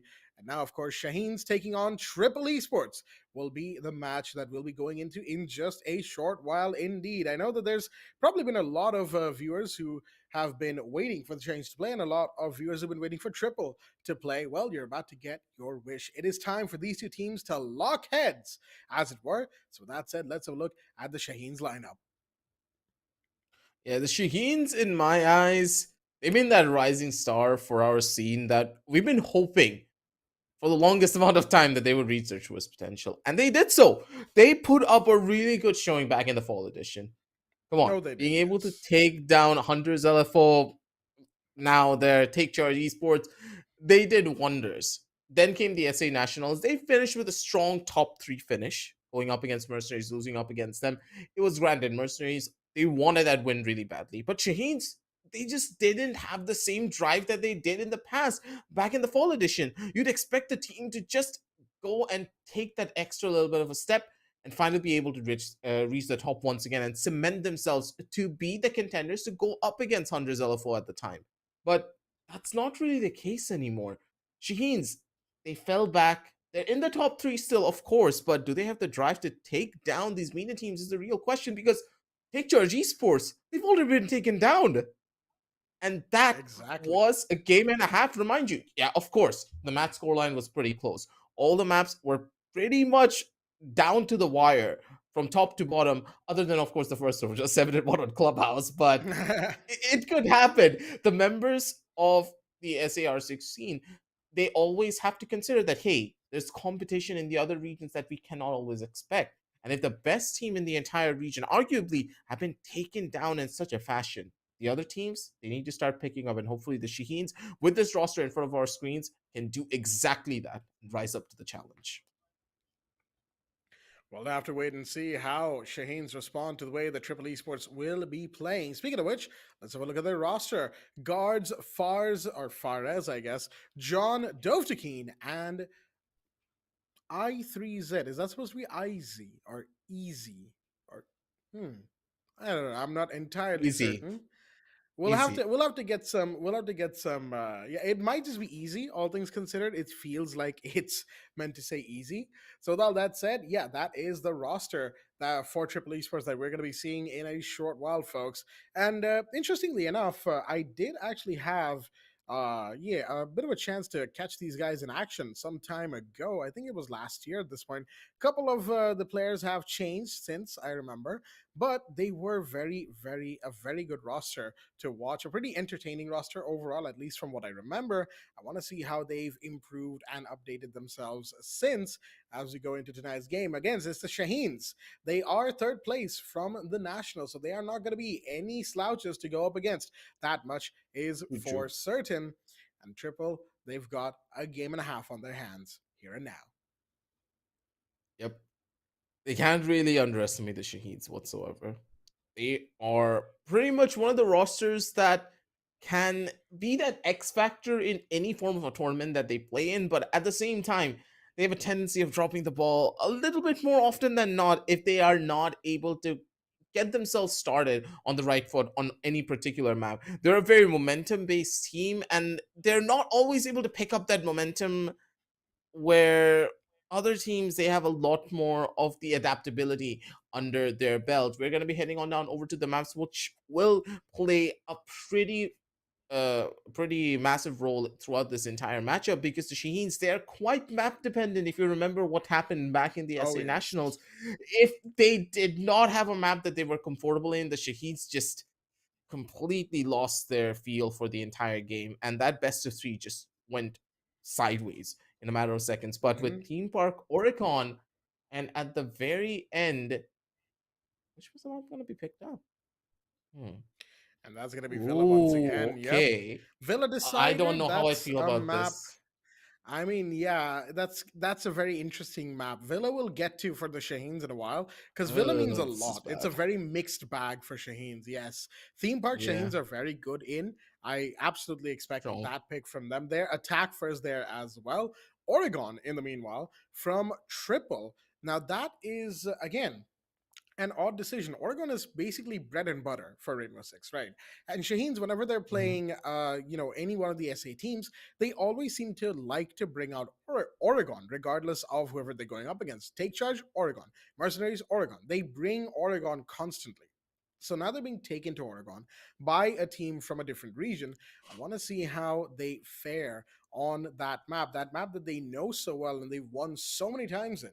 And of course, Villa, True. well, that's a very interesting decider map because Shaheens have had good strides made in Villa, but not quite enough. They fumbled the bag on more than one occasion on that map as well. And they will need to watch out for any of those mistakes creeping up on them in the past. They cannot afford to be repetitive. They cannot afford to be predictable because if they are, well, we've seen what happens to them before, haven't we? Let's look at the maps in the order that they'll be played. It'll be Oregon first, which is, of course, Triple Esports' map, followed by Theme Park, which is Shaheens' pick.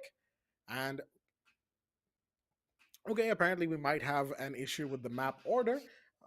Maybe not. But anyhow, folks, we'll just get back Fixing to that that in a up. moment. Yeah.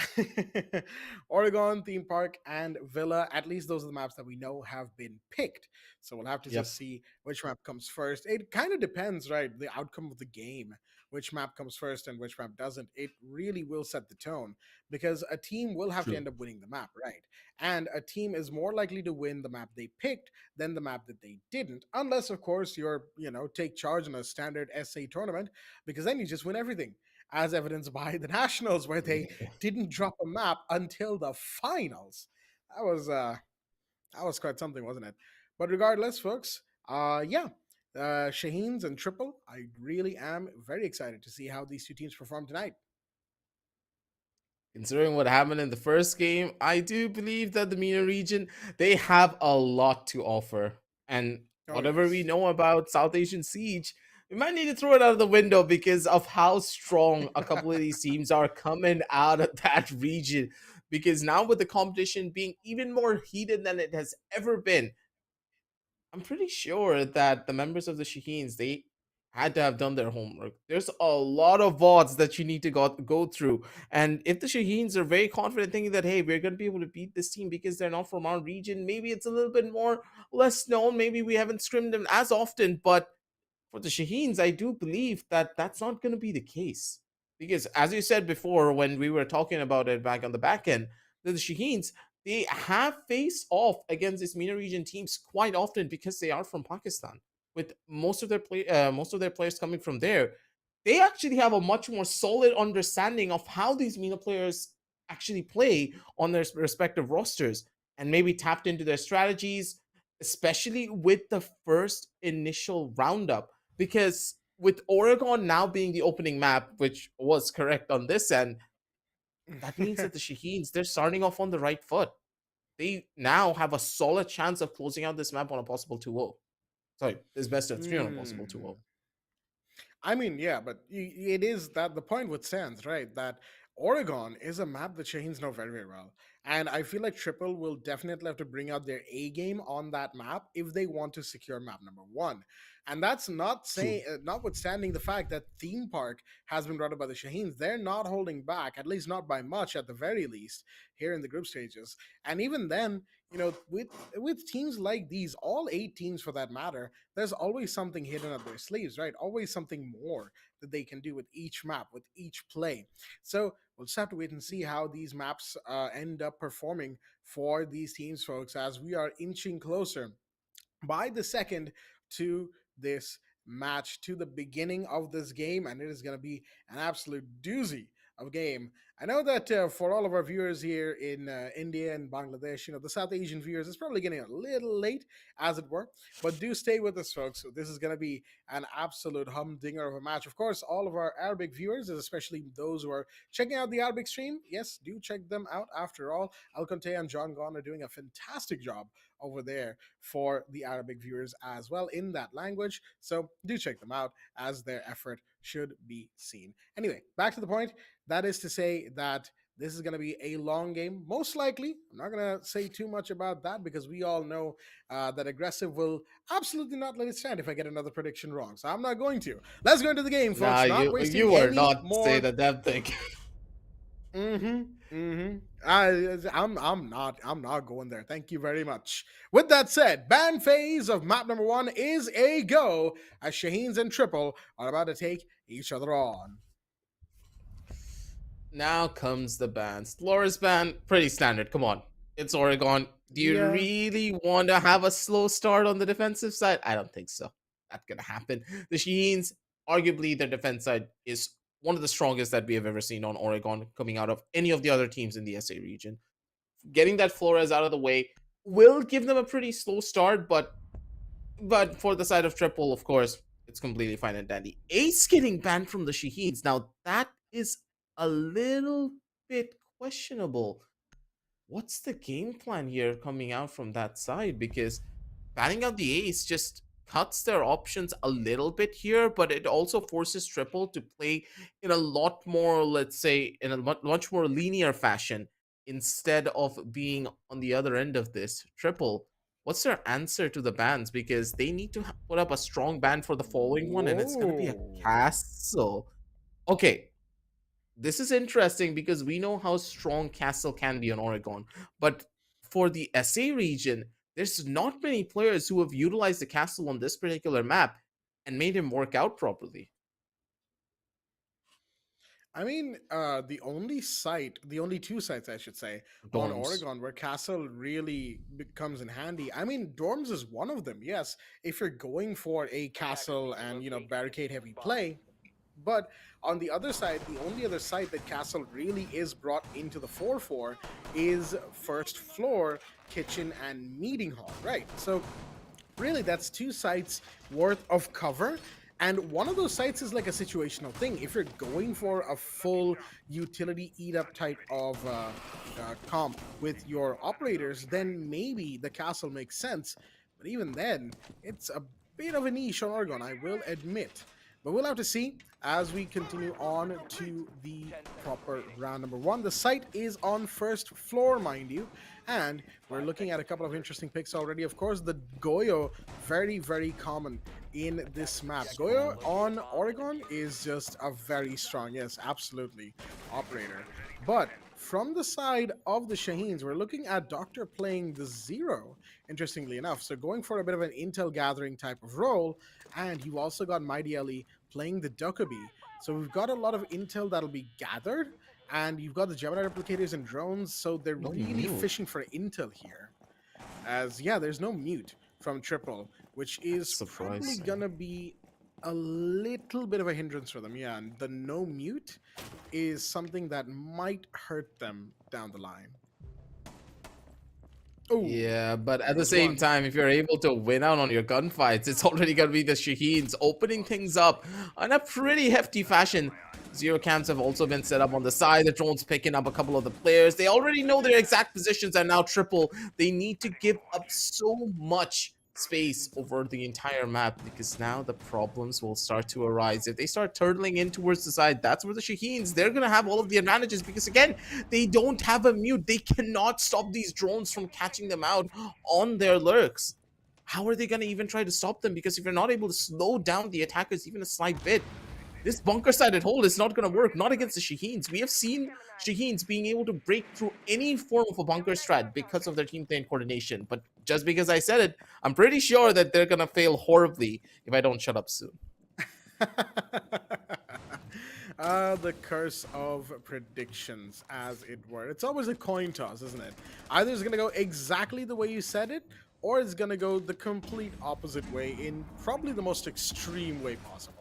But for now, let's see how Doctor approaches the situation. He is already deep inside a freezer, survives the C4, and he's just chilling right now, pun intended, in this white corridor. He's actually going to advance a little bit as well as Sherry comes in for support. Mighty Ellie's watching from above still, as we've got more areas that are probably going to be opened up very, very shortly. Prone peek from him. He gets one more 5v3.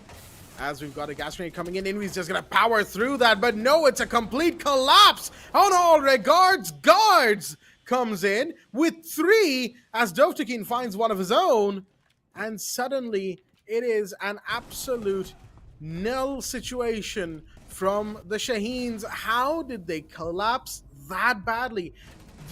Okay, real quick, aggressive, did 3 people die inside of the white corridor or something? Like, what happened there? There was no blue control. No one came in from Big Tower, which is the biggest question that I have for them. Yeah, I no one came from understand you Big Tower, don't have a right? Flores. Yeah. I understand you don't have a Flores, but there's so much more utility that you could have used to try and break the shield in front of blue, or even come in from Big Tower, maybe cause a little bit of pressure on that end. 5 players tried to run in from laundry. What? That's yeah. Why? There's no reasoning behind that because we know how strong the basement side can be if you do not try to pincer the defenders from 3 different angles, because there's too many nooks and corners inside of the basement side that you can't clear. And if you funnel in, you're running into 2 different sets of crossfires. If your opponents are able to hit their shots, and in this case Triple did, they just punish the members of Shaheens drastically for their play. Locate and defuse the bomb. That you do by simply holding yourself back, not overpeaking when you don't need to, and just playing to your strengths. That's something that, you know, teams like Mercenaries and Take Charge Esports were very good at doing against the Shaheens. And even for them, it took like a couple matches, right? Or at least a couple rounds per game before they were truly used to how the Shaheens were playing on that particular day. For Triple, they seem to have cracked the code in the first round itself. We'll have to see how long they can continue on for before the Shaheens start improvising and changing up their playstyle. Once again, nothing too particularly different from Triple. We've got the Aruni this time around. We've got the Legion and the Goyo. This time there is a mute. Reddy has brought in that operator, as they should. It was a very intel-heavy composition of operators that Shaheens had in the last round. As we have a breach coming in slowly onto the main attic wall. There we go.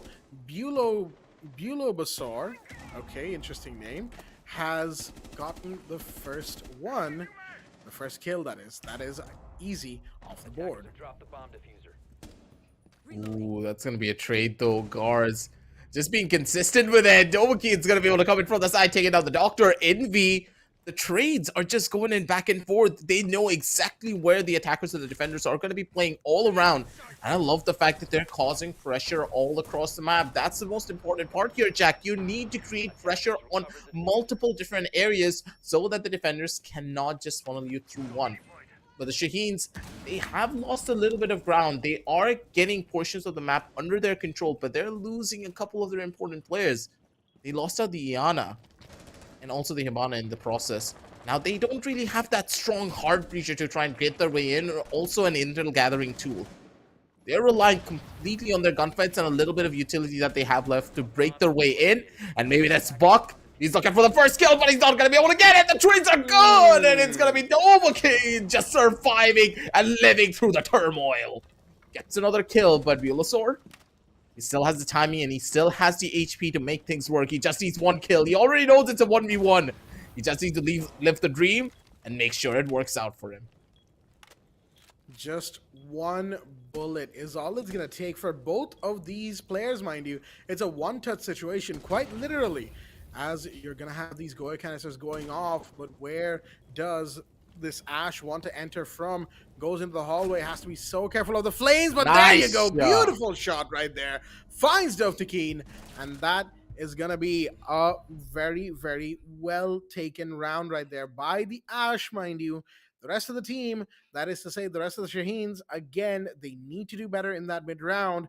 They cannot afford to collapse. If they do, they will find themselves falling short every which way to Sunday. 1-1 is the scoreline as we move now into the third round. Attackers need to locate and defuse bombs. The Hibana dying out early has got to be the biggest scaring point. You're running a single heart breacher. That does put a lot of pressure into one of your players. And of course, Sherry, he knows exactly how to survive. The guy is pretty much one of the best support players that you can hope for coming out of Pakistan. He knows exactly what he's doing. He can get his team inside of the building or inside of any side that he needs to. But there are moments where Sherry just gets a little bit too trigger happy. And in those moments, he tends to just take duels that he doesn't really need to. And in this moment, the members of the Shaheens, they have read into the site and they're not taking a single breacher, which is kind of smart because they do have the charges coming in from the secondary gadgets to just break their way in. The only place that they need to take proper control of with hard breach is attic. And if they have that attic control, they don't need it anymore. And they're bolstering their secondary utility and, of course, their primary gadgets in a way that they can break in with a lot of intel and also with a lot of ease. This Osa will play a massive part in that bedroom play. If that Osa shield is able to get up on towards the bedroom window, goodbye. The members of Triple, they are now going to be in a pretty tough spot. And Envy, he's opening things up with a shebang, that's for certain. There goes Easy. The first one down for the side of Triple. Not something they would like in this situation, as it were. Guards opening up a vertical line of sight right inside of Deep Attic next to the wall, as he knows full well that there's probably a couple of players trying to approach from this part of the map. Unfortunately, no dice. Reddy has been here this entire time on top Attic, but nobody is, well, top of Big Tower, but nobody is to be found. The Ash, Bulbasaur in the meanwhile, on the first floor, actually, on the prowl, looking for one or two. Reddy will actually get Mighty Ellie. That's a big one, but goes down to Sherry as an instant refrag comes in. Yes, absolutely. The trades, as you call them, are something to be very, very, very impressed at.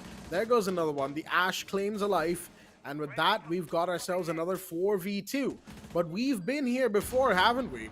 With Shaheens, round one, if you will recall correctly. And now Guards has to be careful about his positioning, needs to be careful of the hash below him as well. There's so many areas he can get shot from with next to no issues, as Dovtakin will find the first one. That's the Ash, Bulbasaur taken care of. He's approaching the window, but you got to be careful of white stairs as well. There's one, potentially two from there. He's going to just about escape, hide behind the bomb chassis as he awaits any sort of pressure coming his way. Checking Attic just to be safe. He could go for a peek, a long peek at that, as Doctor is on this front balcony.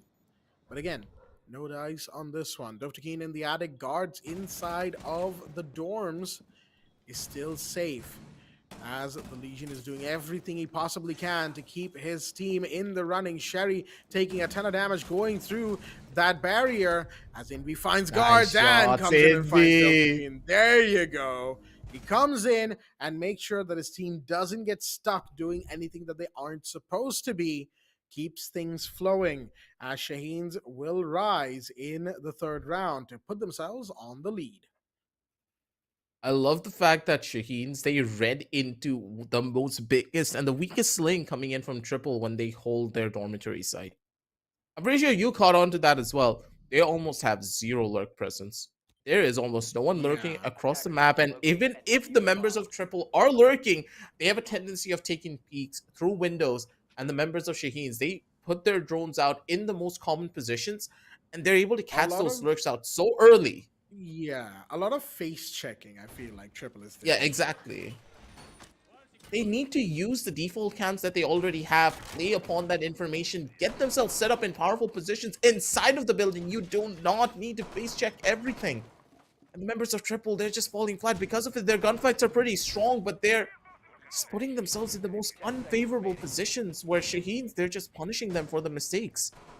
Like you can see, when it comes down to a proper site hold, the members of Triple are just indestructible, but Attackers must locate and why take the fight to the Shaheens where they're in their own element? If they're mentally prepared for you to take a fight like this, you need to take a couple of steps back, and I'm really hoping that guards, he doesn't fall victim to this. A Kaid on the lurk? Yeah, that's gonna be a lot of noise, and hopefully he can get the setup Oh done, yeah. and he can make a play happen. We'll Because have I to do wait and see believe if they're Kaid- walking right into him. Yeah, they're gonna have to drone tower very, very well if they don't want to get caught out by this Kaid, but the Lions can actually gives away a couple positions, and I told guards you this is- really tried it. Yeah, but not quite gonna work out. That's the thing about the Kaid, right? Or any 3-armor going for a roam like that, or lurk, is that they're just way too loud. And when you're being actively lion scanned and you're a 3-armor, the best thing you can do is walk away. Because you can tank a couple of extra bullets, right? But guards decided to take the gunfight. I mean, 4 and 4 in 4 rounds. Not the worst statistics. He's actually been doing quite well. So I can understand the confidence in it. Unfortunately, it was a little misplaced. You really didn't need to force it that much. And again, I gotta see a little bit of adaptation coming in from their plays, though. If that doesn't happen, it's gonna be pretty tough for them. And looking at the setup as well, they are really just running one heartbeat because they know exactly what to expect. The Kaid claw's been also broken down because of the EMPs. They're gonna be able to break in. They have the timing for it all, and with the hatches open up, no lurk presence whatsoever across the map. The members of the Shaheens, they just need to establish the blue control once more and play from there. They're a little bit scared of blue though, because it seems they have a read that they're playing heavily towards blue, and they need to be careful when taking this side. That staircase will be key. And the members of Shaheens, they're taking their time before the entry, and it's gonna be a Oh boy. trade once again. Look at the trades. It's coming out simultaneously each and every time. Triple, they know how to answer back to Absolutely. the aggression coming in from the Shaheens. And even then, they're losing bodies. 2 in blue right now. As Easy Oh, can't escape nicely the grenade. Dovtakin takes the trade, mind you. But he's got to be careful. There's one on the stairs, one on the hatch drop. They know he's there, and he can only do so much. Somehow tries to run away into blue, but Mighty Ali was watching after the drop down. Manages to get the kill. Unfortunate for Triple, but it is what it is. They got backed into a corner with no way out. And unfortunately, partly speaking, they probably should have tried to aggress a little bit differently, a little bit earlier, but it is what it is. Basement, once again, the site of choice. And this is the thing, right? This is what we were talking about, being aggressive before the game began. When we saw that it was Oregon that Triple had decided to go for, this, like, I don't know about you, aggressive, but the thought that flashed into my mind was, yeah, this is not going to end well for Triple if they don't bring their A game here. Yep. And, we are seeing that in its entirety. We're going back to the basement site. It's a 3-1 for Shaheens, and they're on the attack. Oregon's a defender-sided map. I don't understand why they're still not picking up the mute. They did Another for that key one factor round. to... Yeah, but the mute But yeah, wasn't after set that, up. they haven't. Yeah. Thing is, Jack, I don't know. normally you place the mute. There's two ways you can play the mute, yeah. You either use the mute to completely intel-proof the site so that the drones can no longer enter. You put it on key points so that they can get information of what's happening inside of the site. Or you can use the mute jammers all across the map and set up pockets of areas where information needs to be gathered through face checking. You slow the attackers down in that sense. And I'm not seeing either or of this. And look at the rush! What? What am I I looking at? mean, Well, that just happened. I guess they're Oh, confident. Maybe a bit yeah, too a little bit. confident. Yeah, exactly. I was gonna say a bit overconfident there, guys. Shaheens. I understand the idea behind what was just done, but I feel like droning might have been a teensy tiny bit important. Easy will finish off Doctor, take the last kill, and that was probably the At least quickest it's a play, round right? we've seen so far, huh? At least it's a play, right? It's something different. I mean, it is. If the objective was to blow up, then yeah, you definitely blew up. But That Goyo got the biggest value. Can you imagine a Goyo canister getting that much value? I know, right? Got a kill, got somebody to team kill someone else, and would have gotten an assist off of the other kills that happened because everybody tried to rush to that doorway. Jeez. All right. That's one happy canister. Oh yeah, that's one happy Goyo. I think Well that then. now they're going to be in a much more comfortable site. They're back towards their top-sided. And I do believe that the members of the Shaheens, they feel a little bit more comfy attacking this side compared to basement. Historically, their basement side takes when it comes down to the attack haven't really been the greatest because Shaheens, they like to be a little bit more quicker when it comes down to their takes, and the pockets of control that you need over on a basement side is a bit more harder to establish. You need to be a lot more patient, a lot more systematic.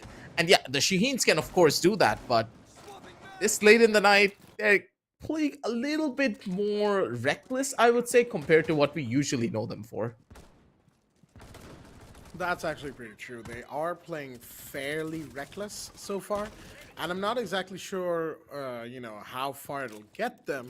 Although, mind you, reckless Shaheens isn't exactly, an absolutely new thing. We've seen this before from them, Yeah. and it's had its successes. I'll give them that.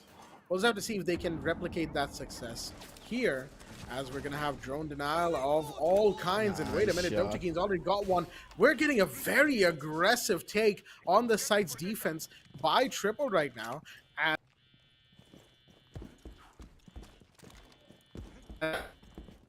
whoa. Had a little internet hiccup there. Apologies for that, folks. But No worries. there were two players, from what we saw, right? There were two players peeking the bedroom balcony through the trophy door with a C4 to boot. Sherry actually took a good chunk of damage from that as well. And in the meanwhile, Dota King actually managed to find one. John gets a second. That's Envy now gone. Two massive kills here. The Ash and the Ana. You lost out on 2 entry fraggers and 1 entry fragger that can give you a lot of information. Oh. You gotta love the C4 placed perfectly on the location. It's gonna be able to get that catch, and it's now all up to Mighty Ali on the Dokubi. Maybe getting 1 more kill at the bare minimum, but I don't think he's gonna be able to find anything more than that. Reddy just pulls out a secondary shotgun and pumps him in the face with it. Good shots and good plays. The members of Triple, they finally read into the strategies and caught out Shaheens with their pants down, because these are the type of scenarios that you really don't want to be in. And the Shaheens, they rushed their strategy, and finally the aggressive takes coming out from Triple, who were purely relying on that first initial kill coming out from those aggressive peaks to work out for them. And in this situation, it worked out wonders. But again, how often are you going to rely on your opponents just not being able to go in for a side take, or maybe you winning out on that first duel? You need to set up strategies in a way that you are not reliant on that first initial gunfight to make it through certain situations. And the Shaheens taking this time out, it's a pretty good one, because now with the second half coming in, they're going to be able to calm themselves down, get into the groove of what they really want to do on the defense. Because if Triple are being this aggressive, that means there's a lot of gaps in their trade potential for the attack, because one person may go a little bit too fast, and that one split second window is what they need to try and exploit to maybe get a kill, and then just step out into proper defensive positions where the members of Triple, will have a really hard time breaking into. Yeah. Yeah, I mean, Shaheens right now on the defense, they will have to change things up probably, right? The first round, I expect something a little bit more like default from what we've seen from them before, default Shaheens, you know? But after that is what we need to figure out for triple, right? How will they contend with what Shaheens have to bring out, and how will Shaheens then change things up, improvise as and when required? It's been, I wouldn't say it's been a very solid back and forth between these two teams, because it's been more like Triple took the first round, right? And then Shaheens took three in a batch, and now Triple have taken two. If they take one more, they, well, put themselves back in the lead, which would, of course, be huge for them. However, we need to remember, unlike something like Clubhouse, where you could actually make the argument that it's very evenly balanced between both sides now, Oregon is still defender sided, I would say, to the extent that, you know, you can win rounds on attack, but not that many. Shane's on a 3-3 going into the second half with their defense in play will probably end up having a little bit of a better time overall as compared Defenders, to protect your bombs from triple being on the defused by attack. attackers. So now the Shane's setup, their site selection, their gunfight selection, all of that will matter a lot, and triple will have to do everything they possibly can to try and get a couple legs up. Timeouts are now up. 30 seconds left to start up this round of defense. I'm a little bit interested about what kind of a composition that they could be going in for here. Buck has been picked up with the Nomad to try and stop them from going in for any form of a runouts, or maybe that cheeky lurk over from the top side, but I don't know how much they can make their way in. And now Triple, what's your approach? Do they want to go in from the bottom up? Do they want to take the first floor? Do they want to invest a lot more resources over on the big tower? Because Doctor playing in towards big tower, now that will be an interesting feat, because if he's able to survive for as long as he possibly can, maybe get away with the kill, he has done his job perfectly. But if the Azami survives up till the late round, oh yeah, this is gonna be pretty bad. And it's gonna be Dovahkiin to open things up with a shebang. The Ash gets the first initial kill, and that's the Malusi. They get a back seat here. That's a big one as well. Somebody just ran down the front stairs, the white stairs, that is. That's Envy on the mute. He's got the shotgun out. I would not advise that, but there's Sherry coming around for the flank. Finds the refrag. That is Dovahkiin off the board. 1 for 1. And they've still got a good first floor presence. That's what really matters here, is that their presence on the roam has not really been affected much, as Triple, in the meanwhile, have lost a pretty important player. Dovahkiin has been very, very essential for them so far. 10-4 so far in this matchup. Ooh, Doctor taking a healthy, well, unhealthy, I should say, chunk of damage right there. Flashbangs going out. All three have been spent, but to not much avail. More flashbangs as we have Easy coming in. Finds Good one. shot. That's a huge one. Reddy gets another. Sherry going down. Mighty Ellie fires one back. It's now a 2v2. Mighty Ellie Trade. somehow trading. And Envy is just watching from below. Shotgun and a very this close is angle at bad. that. He could get one. He sees the gun barrel, but no, he sees them go by as well. He has to go for a C4 toss or something. But wait, he does so. He blows it up.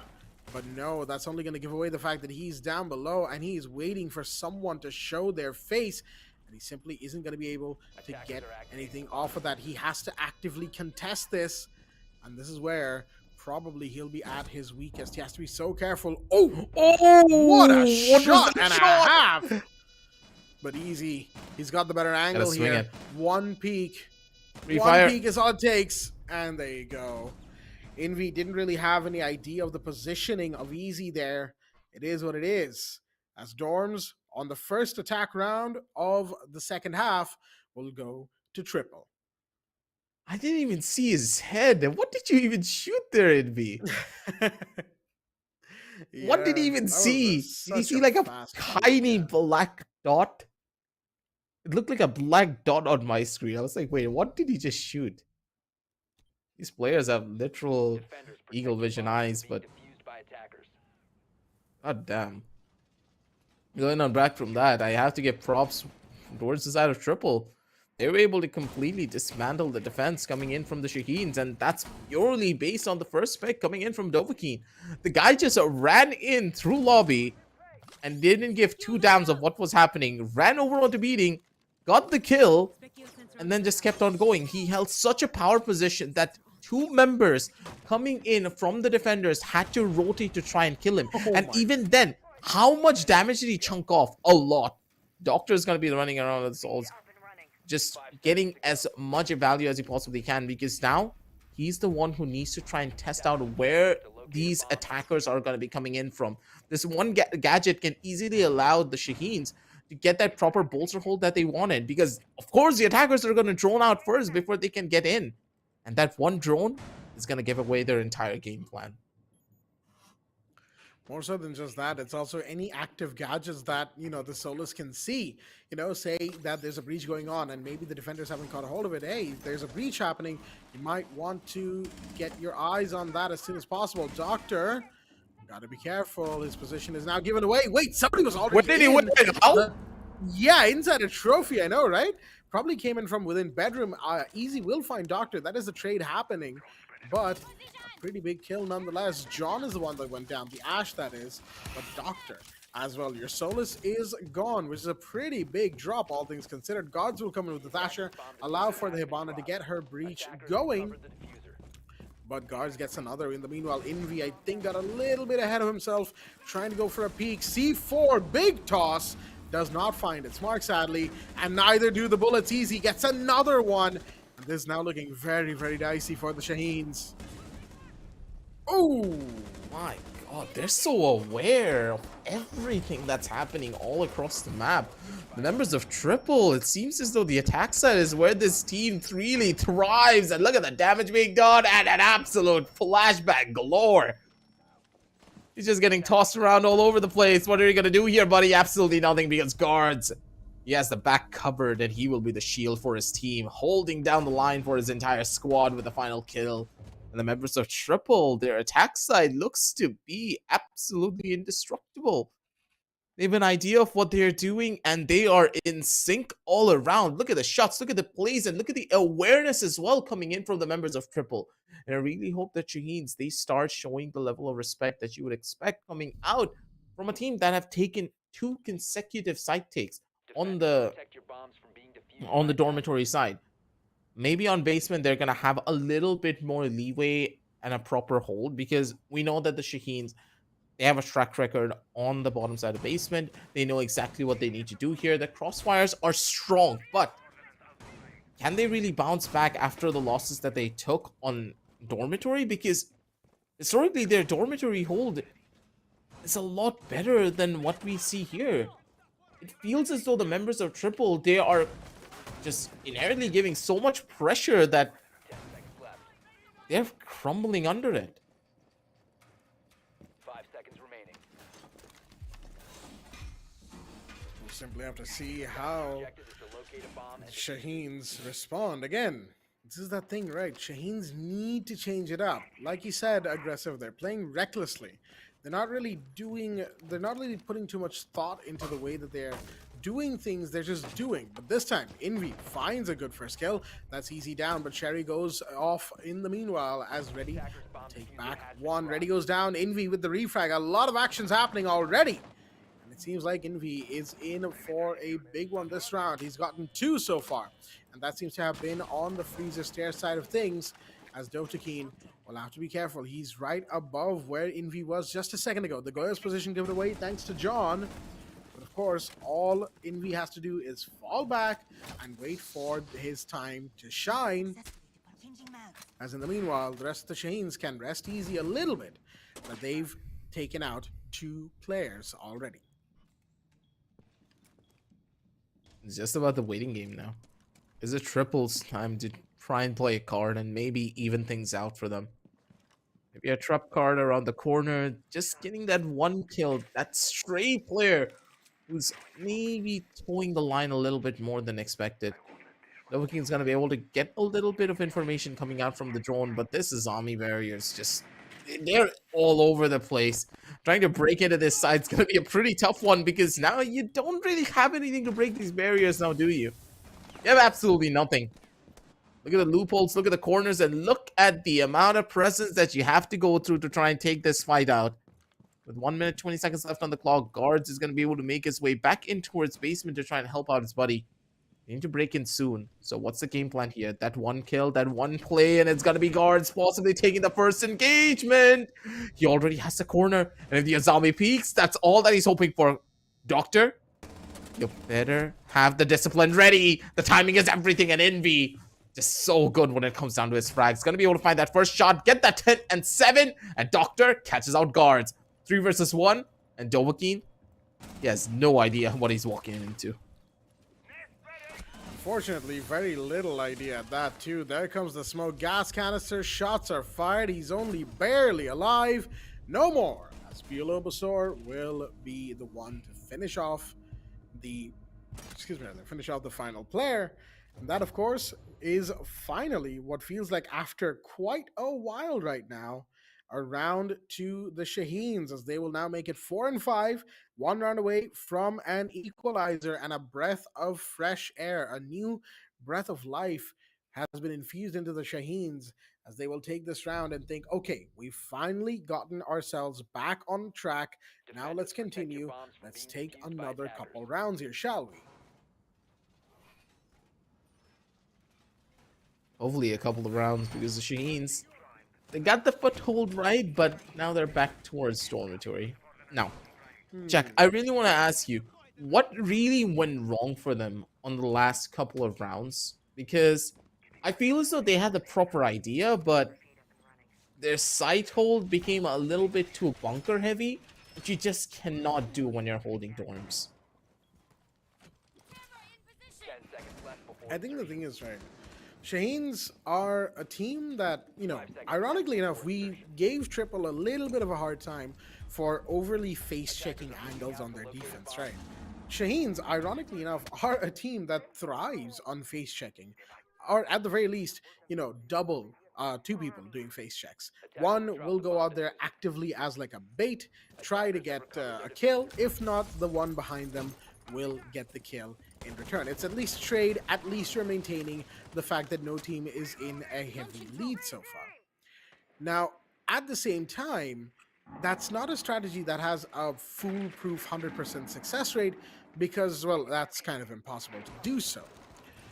You have to make sure that you're winning your gunfights whenever possible. Otherwise, you're simply a liability to the team if you're not playing like a hard support. So, to that end, Shaheens cannot afford to overly peak angles, which is something that they fall prey to all the time. Right now, Doctor just went down to Ready, but Ready has been refragged, as Sherry comes in and gets one down for themselves. But that's the thing, right? Doctor didn't need to go down early. Doctor just loves taking entry frags and face-checking as many angles as he possibly can to get those entry kills. And, well, when he can, he really lights up the place. When he can't, unfortunately, it's a little bit of a hindrance for the rest of the team. Time to make a new door. See you on the other side. They've lost master bedroom control as well. I don't really like this, but Envy just threads the needle perfectly. Gets a beautiful shot coming in from the back end of dorms. They're able to find a catch here. Also, attic controls being given away. And Envy, you don't need to hold that, buddy. Just play it defensive. You already had the man advantage. And again, the over-peaking coming in from the Shaheens is just causing so much pressure and so many problems. They already have each and every sideline under their control. They know exactly where the defenders are trying to hold in from. And it's just all about the crossfires, baby. 3 versus 3 situation on the map. But Bulbasaur is going to be able to find out one more. The Peron's going to be able to catch out another one of these players. And now it's all up to John. Man of the hour. Playing the Yang has no utility, just needs to purely rely on his guns to try and make this one work. The default scan gonna give away all the information. They know exactly where he's walking into, and John has no idea. Sherry's gonna be able to go in for the swing with his buddy. And the Shaheens, they get another round on the board, baby. 5-5 as they equal things out.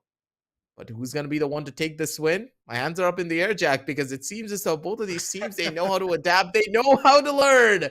And map number 1 could just be a repeat of what we saw in the first best of 3. We'll have to wait and see. I mean, to be fair, if it were a repeat of the first BO3, we'd already be done by now. But Repeat of the first other video than 3 that, map 2.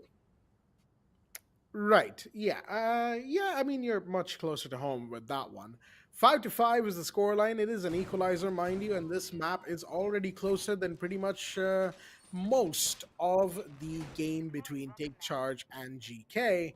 And of course, elaboration being that up until Villa, they really were not going back and forth. It was just both teams either absolutely dominating one half of a map, or just completely, completely shutting the other down on one particular map. 7-1, 8-7, 7-4. There were a lot of, multiple round wins for both sides. But in this case, Shaheens and Triple are pretty much back and forth now. I did say that they aren't quite in the traditional sense because they're winning batches of rounds instead of just, one round, one round, one round, one round, right? But this time, I mean, there's really no distinction to be made when it comes to this point of the game. It's 5-5, they're equal scores, and we're going into round 11, still not knowing who could walk away a victor. It's gonna be a tough one. Both of these teams, they have an understanding of what they really want to do, but now with the side being dining, I am a little bit more on edge for the chances that the Shaheens have to try and hold this one down. This is one of the hardest sides to hold on Oregon. Don't know why they didn't go for meeting, because now they're in a tough spot, and that Ying is just causing so many issues. Look at the amount of drones, look at the amount of information that they're playing with here, buddy. 3 versus 5 already, and John's just having a field day, getting kills, a kill after kill because of the drone pings. You see how many pings they have to face as well. The entire map's been lit up. Even as an observer, I could hear the annoyance of the amount of pings that you can see. Can you imagine being inside of the game here, Jack, and on the middle of your screen, it says, you've been detected by a drone. You've been detected by a drone. Just pinging you constantly. The pressure is there, and the members of the Shaheens, they're just going to be crumbling under it, and it's going to be Novocaine coming in with a triple kill, baby. Nothing can stop this man when he is on fire. And he just post-throw down his way to victory. He has it all under control, and Triple, they take this round in style. That they do indeed. I like at some point I was thinking like, okay, he's got Dovtakin, right? Watching the Zofia just plow through the final 3 was like, okay, Dovtakin got 1. Okay, there's the Echo. I don't know why he picked that. That's 2. There's no way he walks away with the Frost actively looking at this door that he's entering through, right? Nope. He just walks in, cool as you please, gets the shot, wins the round, keeps it flawless, keeps it classy, as it were. We're now in the round of ones. 1 round for the Shaheens to push for overtime and try and take Oregon, and 1 round for Triple Esports to win out map 1 and take us to map 2 on a 7-5. And folks, let me remind you, map 2 is Theme Park. That's a map that is known for going long games.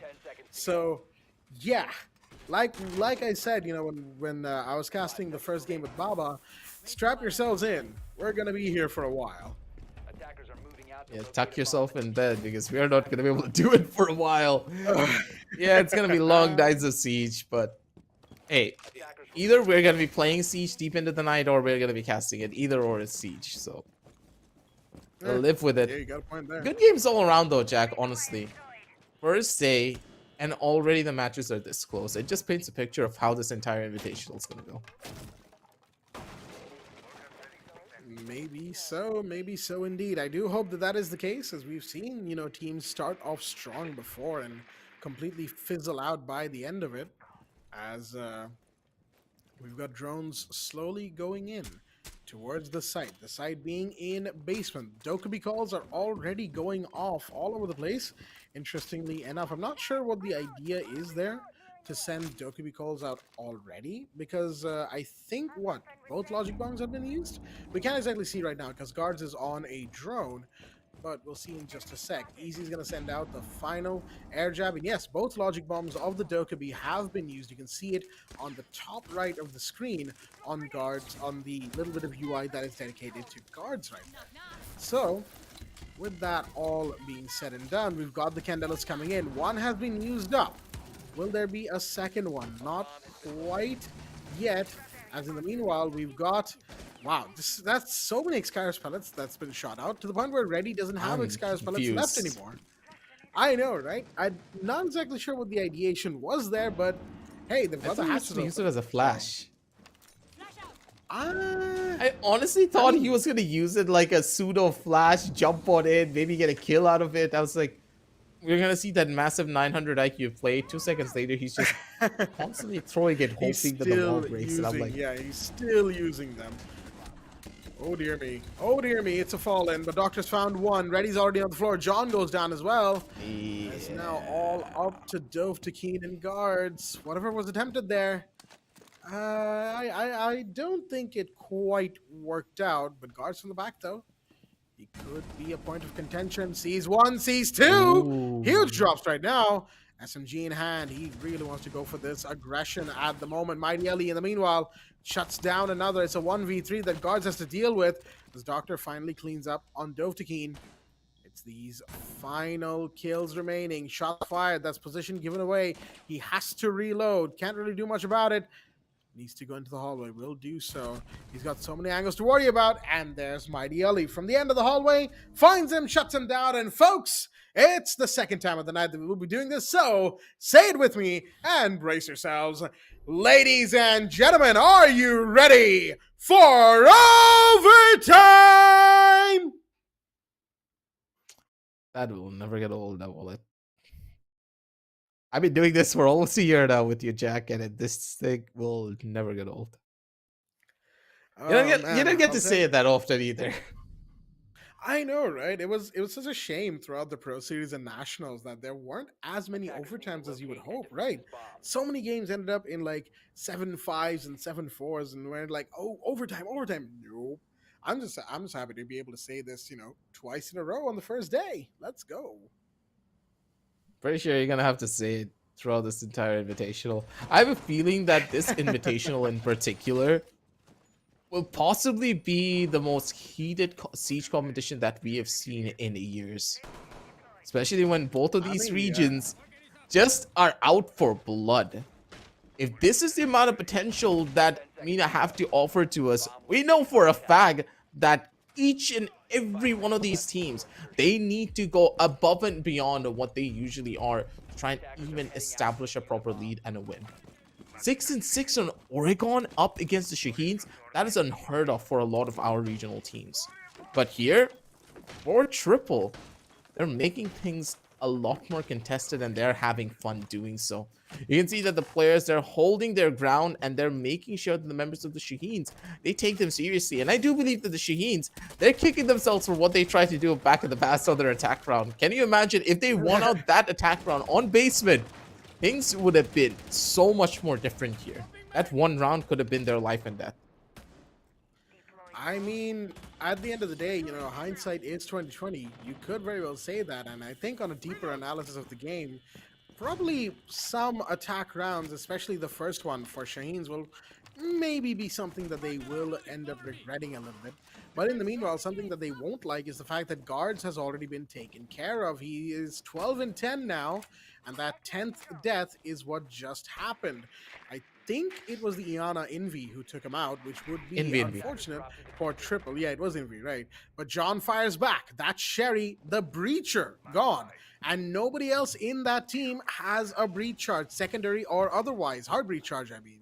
So that's a little unfortunate. If the hatches haven't already been opened, well, they're staying closed for the rest of the round. There's no secondary gadgets either to try and break their way in. So now they have to try and brute force their way up. They don't even have a Dokkaebi call to give them any form of information. They're purely relying on the Siana to give them the info that they need to break their way in towards the side. They need to play the smart and they need to try and take space as quickly as possible. Look at the time here, Jack. Like, you guys back at home can say, oh, they have 1 minute. It's plenty of time, but not in professional levels of Siege. There's so much utility spread across the map that if you're not able to find out where the utility is and also find out exactly where the attackers are playing, the defenders are holding their positions from, you're just going to be stuck between a rock and a hard place without any form of route to try and break into the site. They need to go in soon. And now with the timer ticking down, this is going to be the timing. And the Iana does get the info, but the kills are just not going to happen. It's going to be easy with the plays and the kills. And Dovahkiin with the goal canister with his last Agman's going to be able to find out one more. Mighty Ali takes a back seat. And the members of the Shaheens, they rushed the strat. They could not find a single kill. They had no information. And Triple, they just played it cool like a cucumber. Ice in their veins, because that round was actually ice cold. Yeah, it kind of was, all things considered, and a lot of things were happening, right? And it's very easy to lose yourself when there's a ridiculous amount of things happening on your screen. But credit where credit is due. Triple were absolutely unfazed, and Shaheens, unfortunately, could not seal the deal. Again, it's one of those things that we've seen the Shaheens do when the going gets tough. They'll usually do one of two things. They'll either absolutely consolidate anything that they've been doing into their usual like play styles and strategies, or they will go just become kind of reckless, right, and stop really doing things the way that we know that they can do and win rounds by. Unfortunately, it seems like tonight we're seeing the latter Shaheens a little bit more. They're not quite droning themselves in the hole, right? They're not quite committing to utility clear or denial. They seem to really be fishing for gunfights, and while that's a thing in and of itself, I don't really think fishing for gunfights in that way is going to actually give you much other than a 50-50 coin flip, which you could very easily lose. And if you do, well, oh dear no, me. why? Remember Again, the 50-50 coin flip? unnecessary. As soon as I said it right, as soon as I said Yep. it. Oh boy. At Unnecessary. least That peak was... Yeah, especially with the Goyo, do you really think you can control that recoil at that range to even get a fight? I don't really think so. But at the bare minimum, hey, it's just a Goyo, right? He already set up his canister also all across the map. His teammates are in a proper position. But what I do like coming out from the Shaheens is the Warden pickup, because they know that the Ying's being thrown out quite often. The Shaheens finally going in for the counterplay, picking up that Warden, will put a stop at least to the shenanigans coming in from that Ying. But he needs to survive and he needs to hit his shots. And I'm really hoping that Mighty Ali has the confidence to do so. Timing is everything here, because now without that lurk presence coming in from the Goyo, you're kind of stuck into the site, man. And the members of Triple, they can get into the positions that they want and get all the information that they need. It's all about that one kill now for them. If they can get this to a 3 versus 4 or even a 3v5, they're golden for the rest of the game. That they are.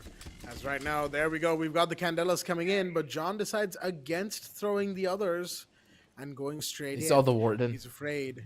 Probably, yeah, a call out came in that, hey, there might be a Warden or there is a Warden. You don't have to go in, because without clearing the Warden, they simply cannot go for any kind of aggressive play. But we're gonna have the Candelas being dumped in as Easy's gonna go in through Freezer. Gets one, can't get the second though. Sherry fires back immediately. Wait, there's somebody in the hallway. Oh, Ready wait, and John what? get that. Wait a minute, they're walking away with kills, and Bulbasaur cannot, unfortunately, do much, as it was a complete throw-in of everybody and their guns and the utility, and might as well throw in 4 kitchen sinks into the site. Triple decided, you know what, it's all or nothing. We're getting in there, you're not stopping us. And guess what? Shaheens did not. It is a 8-6 victory to Triple Esports, as they will win their pick map number 1. I'm pleasantly surprised as you are. What just happened in that last round? We were talking about the very slow, methodical play. We know that the player in Fridge, he's going to be going in for a frag. He wanted to get that kill in the Azami. He got that first kill. That's completely fine. But that's the thing. That moment of chaos that Easy created right off the bat on Fridge is what the entire team needed to try and break in. They're like, okay, someone just try to rush in, jump in through a hatch. I don't really care. I just need that one little bit of an itsy bitsy moment to try and get a kill. And then we're going to just storm in towards the side. And that's what they did. One person took a fight. Someone came in from the trade, from the defense. And one portion of the map just was left completely empty. The Shaheens, they had no idea what just hit them. Two players jumped in from the hatch. The other player came running in from blue. And then at that point, this was a 4 versus 4 situation that got completely taken over into a literal 3v1 because each player was speaking the same exact guy from 3 different angles. He was just stuck. There was not even a single headshot in that entire fight. I'm telling you, Jack, not a single headshot. So many people were shooting one particular target that you don't need to land a headshot anymore at that point. It was There's just too smart, many bullets. precise timing play. I mean, yeah, that is true, though. It was very smart timing and very smart plays overall. As we go into the map recap, folks, of course, as you can see, we'll be moving to theme park very, very soon indeed. But before that, we're going to be looking at Oregon just a little bit longer, as after all, it was a very interesting match. And I think one of the few times Shaheens have actually lost a map on Oregon, a map BO3 on Oregon. That is probably one of the few firsts for them that I'm sure that they will not want to do at all going forward. So we'll have to see how True. they now retaliate on theme park, because it is their map pick after all. And theme park, as we all know, regardless of which side you're playing, is a difficult map to play nonetheless. So both teams are going to have their work cut out for them, as whichever side is going to be defense first is going to have a grand old time on that map. And should Shaheens win their map pick, there's always that chance that they do, then we'll end up in map 3 Villa decider for all the marbles, as it were, and we'll see how things go from there. Another thing that I want to highlight coming in from Triple as a team, they really know how to use their man advantages properly. I'm pretty sure that you have seen this. Shaheens, on the other hand, even when they have a man advantage, they don't really know how to convert it into something incredible. We're going to be heading on down over on the match summary a little bit more to just get an idea of what's really been happening throughout this entire matchup, because looking at the statistics, you can see this as well, right? Looking at that first kill, if the members of Triple are able to get that little bit of a man advantage right off the bat, they're always able to win the round. And that's not the same case for the Shaheens. They get a man advantage and they're still not able to hold down their fort as often than not. Triple, on the other hand, you give them that first kill and you are guaranteed to lose that round, because Triple, they know how to take control from that first initial bit of a man advantage. And that last round was pretty much the bread and butter of what I was saying, because when they get into the positions that they want to be in, they know how to storm the site together. It's like choreographed top to bottom what they really want to do. And Shaheens, they were not prepared for any of it. Looking at their statistics as well, you can see that 12 and 12, 10 and 12, 9 and 12, almost everyone went negative other than Envy with a 1 KD. It was tough for them all around. They were barely even able to use their utility, looking at the cost percentages as well. Yeah, Doctor having a particularly quiet game. 5 and 12, 36%. Not quite the Doctor that we've come to love from the South Asian region, but who knows? Hopefully map number 2 will be a little bit better for the Shaheens. Sherry as well, 9 and 12, 36%. Still, at least, Sherry got a couple of kills, as it were, quite a few actually. But even then, 36% cost means that the utility-wise for Sherry wasn't exactly going all that great. 12 and 12 to Envy, just about breaking even, and 64% cost. Well, just by and large, the best performer as far as entry frag goes. Of course, that honor goes to Bulobasor. It's a hard name to pronounce, I'll tell you what. But 4 and 3 on entry, not bad. Bulobasor. I'll have to practice that off stream later on. But anyhow, that is going to do it for Oregon, I do believe, folks, which means that we are not too far away from the second map of the set, and we'll be getting to that second map, Shaheens' pick theme park, after this short break. Stay tuned.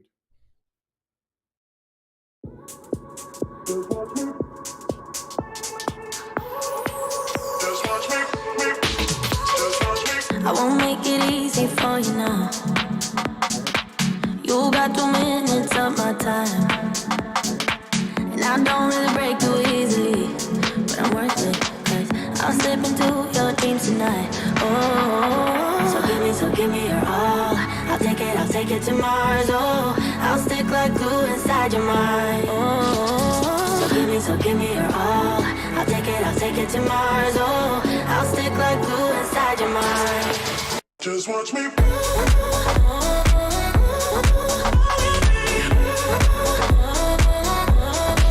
Just watch me.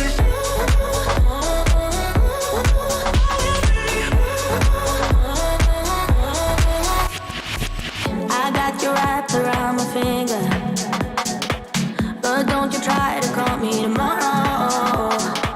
There's nothing personal in having a little fun. You wait and see if it's worth your while. So give me your all. I'll take it to Mars. Oh, I'll stick like glue inside your mind. Just watch me. Give me your all. I'll take it to Mars. Oh, I'll stick like glue inside your mind. Just watch me.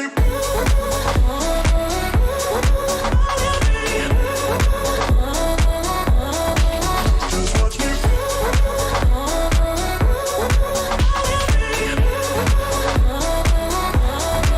Just watch me.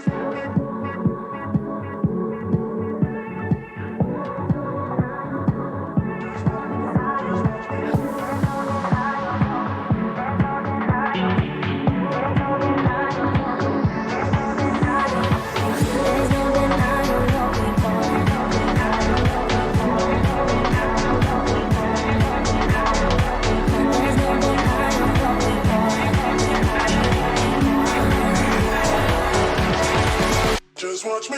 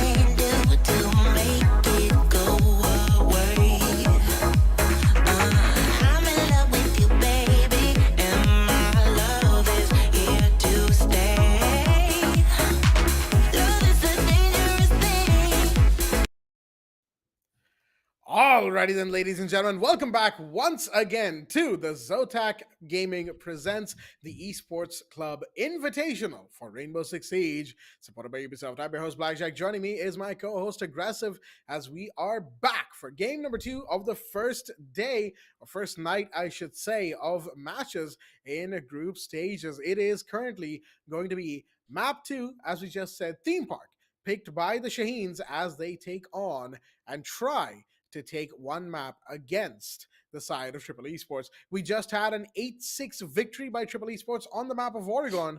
A very close game all the way down till the end. Only in OT did Shaheen start faltering and unfortunately never quite picked themselves back up. Will it be different on Theme Park? Will it not be? We'll find out very, very shortly indeed. But Aggressive, how are we feeling about this second map?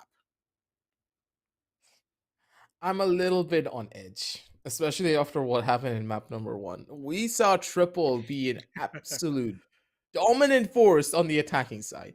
Their attack has got to be one of the most scariest ones that I've seen in a while because Shaheeds, they were very much in the ropes. They had no idea what was hitting them from time to time because if map control was established by the members of Triple, you're as good as gone.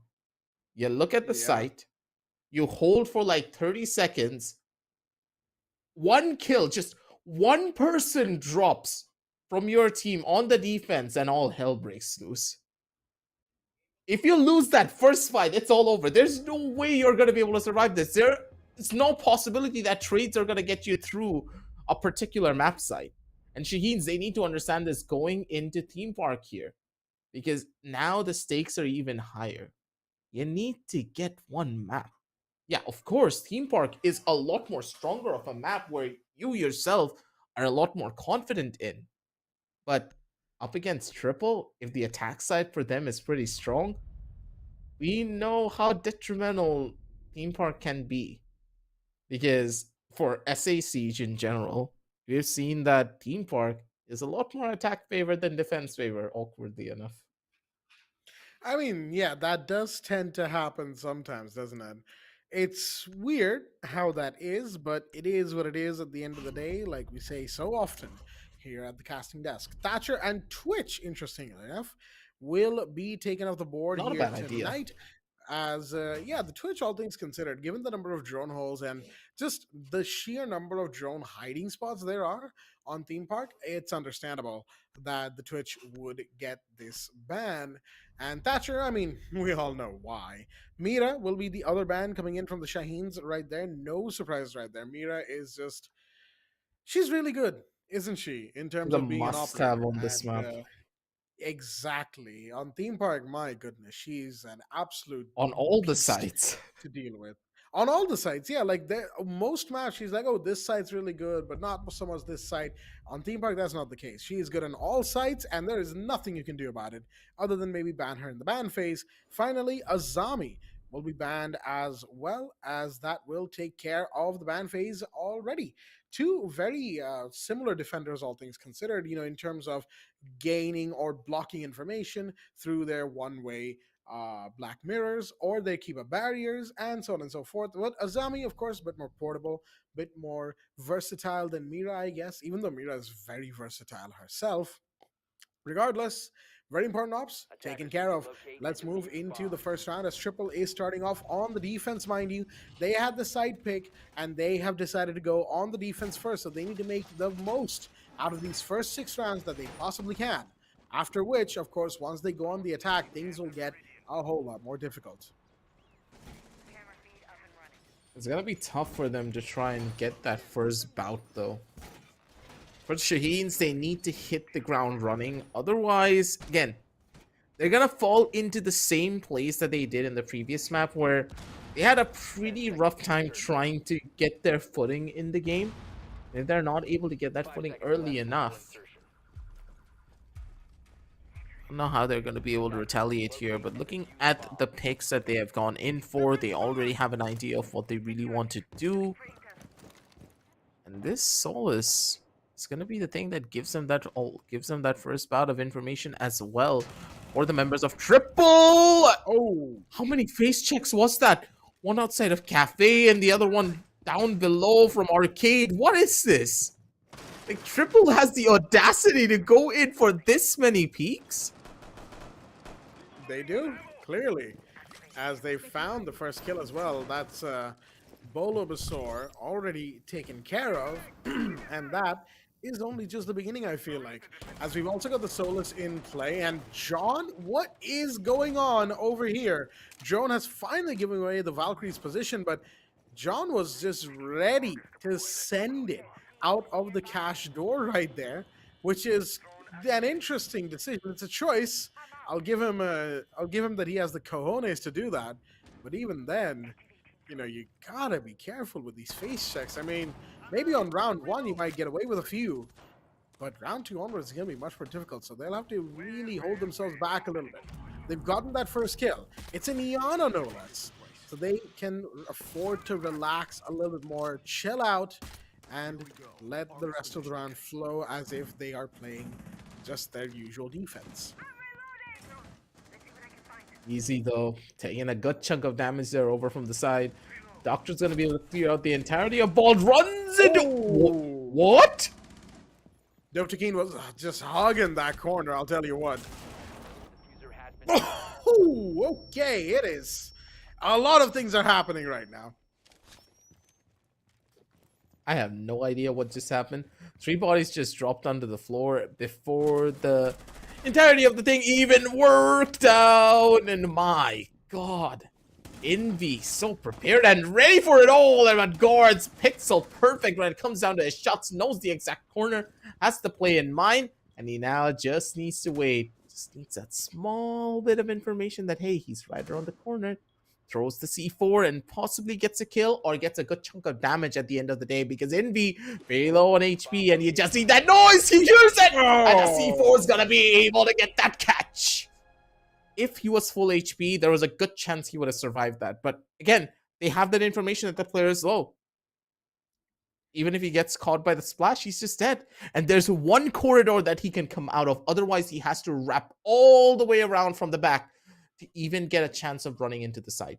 It was a smart play. And guards, you know that he's a strong anchor just purely based upon this play. He is now in his element. And Theme Park for Triple looks to be one of their maps on the defensive side if Shaheens are not able to adapt and learn. These face checks coming in from Triple can work out, yes, but they're purely deciding their fate on a 50-50. And I don't know how much I like this. I'll tell you what I think. I don't like that at all. I feel like Shaheens really just need to pull it back a little bit and just give themselves the benefit of the doubt. Yes, the play has not been all that great. Yes, things can and probably are going to be a little bit weird if they keep this up. Triple, sure, like you said, even they left a lot of those gunfights up to chance, up to that 50-50 coin toss. But they walked away with more wins than I think even they were expecting. And that's the thing, right? No matter how close the round got, they'll still be happy with the fact that they walked away with the win. Now, however, from round 2 onwards, they will need to, again, they'll need to reel themselves in. As you can see, Shaheens are now absolutely laser focused on any possible spawn peak, any possible window or door that could lead to a death or two. They cannot afford to let that pass. You've got Doctor with the IQ this time around, as that is an interesting place to let one of Smoke's gas canisters go off, but it's clearly done its work as Bulbasaur has taken a significant chunk of damage, losing a lot of that health bar, and no one is really in the cafe. So just gonna go in, take care of the utilities in here. There is the castle barricade that they have to worry about. And in the meanwhile, Doctor doesn't quite know that somebody has actually approached that little peek hole that's been made on the wall. He's just gonna decide to stay back instead. Blows up the castle barricade, looking for a long peek. He will get one. That's the castle, ready, off the board. Here goes another gas canister in the meanwhile. Envy going down as Easy takes his first. Ooh!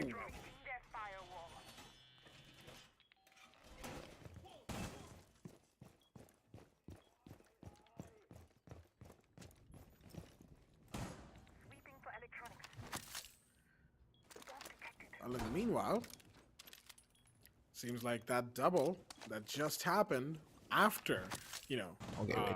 the kill by Easy. Oh, there you are. Yeah, the mic was muted. I forgot. As I was saying, running it back one more time. As I was saying, Running it back. Yep. Shaheens, they took that first kill. The members of Triple, they tried to scramble to find a trade, and that trade just did not happen. They completely compromised their positions, gave Shaheens what, like 2 free kills because they had to worry about too many corners, but still, it's pretty plausible for them to hold down the side. Guards is such a strong anchor, but he used the C4 maybe a little bit too early. They just need to find that first frag to maybe open things up, keep things a little bit more competitive, but they could get pincer from 2 different sides. They're already running around from the back. Positioning is everything here, and this one shield is pretty much the one thing that's holding back the Shaheens from going in for an aggressive take. Guards is going to be able to find out that first initial kill, and Dovahkiin needs to find out more here.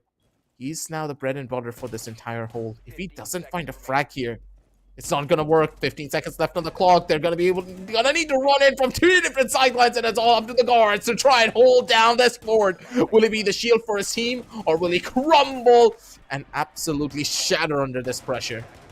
He probably will. He has no bullets, and he has too many angles to worry about.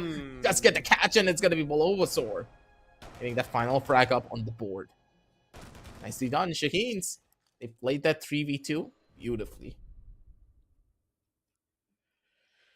All right, then. Shaheens putting another one on the board for themselves, this time doing it in good fashion. And I feel like that's something that they need to continue to do, which is to just have faith that they will be able to pull through even if they lose bodies, even if they lose the first kill. That's something that the Shaheens don't really tend to do too often. And that's something they need to start doing. Triple Esports, in the meanwhile, unfortunately, what we thought was them trying to reel themselves in was not quite to be, as they still, did a lot of face checking, a lot of peeking. And unfortunately, in round number 2, it did not have anywhere near the same results as they probably were hoping for, at least anywhere close to a repeat of round 1, but nope, not to be. And that should be a lesson to all the players, all the Siege players watching this, that hey, face checking can work, but you have to use it sparingly.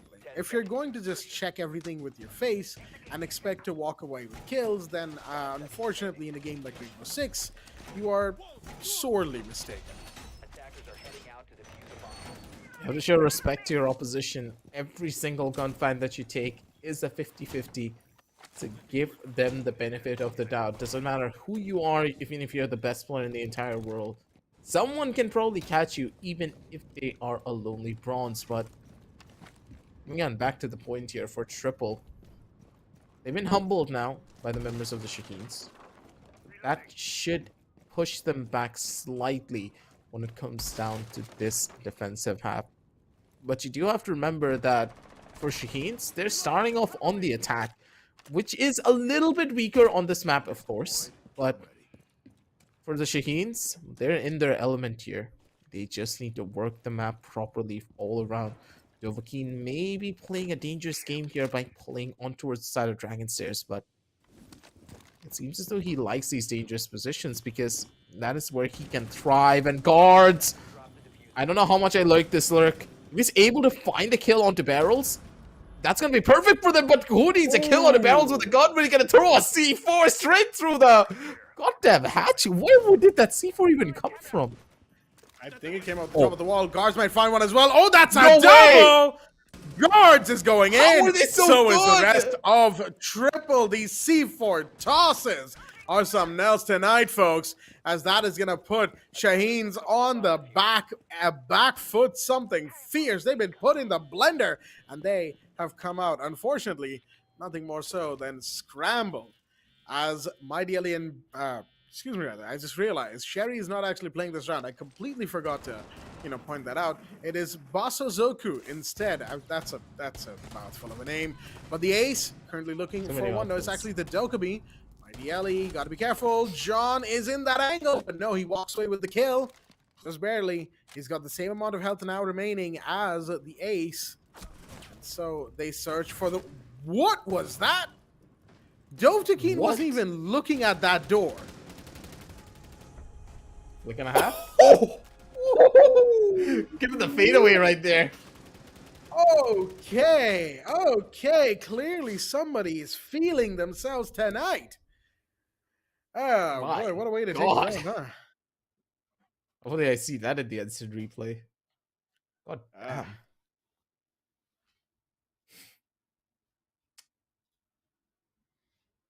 That is gonna resonate to you for a while now. That I'm Oh yeah. speechless. I'm stuttering on my own words at this point because if you get shot like that during a game, you just have to take a couple of steps back, maybe take a tactical Yes. pause as well, and be like, Attackers need to locate Nah, man, yeah, nah, man. that just If happened if to it me. were me, if it were me who got shot like that, I would just put the headphones down, and walk away. Like, nah, it's not my night. Clearly, I'm done. I'm walking off before things get worse, and I'll see you all tomorrow. Yep. Oh boy, Say now it works, that is. Chief. I know, right? That's the thing, though. I was like, at first, I was like mesmerized by the fact that Dotakin wasn't even looking at the door that Envy approached him from. Was it Envy or was it Basazoku? Whichever one, right? He was approached from like the door that was to his right. He was looking at the opposite door, and he flicked and got him, and then one tapped the remaining player. That was a 1v2 was doing on the second floor. Obviously, he had teammates down below, Yup. right, to rely on, but clearly, you know, it's just not. No, okay. Oh, in the meanwhile, John loses life. Basazoku gets that kill. Not sure what John was up to. I don't think the player going 1 and 3 in the game so far should have been spawn peeking, but hey, you live and learn. I don't know how much I like this playstyle coming in from Triple. It's just such a coin toss from them. Either you get a kill or you just completely die out in a round. I guess they want that early information of where the attackers want to go into, but there are other options to get that information just through sound cues, through the default cams, just using your game sense to get that play up and running. There are even operators that can do that for you. Why do you need to face check these? Questionable all around, but I guess it works for them. But I like the play coming in with the IQ because now you can already see each and every one of these players, they had 2 drones available, and now they're using those drones to get a larger portion of the map under their control because now they don't have to worry about where the bomb's going to be at. Not just the bomb, but other utilities as well, right? The Thunderbird's Kona stations, the Jaeger ADSs, Legion goo mines, Prismas, I forgot that all goo that mines get stuff. caught. I know, right? But it's because they go like invisible, right? I don't know how that works. I don't know how invisibility technology is apparently so compact in the Rainbow Six video game universe. But it is what it is. Oh dear me, Mighty Ellie taking a ton of damage right there. That sounds like the gun of the Kaid that was trying to do all that damage. Unfortunately, couldn't quite connect, and that, of course, will still mean that Mighty Ellie is more than alive, currently chilling in the map. Guards is waiting to do a little bit of Kaid tricking right now. He knows full well that there's going to be secondary EMPs thrown, and is he going to be able to get it in time? Not quite. Not As really. a couple of those Salmos will go off. It'll afford them a line of sight, and that's all they'll get, mind you. But Guards, he's looking for a different play. A C4 from below, potentially. And he could get one. Oh my god! What is up Second with these one in as many players? rounds. Goodbye. Oh, dear me. Don't. Okay, there we go. Okay, that got dicey for a second there. I mean, they're getting the fadeaway shots, right? Ooh. Pixel perfect when it comes down to these peaks. They're gonna be able to hold one more kill. That's all that they need. Just stay. Just stay. That's all that you need to do. Just stay. Jump down. Doesn't matter what you do here, buddy. It's gonna be another round for the members of Triple coming in hot and spicy. These shots as well, man. Just look at them. They're precise. They're clean, and they are fly. The MENA region, they have some solid aimers on their side. It seems as though Dovahkiin and Reddy, they're putting on a show for all of us. Absolutely, they are. And that's the thing, right? You gotta love it about them as they will be showing more of this over the course of the tournament, right? Group stage, they still have 2 more games after this.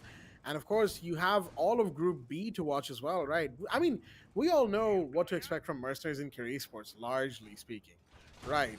But Noble Esports and 25 Esports, I think, they will be also similar to how, you know, GK and here Triple have been. They're largely unknowns for us here SA casters, right?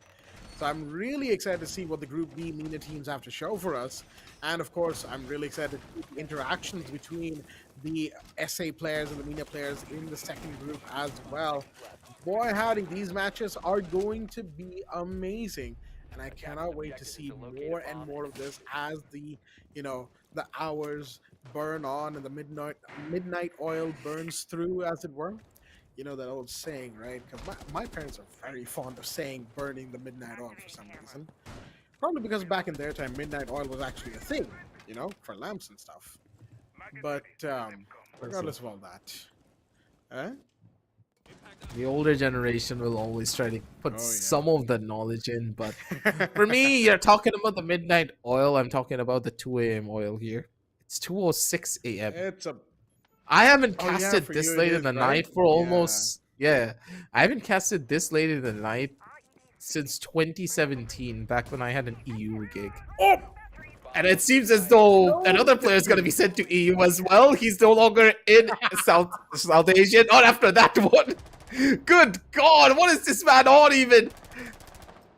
The trades Oh come my in, but goodness. god damn, that's gonna leave a scar.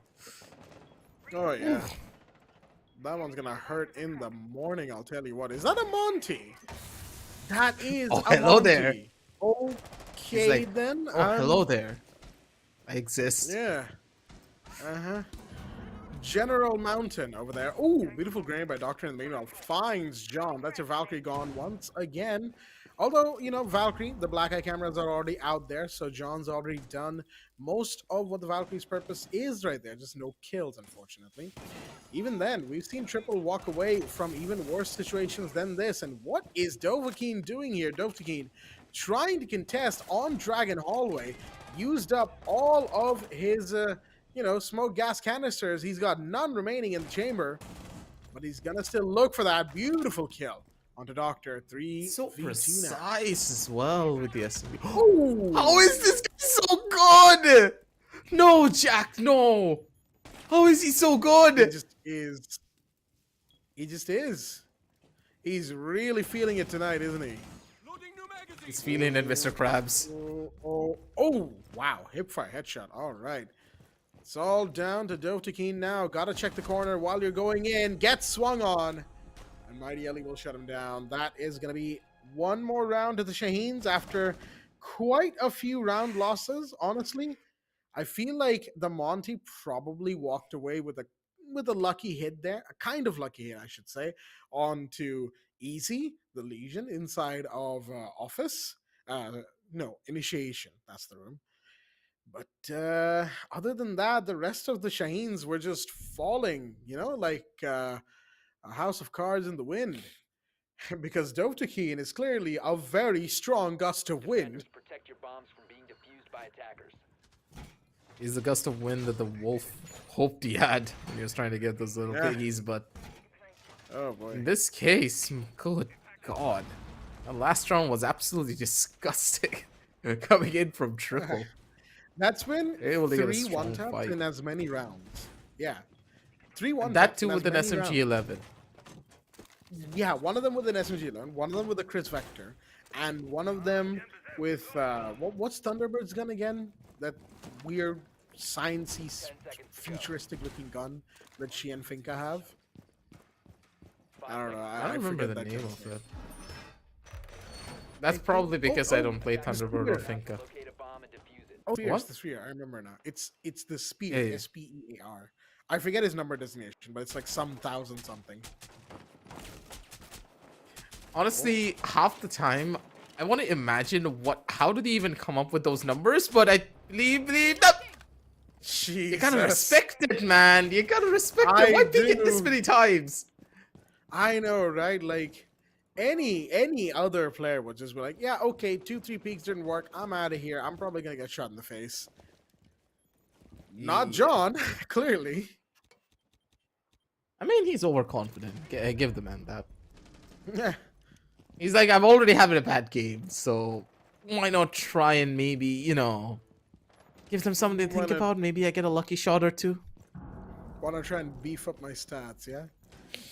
Go spawn peeking. I mean, see, as like something like the Malusi or the Kaid, I get it, right? Because you've already mostly served your purpose. But the Wamai, like losing a Wamai this early is not good, especially when the site is armory thrown as well.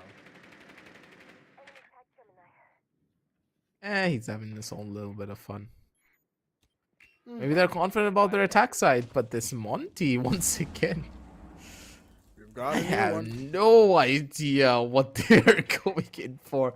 It's been a while since we finally seen a Montaigne strategy that actually works. Mind you, we I mean, see this quite often.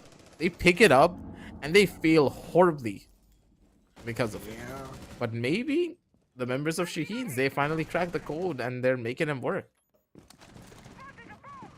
Thing about Monty is right that he's hard to slot into your whatever strategy you have already, because Monty is just like he's way too different. Oh, was that a successful K trick over there? I think it was. No, that Yeah, was the an breach got impact stopped trick. oh, was it an impact? Okay. Because the I heard an breach impact. got stopped in its tracks. I think it might have been impact. Ready, the Malusi was in that region. And that Yep. is, Second yeah, okay. impact. I think there's gonna be another one. Oh, that didn't work. Oh, he missed it. And yep, unfortunate. Oh, Monty's just walking in. Oh, he's in. All right, He's then. in. He's in. He's gonna be hugging that corner for the rest of the round. Oh boy. That's his domain. He's asserting the dominance here over from the other side. They need to make sure to watch this Monty so he does not get a chance to pull out that pistol.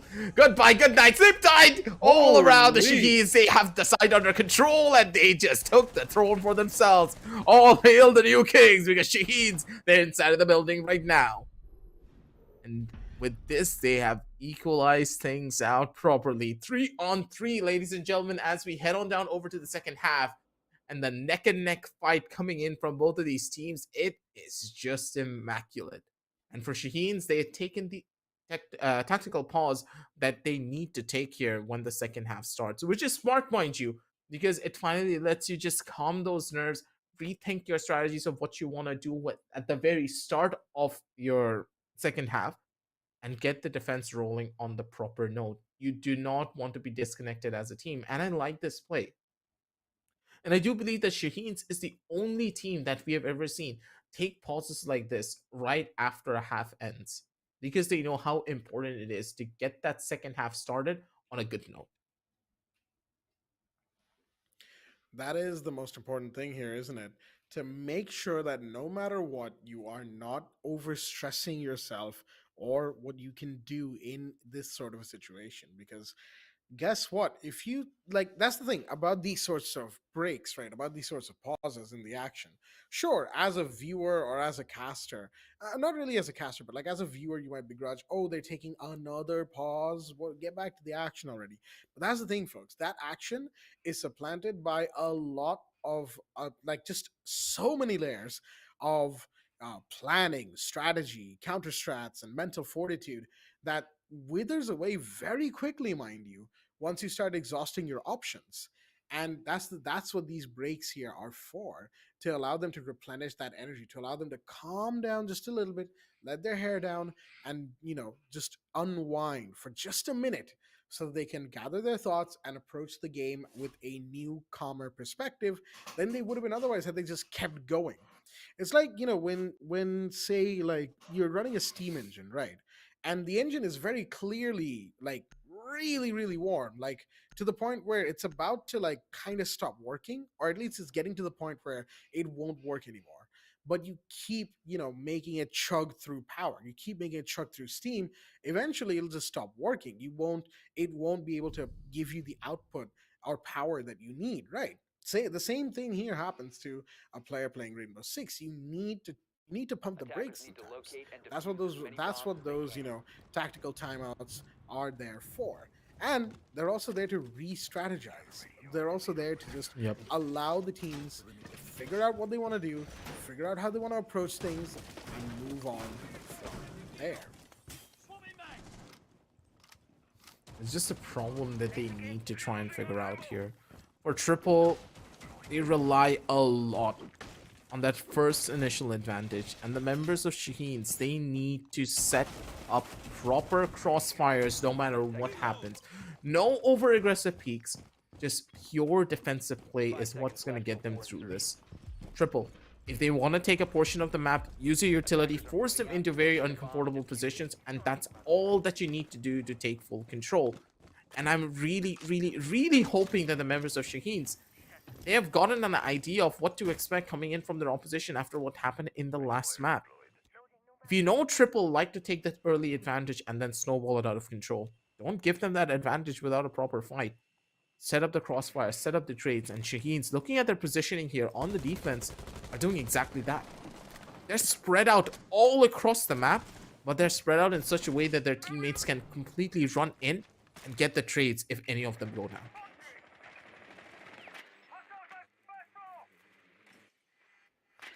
Well, we'll just have to see how things go from here, right?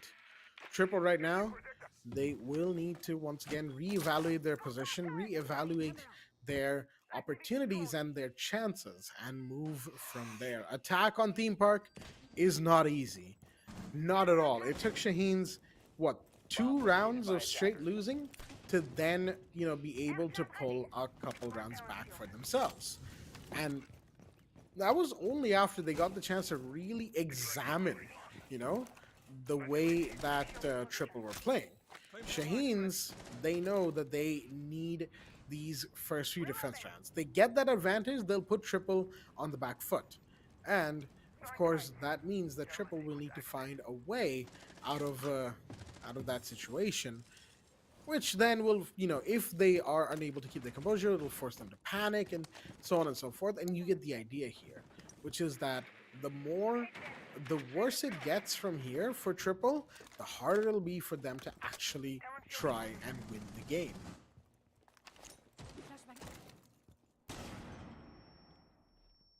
I mean, interesting, I guess.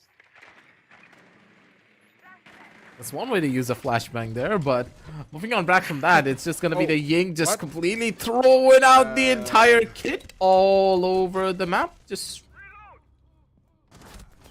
what? Okay, that's a good trade though. Ready manages to find a kill in return. It does at the cost of a Ying. More flashbangs are being thrown out, as Zotac is going to take a little bit more damage in return. Ready watching a tight angle right now. Onto the rotate as Bulbasaur goes down, but Basazoku finds another one. That's Zotac gone. Ready finds Mighty Ellie. It's a 3v2. Attackers are currently on the body count advantage. Envy on the floor. They know. It's all down to the Kaid, who gets 1 HP. But can't quite get any more. Triple will win another round. They'll put themselves on the lead here. They are looking to continue cementing that lead for themselves, as it were, and get themselves into a match win. It's just surprising the amount of flashes that they just use to run their way in towards the sites. It's like 4 Candelas, 2 flashbangs. They're throwing everything other than the kitchen sink right in their faces. Remember back in the day where Siege was just all about cooked grenades being thrown into the face of their opposition? Now it's just like, I have a flash, you have a flash, just yeet them at the opponent hard enough. They're not going to be able to see, we're not going to be able to see, but we'll still get a kill because we have a Ying and they don't. And then 2 seconds later, and then 1 round later, sorry, they pick up a Warden and then you're like, huh. What's the game plan now, boys? You then end up with that SpongeBob meme, that caveman SpongeBob meme, like, 10 seconds left before insertion. oh. Yep. Yes, Patrick is like, I have fire. Yeah. Oh, that episode was so fun. So many memes from that one. But jokes aside, Regardless of how things go from that one Ying play, as you can see, has picked up the Warden, just like you said, and there is no Ying in sight. But there's 6 flashbangs still, guards with the Buck and Easy with the Nomad, bringing in those you know, those throwables. How they're going to use them, though, is completely yet to be seen. There's a castle in play, I believe. Yes, Basazoku is bringing in that particular operator. The site is first floor throne as well. They didn't go to initiation alphas. Oh my goodness, the amount of damage Dovtakin took there. Just trying to get rid of a shield, no less. But gotta be careful where you step. Yeah. Optimum play would have been to use that drone to get more information about who's playing behind the shield before opting to go in for a swing like that, but I guess it's okay. They get that information that Cafe is under a stronghold and Easy. It's all about the timing here. If he's able to find that first kill over onto this player on the other side, yep, that's gonna be the player getting taken out. The waiting room player is now free to roam in towards the side from the top end. That's 2 of the roamers already dead and cleared out. And this throne room hold doesn't look that good. Unless Bozo is going to be able to find even more value here from the other side of this. He's the last line of defense over on this arcade entrance. If he's able to find that one additional frag that his team needs to try and stabilize, it's going to be looking good for them. But this Warden took a chunky amounts of damage. And the Jackal, he's readying his node to try and go in for a hunt. In the meanwhile, these attackers are really closing in. There goes one, but John will fall as Mighty Ali takes that kill. C4 from Doctor, will it reach? No, it does not. Guard shuts him down. That's a quad kill for this Buck right now. Looking for the ace. That's a flashbang that Mighty Ali cannot dodge. And Easy will shut down the Kaid as well. No more of those, no more of those plays with the AUG or the TCSG. I completely forgot the name of that gun for a second. No more of the plays with that AUG or TCSG. Not this time. There's a lot of guns. Say triple. There are, yeah. As we now move into round number 9, 5 and 3, Triple have done something that took Shaheens 4 rounds to do, which is win 2 rounds on attack on Theme Park tonight, folks. I know it might not sound like much, but trust me, it is a lot. It's When you hard. think about it. It is very hard. But the good old tradition of SA Siege just keeps on giving all the time. I look at Theme Park, you think, oh, it's a defense favored map. Why is it that whenever I open my mouth, something like this always happens? Oh boy. Well, it is what it is, folks. Looks like we've got a game crash on our hands as Guards has unfortunately left the lobby, which means we'll have to go for a rehost, as it were. So unfortunate, folks, but hello. We are now just we're gonna have to wait for a couple of minutes, as it were, for this rehost to go through. Until then, we've got some time to talk about what we've seen so far. We're only in the 9th round, aggressive, and yet already we are 1 round away from a match point and 2 rounds away from a victory should Triple be able to seal the deal here. Yep. Triple's in a pretty good spot all around, though, when you think about it. The team's almost in the making to just completely whitewash the members of Shaheens. And mind you, this is Shaheens' home pickup. Shaheens, they wanted to play this map. Team Park for them is pretty good, but it's nothing like their Oregon. It feels as though the team's been just a little bit too shaken up after what happened on that first initial map. They need to try and pick up the pace here because they're giving away too much space over to the members of Triple. Yeah, of course, with this rehost, it's going to be a complete different change up for the strategies. And in this scenario, what does Triple have in store for us, and what do they have in mind moving forward? Because now that the Shaheens have a little bit of breathing room and some time to just rethink a couple of their strategies, understand what's really going on wrong for them, you know that they will have a very different defensive hold compared to what they've seen in the past. The real question is, how will this defensive playstyle really work out for them? Because for Shaheens, they are just, I don't know how else to put it, they're losing way too many gunfights. You've seen this as well. when it comes down to the lurks, you need to win at least one duel, just one. And if you're able to win that one duel, you put a stop to the attackers, then you can just play defensive. You can waste their time, you can waste their utility, you can waste their drones, run into the site, play bunker, and you're safe. But if Shaheens are not confident on any of their duels, that is gonna be rough. How do you really want to even try around from this? Because I'm stumped here, Jack. Maybe you have a little bit more insight, because for Shaheens, things look a little bit too bleak right now. That's the thing, right? The Shaheens in the last few rounds, I think we've seen them slow down quite a bit, right? In terms of how far they're willing to extend and how far they're willing to peak. They don't really seem all that energetic. If anything, they seem more reserved, right? As the night wears on. Now, I want to say that part of that, if not a majority of that, is down to them realizing that, hey, we actually don't need to do all of that. And, we don't need to play fire with fire all the time. We can choose when to be over aggressive and choose when to not be, and then, proceed accordingly. But of course, the other elephant in the room that has to be addressed is simply the fact that Shaheens are also probably, feeling the effects of the night that's slowly wearing all of us down, to be honest, right? It's just Yep. about to hit 2 a.m. here for me, which means it's about to hit 2:30 probably for you, right? Aggressive. So, Yep. yeah, it's getting pretty late, as it were. And even for our viewers over in the MENA region, it's probably starting to get a little late over there as well. So both teams are going to start to feel the effects of the night wearing on, and both teams are going to start to slow down a little bit more, get a little bit more sloppy, a little bit more reckless. But I feel like Shaheens have definitely faced more of that as of now, purely because of time zones and how the Earth is round and all these grids No, that the earth is clearly flat. exist. Yeah, no, yeah. We all know the truth, as it were. The Earth is a square, but all jokes aside, time zones are a thing, and yeah, right now different people are feeling different levels of tirednesses. That is merely part of the thing that's going on with the chains right now. The main thing is that they will 100% be feeling a little bit under the weather, because as the night wears on, you just get tired, you want to sleep, all that, and these sorts of games, It's they are draining. so taxing, so draining. Yeah. And on top of that, when nothing really seems to work and you just keep losing rounds, it gets worse, right?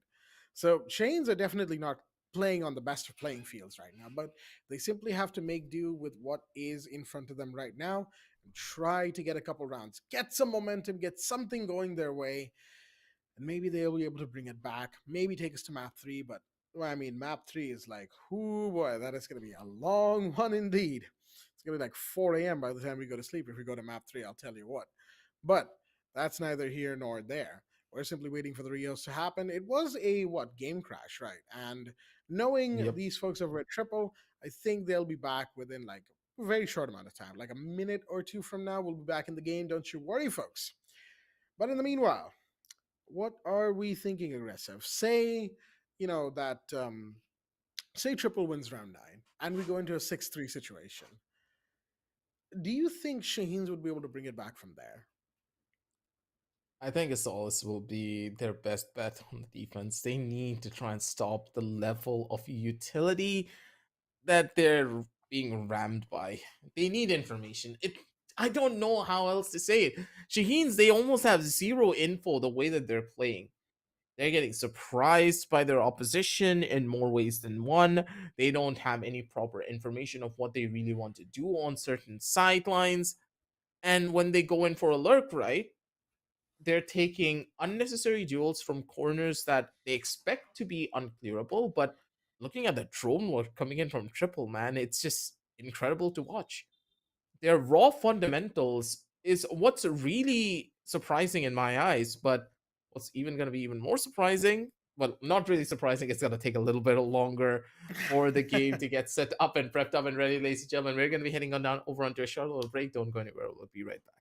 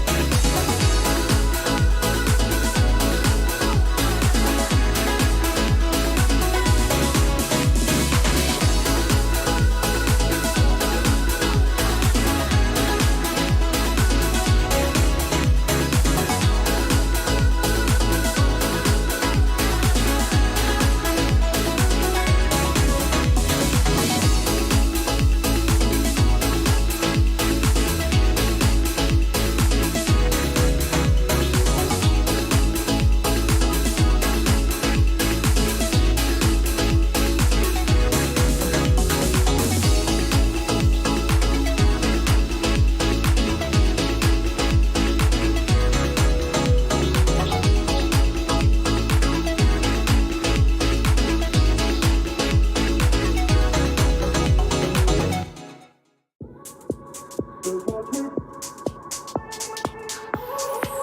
Just watch me.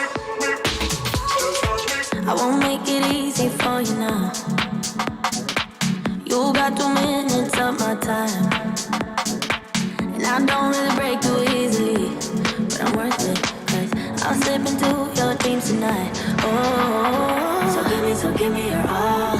I'll take it to Mars. Oh, I'll stick like glue inside your mind. Oh, so give me your all. I'll take it to Mars. Oh, I'll stick like glue inside your mind.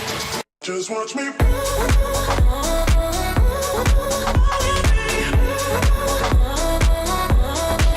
Just watch me.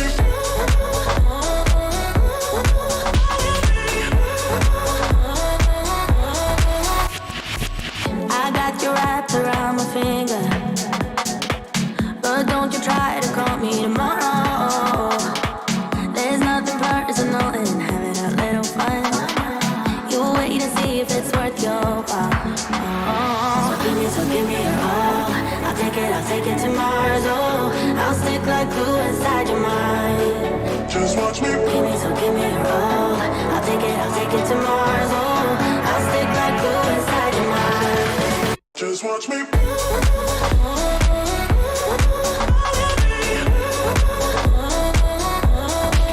Just watch me.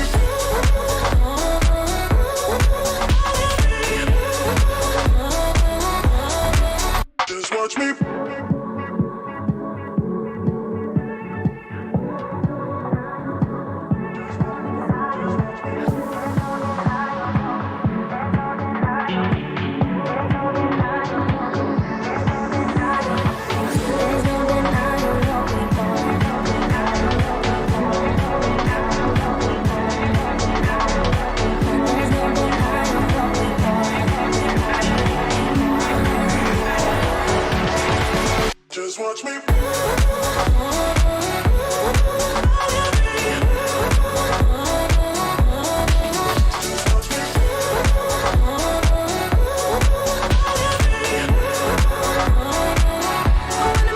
Just watch me.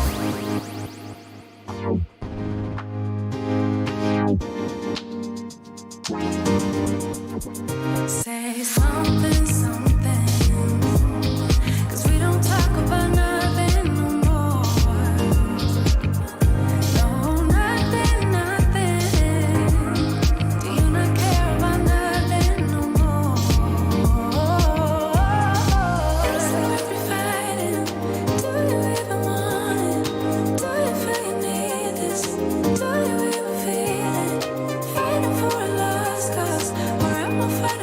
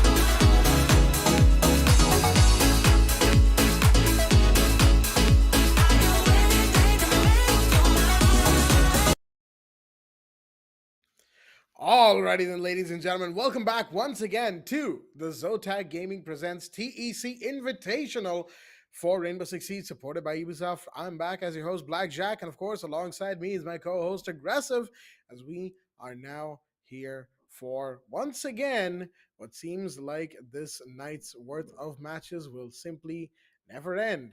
Because we are continuing, folks, and I say that in just, of course, a joke. I don't really mean anything by it. Because guess what? We're excited to be here. We're excited to cast some Siege no matter how late it is. Like Aggressor said before, playing Siege late into the night or casting it late into the night, it's the same to us. We love this game. So with that being said, let's get back into the match, as it is, of course, the game in map 2 between Shaheens and Triple. As we move back into the proper match itself, it is 5-3 to Triple. They are 1-0 up on the map count as well. And Shaheens, they've got their work cut out for them right now. It's gonna be a pretty tough one when you think about it as well. For Shaheens, they do have a substitute coming in, and of course with Cherry back, it's gonna make sure that the team's just in a little bit more of a better position than what they used to be before. But with the Bandit now getting picked up, looks to be interesting. But why pick up a Bandit when your site is taken? I mean, I do kind of get it. There is no Thatcher, right? So they can get away with having Bandit and placing it on like the extreme corners of the walls, maybe. I'm thinking like absolute year one Bandit strats here, okay? But that's really all I can think of, because Bandit, when you have Kaid, why would you go for Bandit? When you have Mute, when you have Kaid, and like, this is like, you've got the Kaid as well, right? Basazuka is bringing in the Kaid. Oh, yeah. I should also probably mention, there has been another little substitution. Yes, we know mid-match, but Team Triple were okay with it, so it's been approved. Sherry has replaced Bolo Basor and is going to be playing the rest of this match. That's to update all of viewers at home. And if you notice, my or Aggressive's voices may be slowing down a little bit. Well, that's the time for you. But jokes aside, round 9, let's see exactly what Sherry brings to the table here. Seems like Sherry's maybe gonna bite off a bit more than he can chew here. He's gotta get that up. The space has been given away, and now he's jumped all the way back towards waiting room. Control on initiation also is the most crucial part, and John just casually runs his way in, gets the frag, and finally gets a kill for his entire squad. The man's been having a pretty rough time, but now John is back on towards the server, baby. Gets the opening frag, gets things opened up for his squad, but again, it's just the Goyo getting taken out.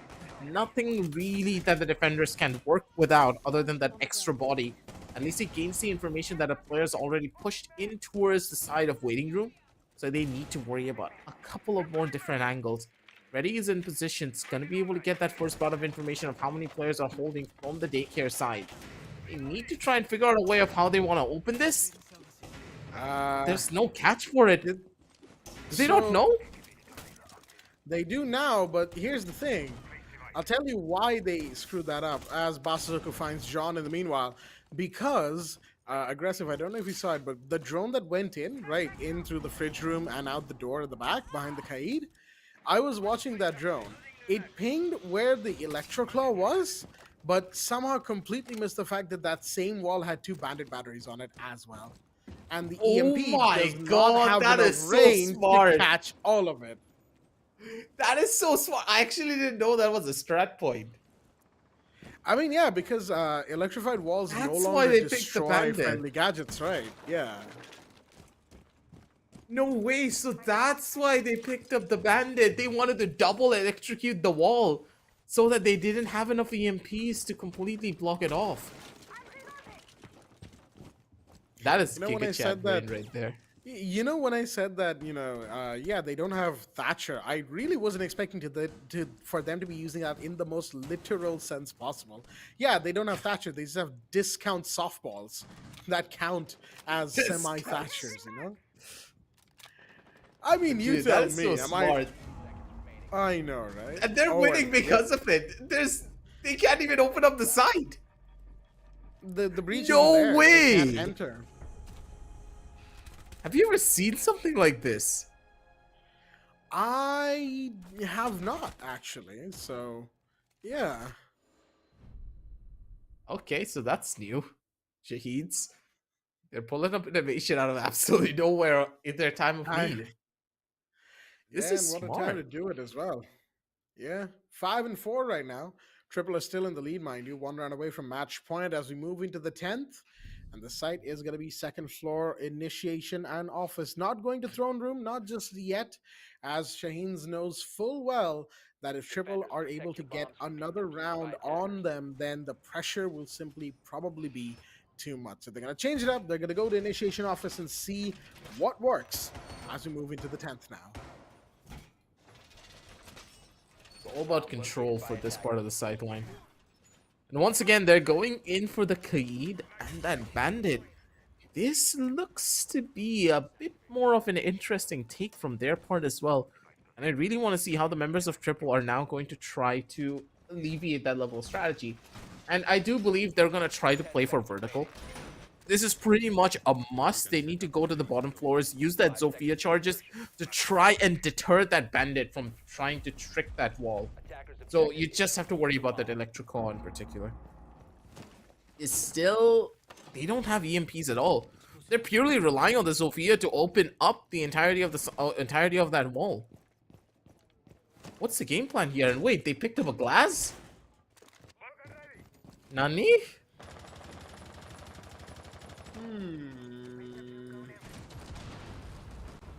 I don't. Jack, help.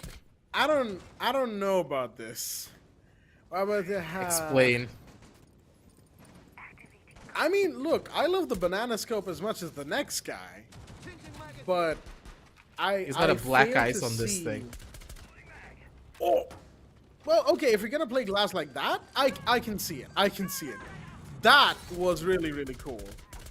And he's like No really way. taking shots through those long lines of sight. No John finds way, another this one is to go working. down. The Monty and the glass, ain't no way this works. He finds No another, way and this another. works. No way, Yes. ready. No, you don't just walk in with a glass and say this site is mine. He just does that. Triple just did that, and they walked away with a flawless round. I'm done. 2 a.m. brain The cannot day- keep up with this. Okay. The day I see a glass in a competitive match, and the fact that it worked. It's not bad enough that I see blitzes running around trying to make that character work on a regular basis. Now we see the I- glass work. Attackers need to locate and defuse as many bombs as they can. Yeah, that's the thing, right? Like, Blitz, you We can just need still to see a kind of see Kali. it happening, right? Oh, yeah, that's probably the last thing remaining, right? A Kali and then suddenly an ace, with the Kali. Not the operator ace, like acing with the Kali. That's the last thing that's Yes. left on like checklist of weird siege things that just happen in competitive every now and again, Like playing glass on border, I can see it. Playing glass on like, I don't know, Bank. Oregon, I can kind of see it. There's some longer sightlines there. Bank, absolutely. Theme park? Nah. Defuse a bomb. I would need some heavy convincing, for theme park glass. But I will say that kind of did convince me there. The way Triple played that round. This time we got we don't know Monty. I was gonna say Guard seemed like he was gonna pick up the Monty again, but has not done so. Instead, will choose to go back into the park. So a little bit more standard stuff coming out this round from the side of Triple. I think they just they thought, okay, let's do something that'll completely catch these guys off guard. And they went for double DMR with a shield. And I mean, Chains had no idea what to do. They were running around like headless chickens in that round, if you saw, right? So it worked, clearly.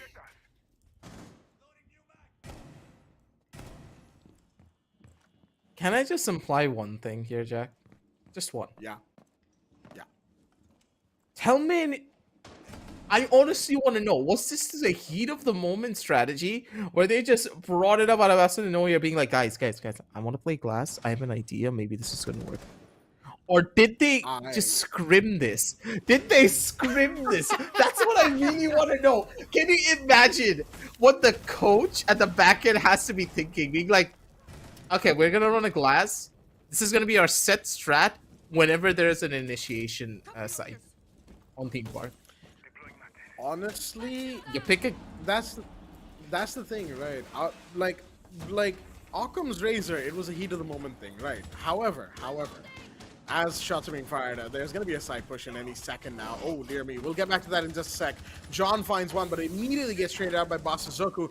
Prone P coming out by Reddy, but he knows that he can't do that anymore. Shots fired from both sides. Sherry is mighty low on HP. Needs to be careful about this. Easy finds one, but Envy immediately tries it back. Envy goes down as Doptekin wants to push in. Guards finds another. It's a 1v3. Doctrine, the last one standing. Where is this Goyo position given away? And he is out of here. There you go. Triple Esports are your winners here tonight, folks. This game has just come to its conclusion as Triple Esports will be the victors. Unfortunately for the Shaheens, it simply was not to be a 7-4 victory. After an 8-6, Triple are the ones to walk away with a 2-0. Shaheens, unfortunately, not putting anything on the board in terms of map wins. They got quite a few rounds, especially in the first map, but it is what it is. Map 2 just simply was not to be for them. They will have to close out the day without anything to their belt. I mean, Take Charge, they still walked away with at least one map to their name. Unfortunately, Shaheens cannot say the same. They will simply have to look forward to their next game to try and win that one outright. Because let's just put it into perspective here, right? Unlike the usual group stages that we've had at like South Asian Nationals or the Pro Series, where there's like 6 or 7 group stage matches that you can play, losing a couple doesn't really mean much, right? However, here you only have 3 group stage matches, 3 chances to earn points, and that's it. If you don't get enough, you are out. As simple as that. And of course, there's like tiebreaker rules and the whole thing. You get the point. But Yep. winning your first game is like basically you're taking 33% of that entire first like chunk of your work. That's done. Even if you lose a match after this, it'll be fine. You can still win the third one, get it over with. But if you lose your first one, you have to win the next 2. Otherwise, you'd have to get insanely lucky to even think about getting into the top 4. Let's go into the map recap as we will see the final scores for the night. Oregon and Theme Park both going to the side of Triple Esports as they will have won 8-6 and 7-4. Unfortunately, no third map here tonight. Unfortunately for the Shaheens as well, they gave it their all, as it were. Oregon, I feel like, was by far their standout performance out of everything tonight. But even then, it just wasn't enough. And Shaheens will unfortunately have to try and win their next 2 games. It is paramount for them that they do so. And of course, Villa, as much as I would have liked to see a second Villa game, I think we can all agree that Villa once is kind of enough. Villa a second time can get a little bit boring. That map is great, but it's too red and too orange and too brown and like nothing in between. It's a weird color combination. That's the one thing I don't like about Villa. It's colors. It's not very colorful, is it? Only astronomy is the only colorful place in that entire map. Holy. But anyway, jokes aside, that's it. Yeah, that's the game. 2-0 to Team Triple, Triple Esports, not Team Triple, that's a different team. But 2-0 to Triple Esports as they will walk away with a victory here tonight. They're gonna be looking strong for this one. And through the SA Nationals, what we have seen coming in from the Shaheens, you'd expect a little bit more from this roster, maybe a bit more composure, but I think that they're just getting into the groove of things. Give them some time. They did lose out on their first set of games, but it's still possible for them to come on back if they're able to take back-to-back wins in their next 2 matches. It's not going to be simple though. Because, oh boy, they have a lot of competition moving on forward. I honestly believe that they had the best chance being able to win everything here as we head on down over to the match summary. Because if they were able to establish that strong lead right off the bat here, getting at the bare minimum of 1 point, even just 1 point, Jack, things could have been so much better. But for Shaheens, looking at their overall statistics, they didn't do too bad. Other than, of course, Doctor, again, he had a pretty, let's say, quiet game. And Yeah, you yeah. never really expect this from this guy. If Doctor is having a quiet game, then Shaheens, they're just not going to be able to perform well on triple sides. Goddamn, guards and Dovahkiin. Take a couple of I steps know, back. You right? guys need to chill. You guys really need to chill.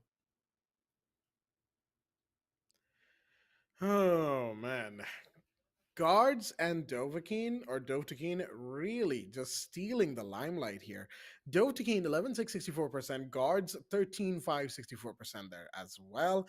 2-0 on entry for Dovahkiin, 2-3 on entry for John, and 2-1 to Doctor. Doctor still at least having presence as the entry player.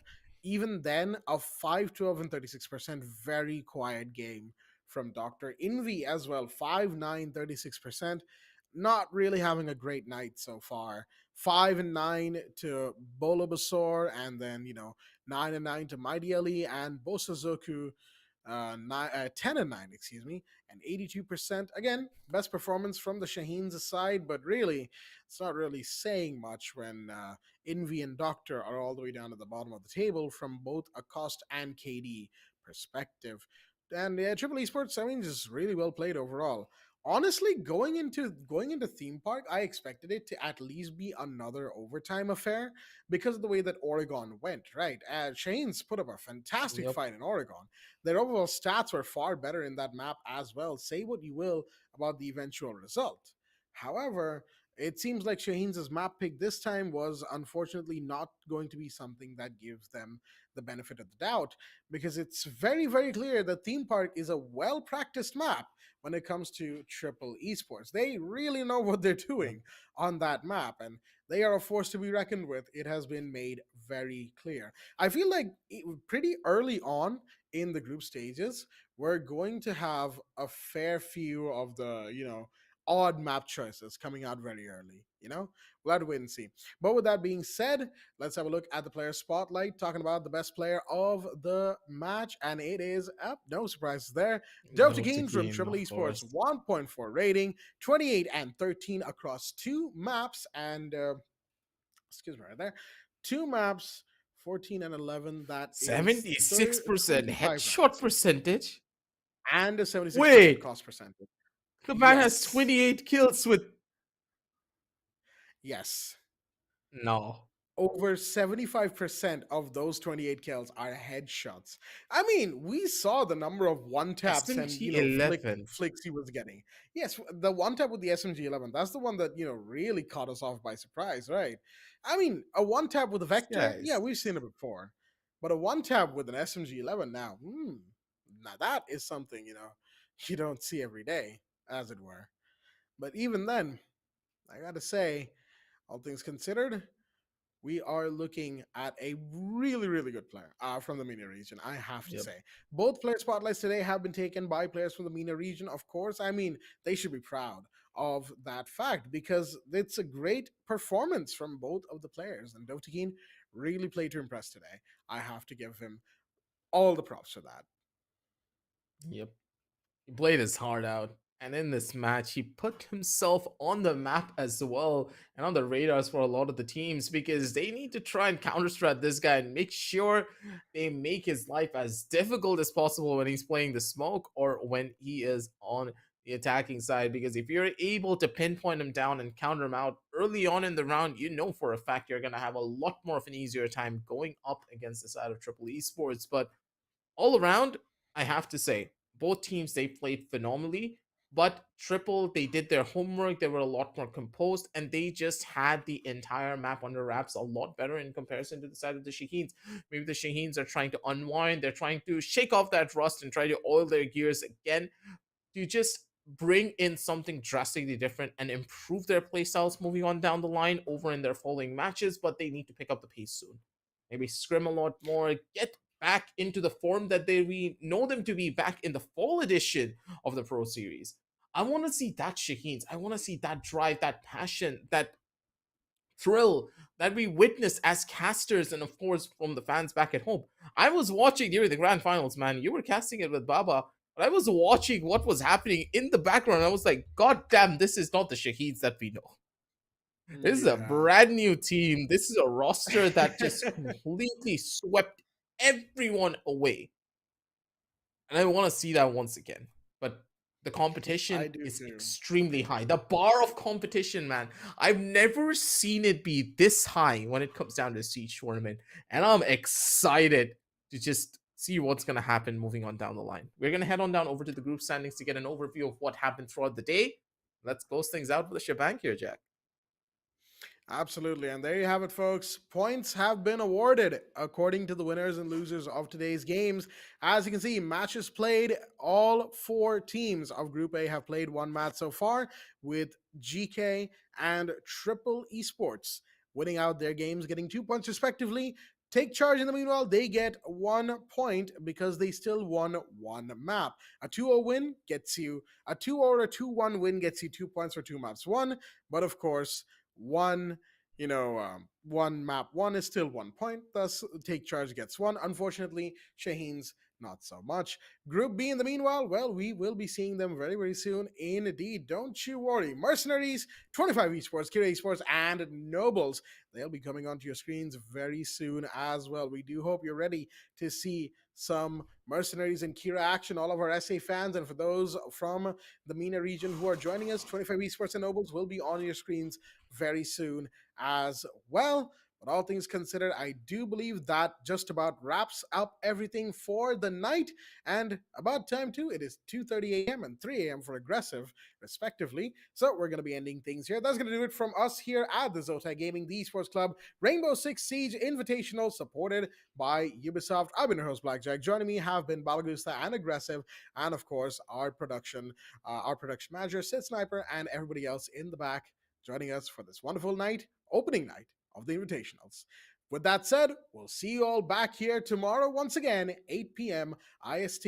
Until then, stay tuned and good night.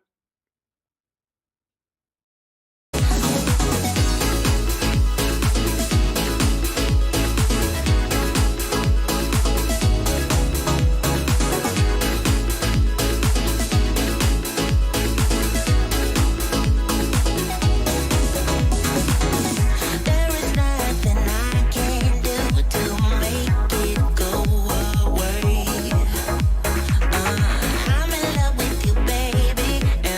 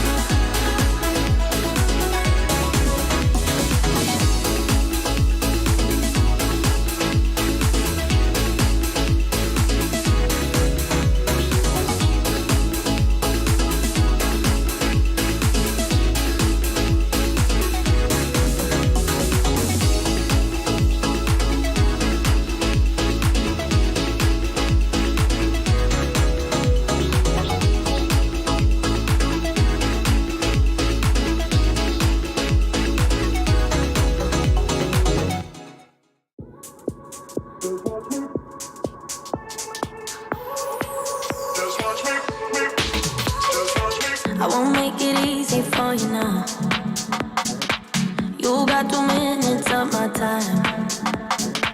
And I don't really break too easily, but I'm worth it, cause I'll slip into your dreams tonight.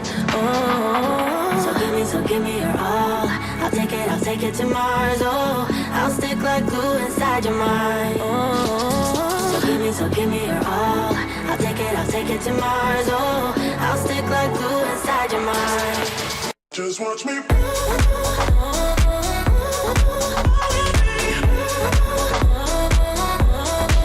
Just watch me.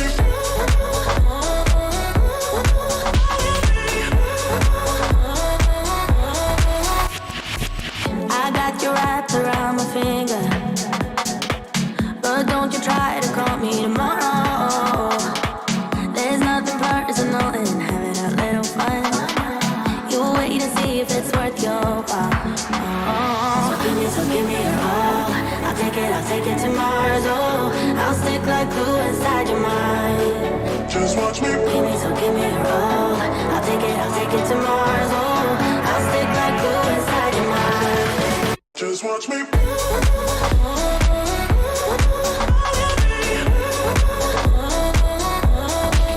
Just watch me.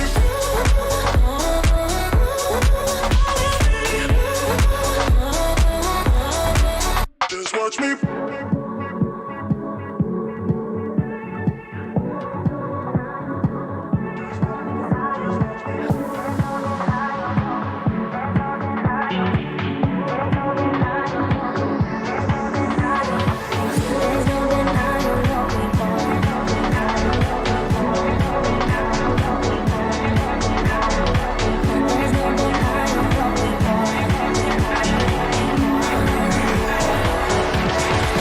Just watch me.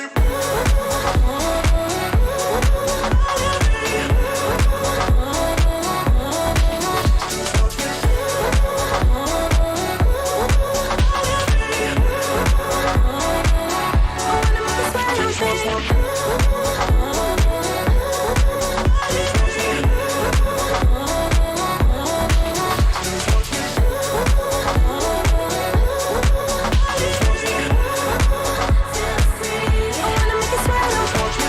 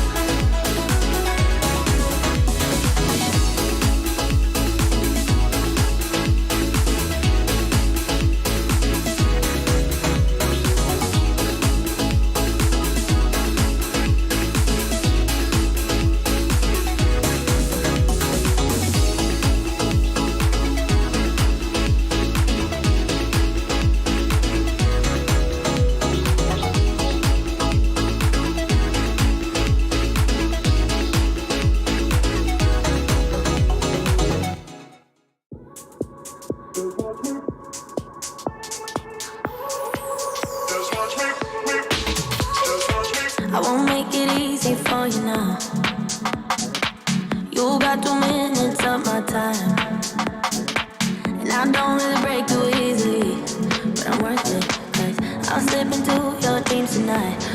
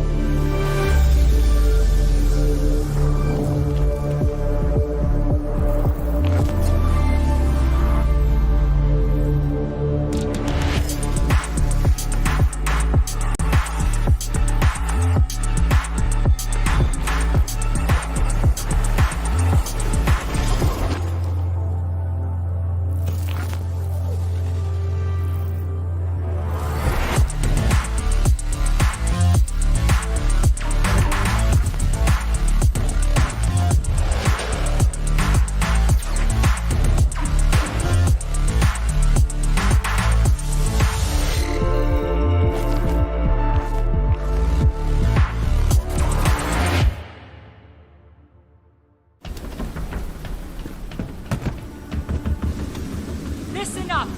Night Haven Ordnance was stolen. Target anyone using our gear and put them down. Now load it up, let's go! Are you deaf, soldier? I said move! Sorry, Callie. Orders are to keep you grounded. And whose orders might that be? Mine.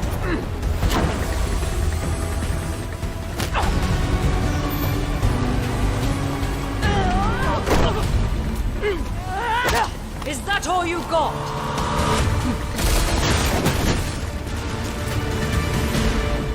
Damn it!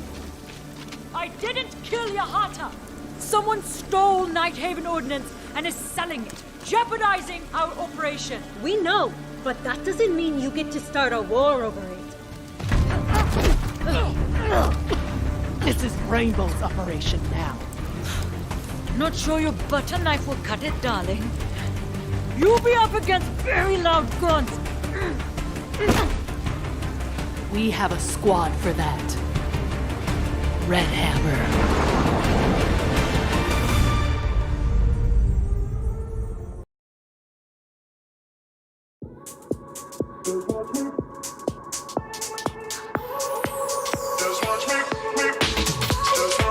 I won't make it easy for you now.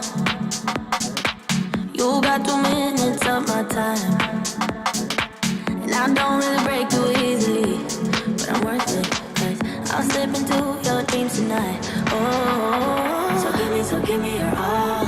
I'll take it to Mars. Oh, I'll stick like glue inside your mind. Oh, so give me your all. I'll take it to Mars.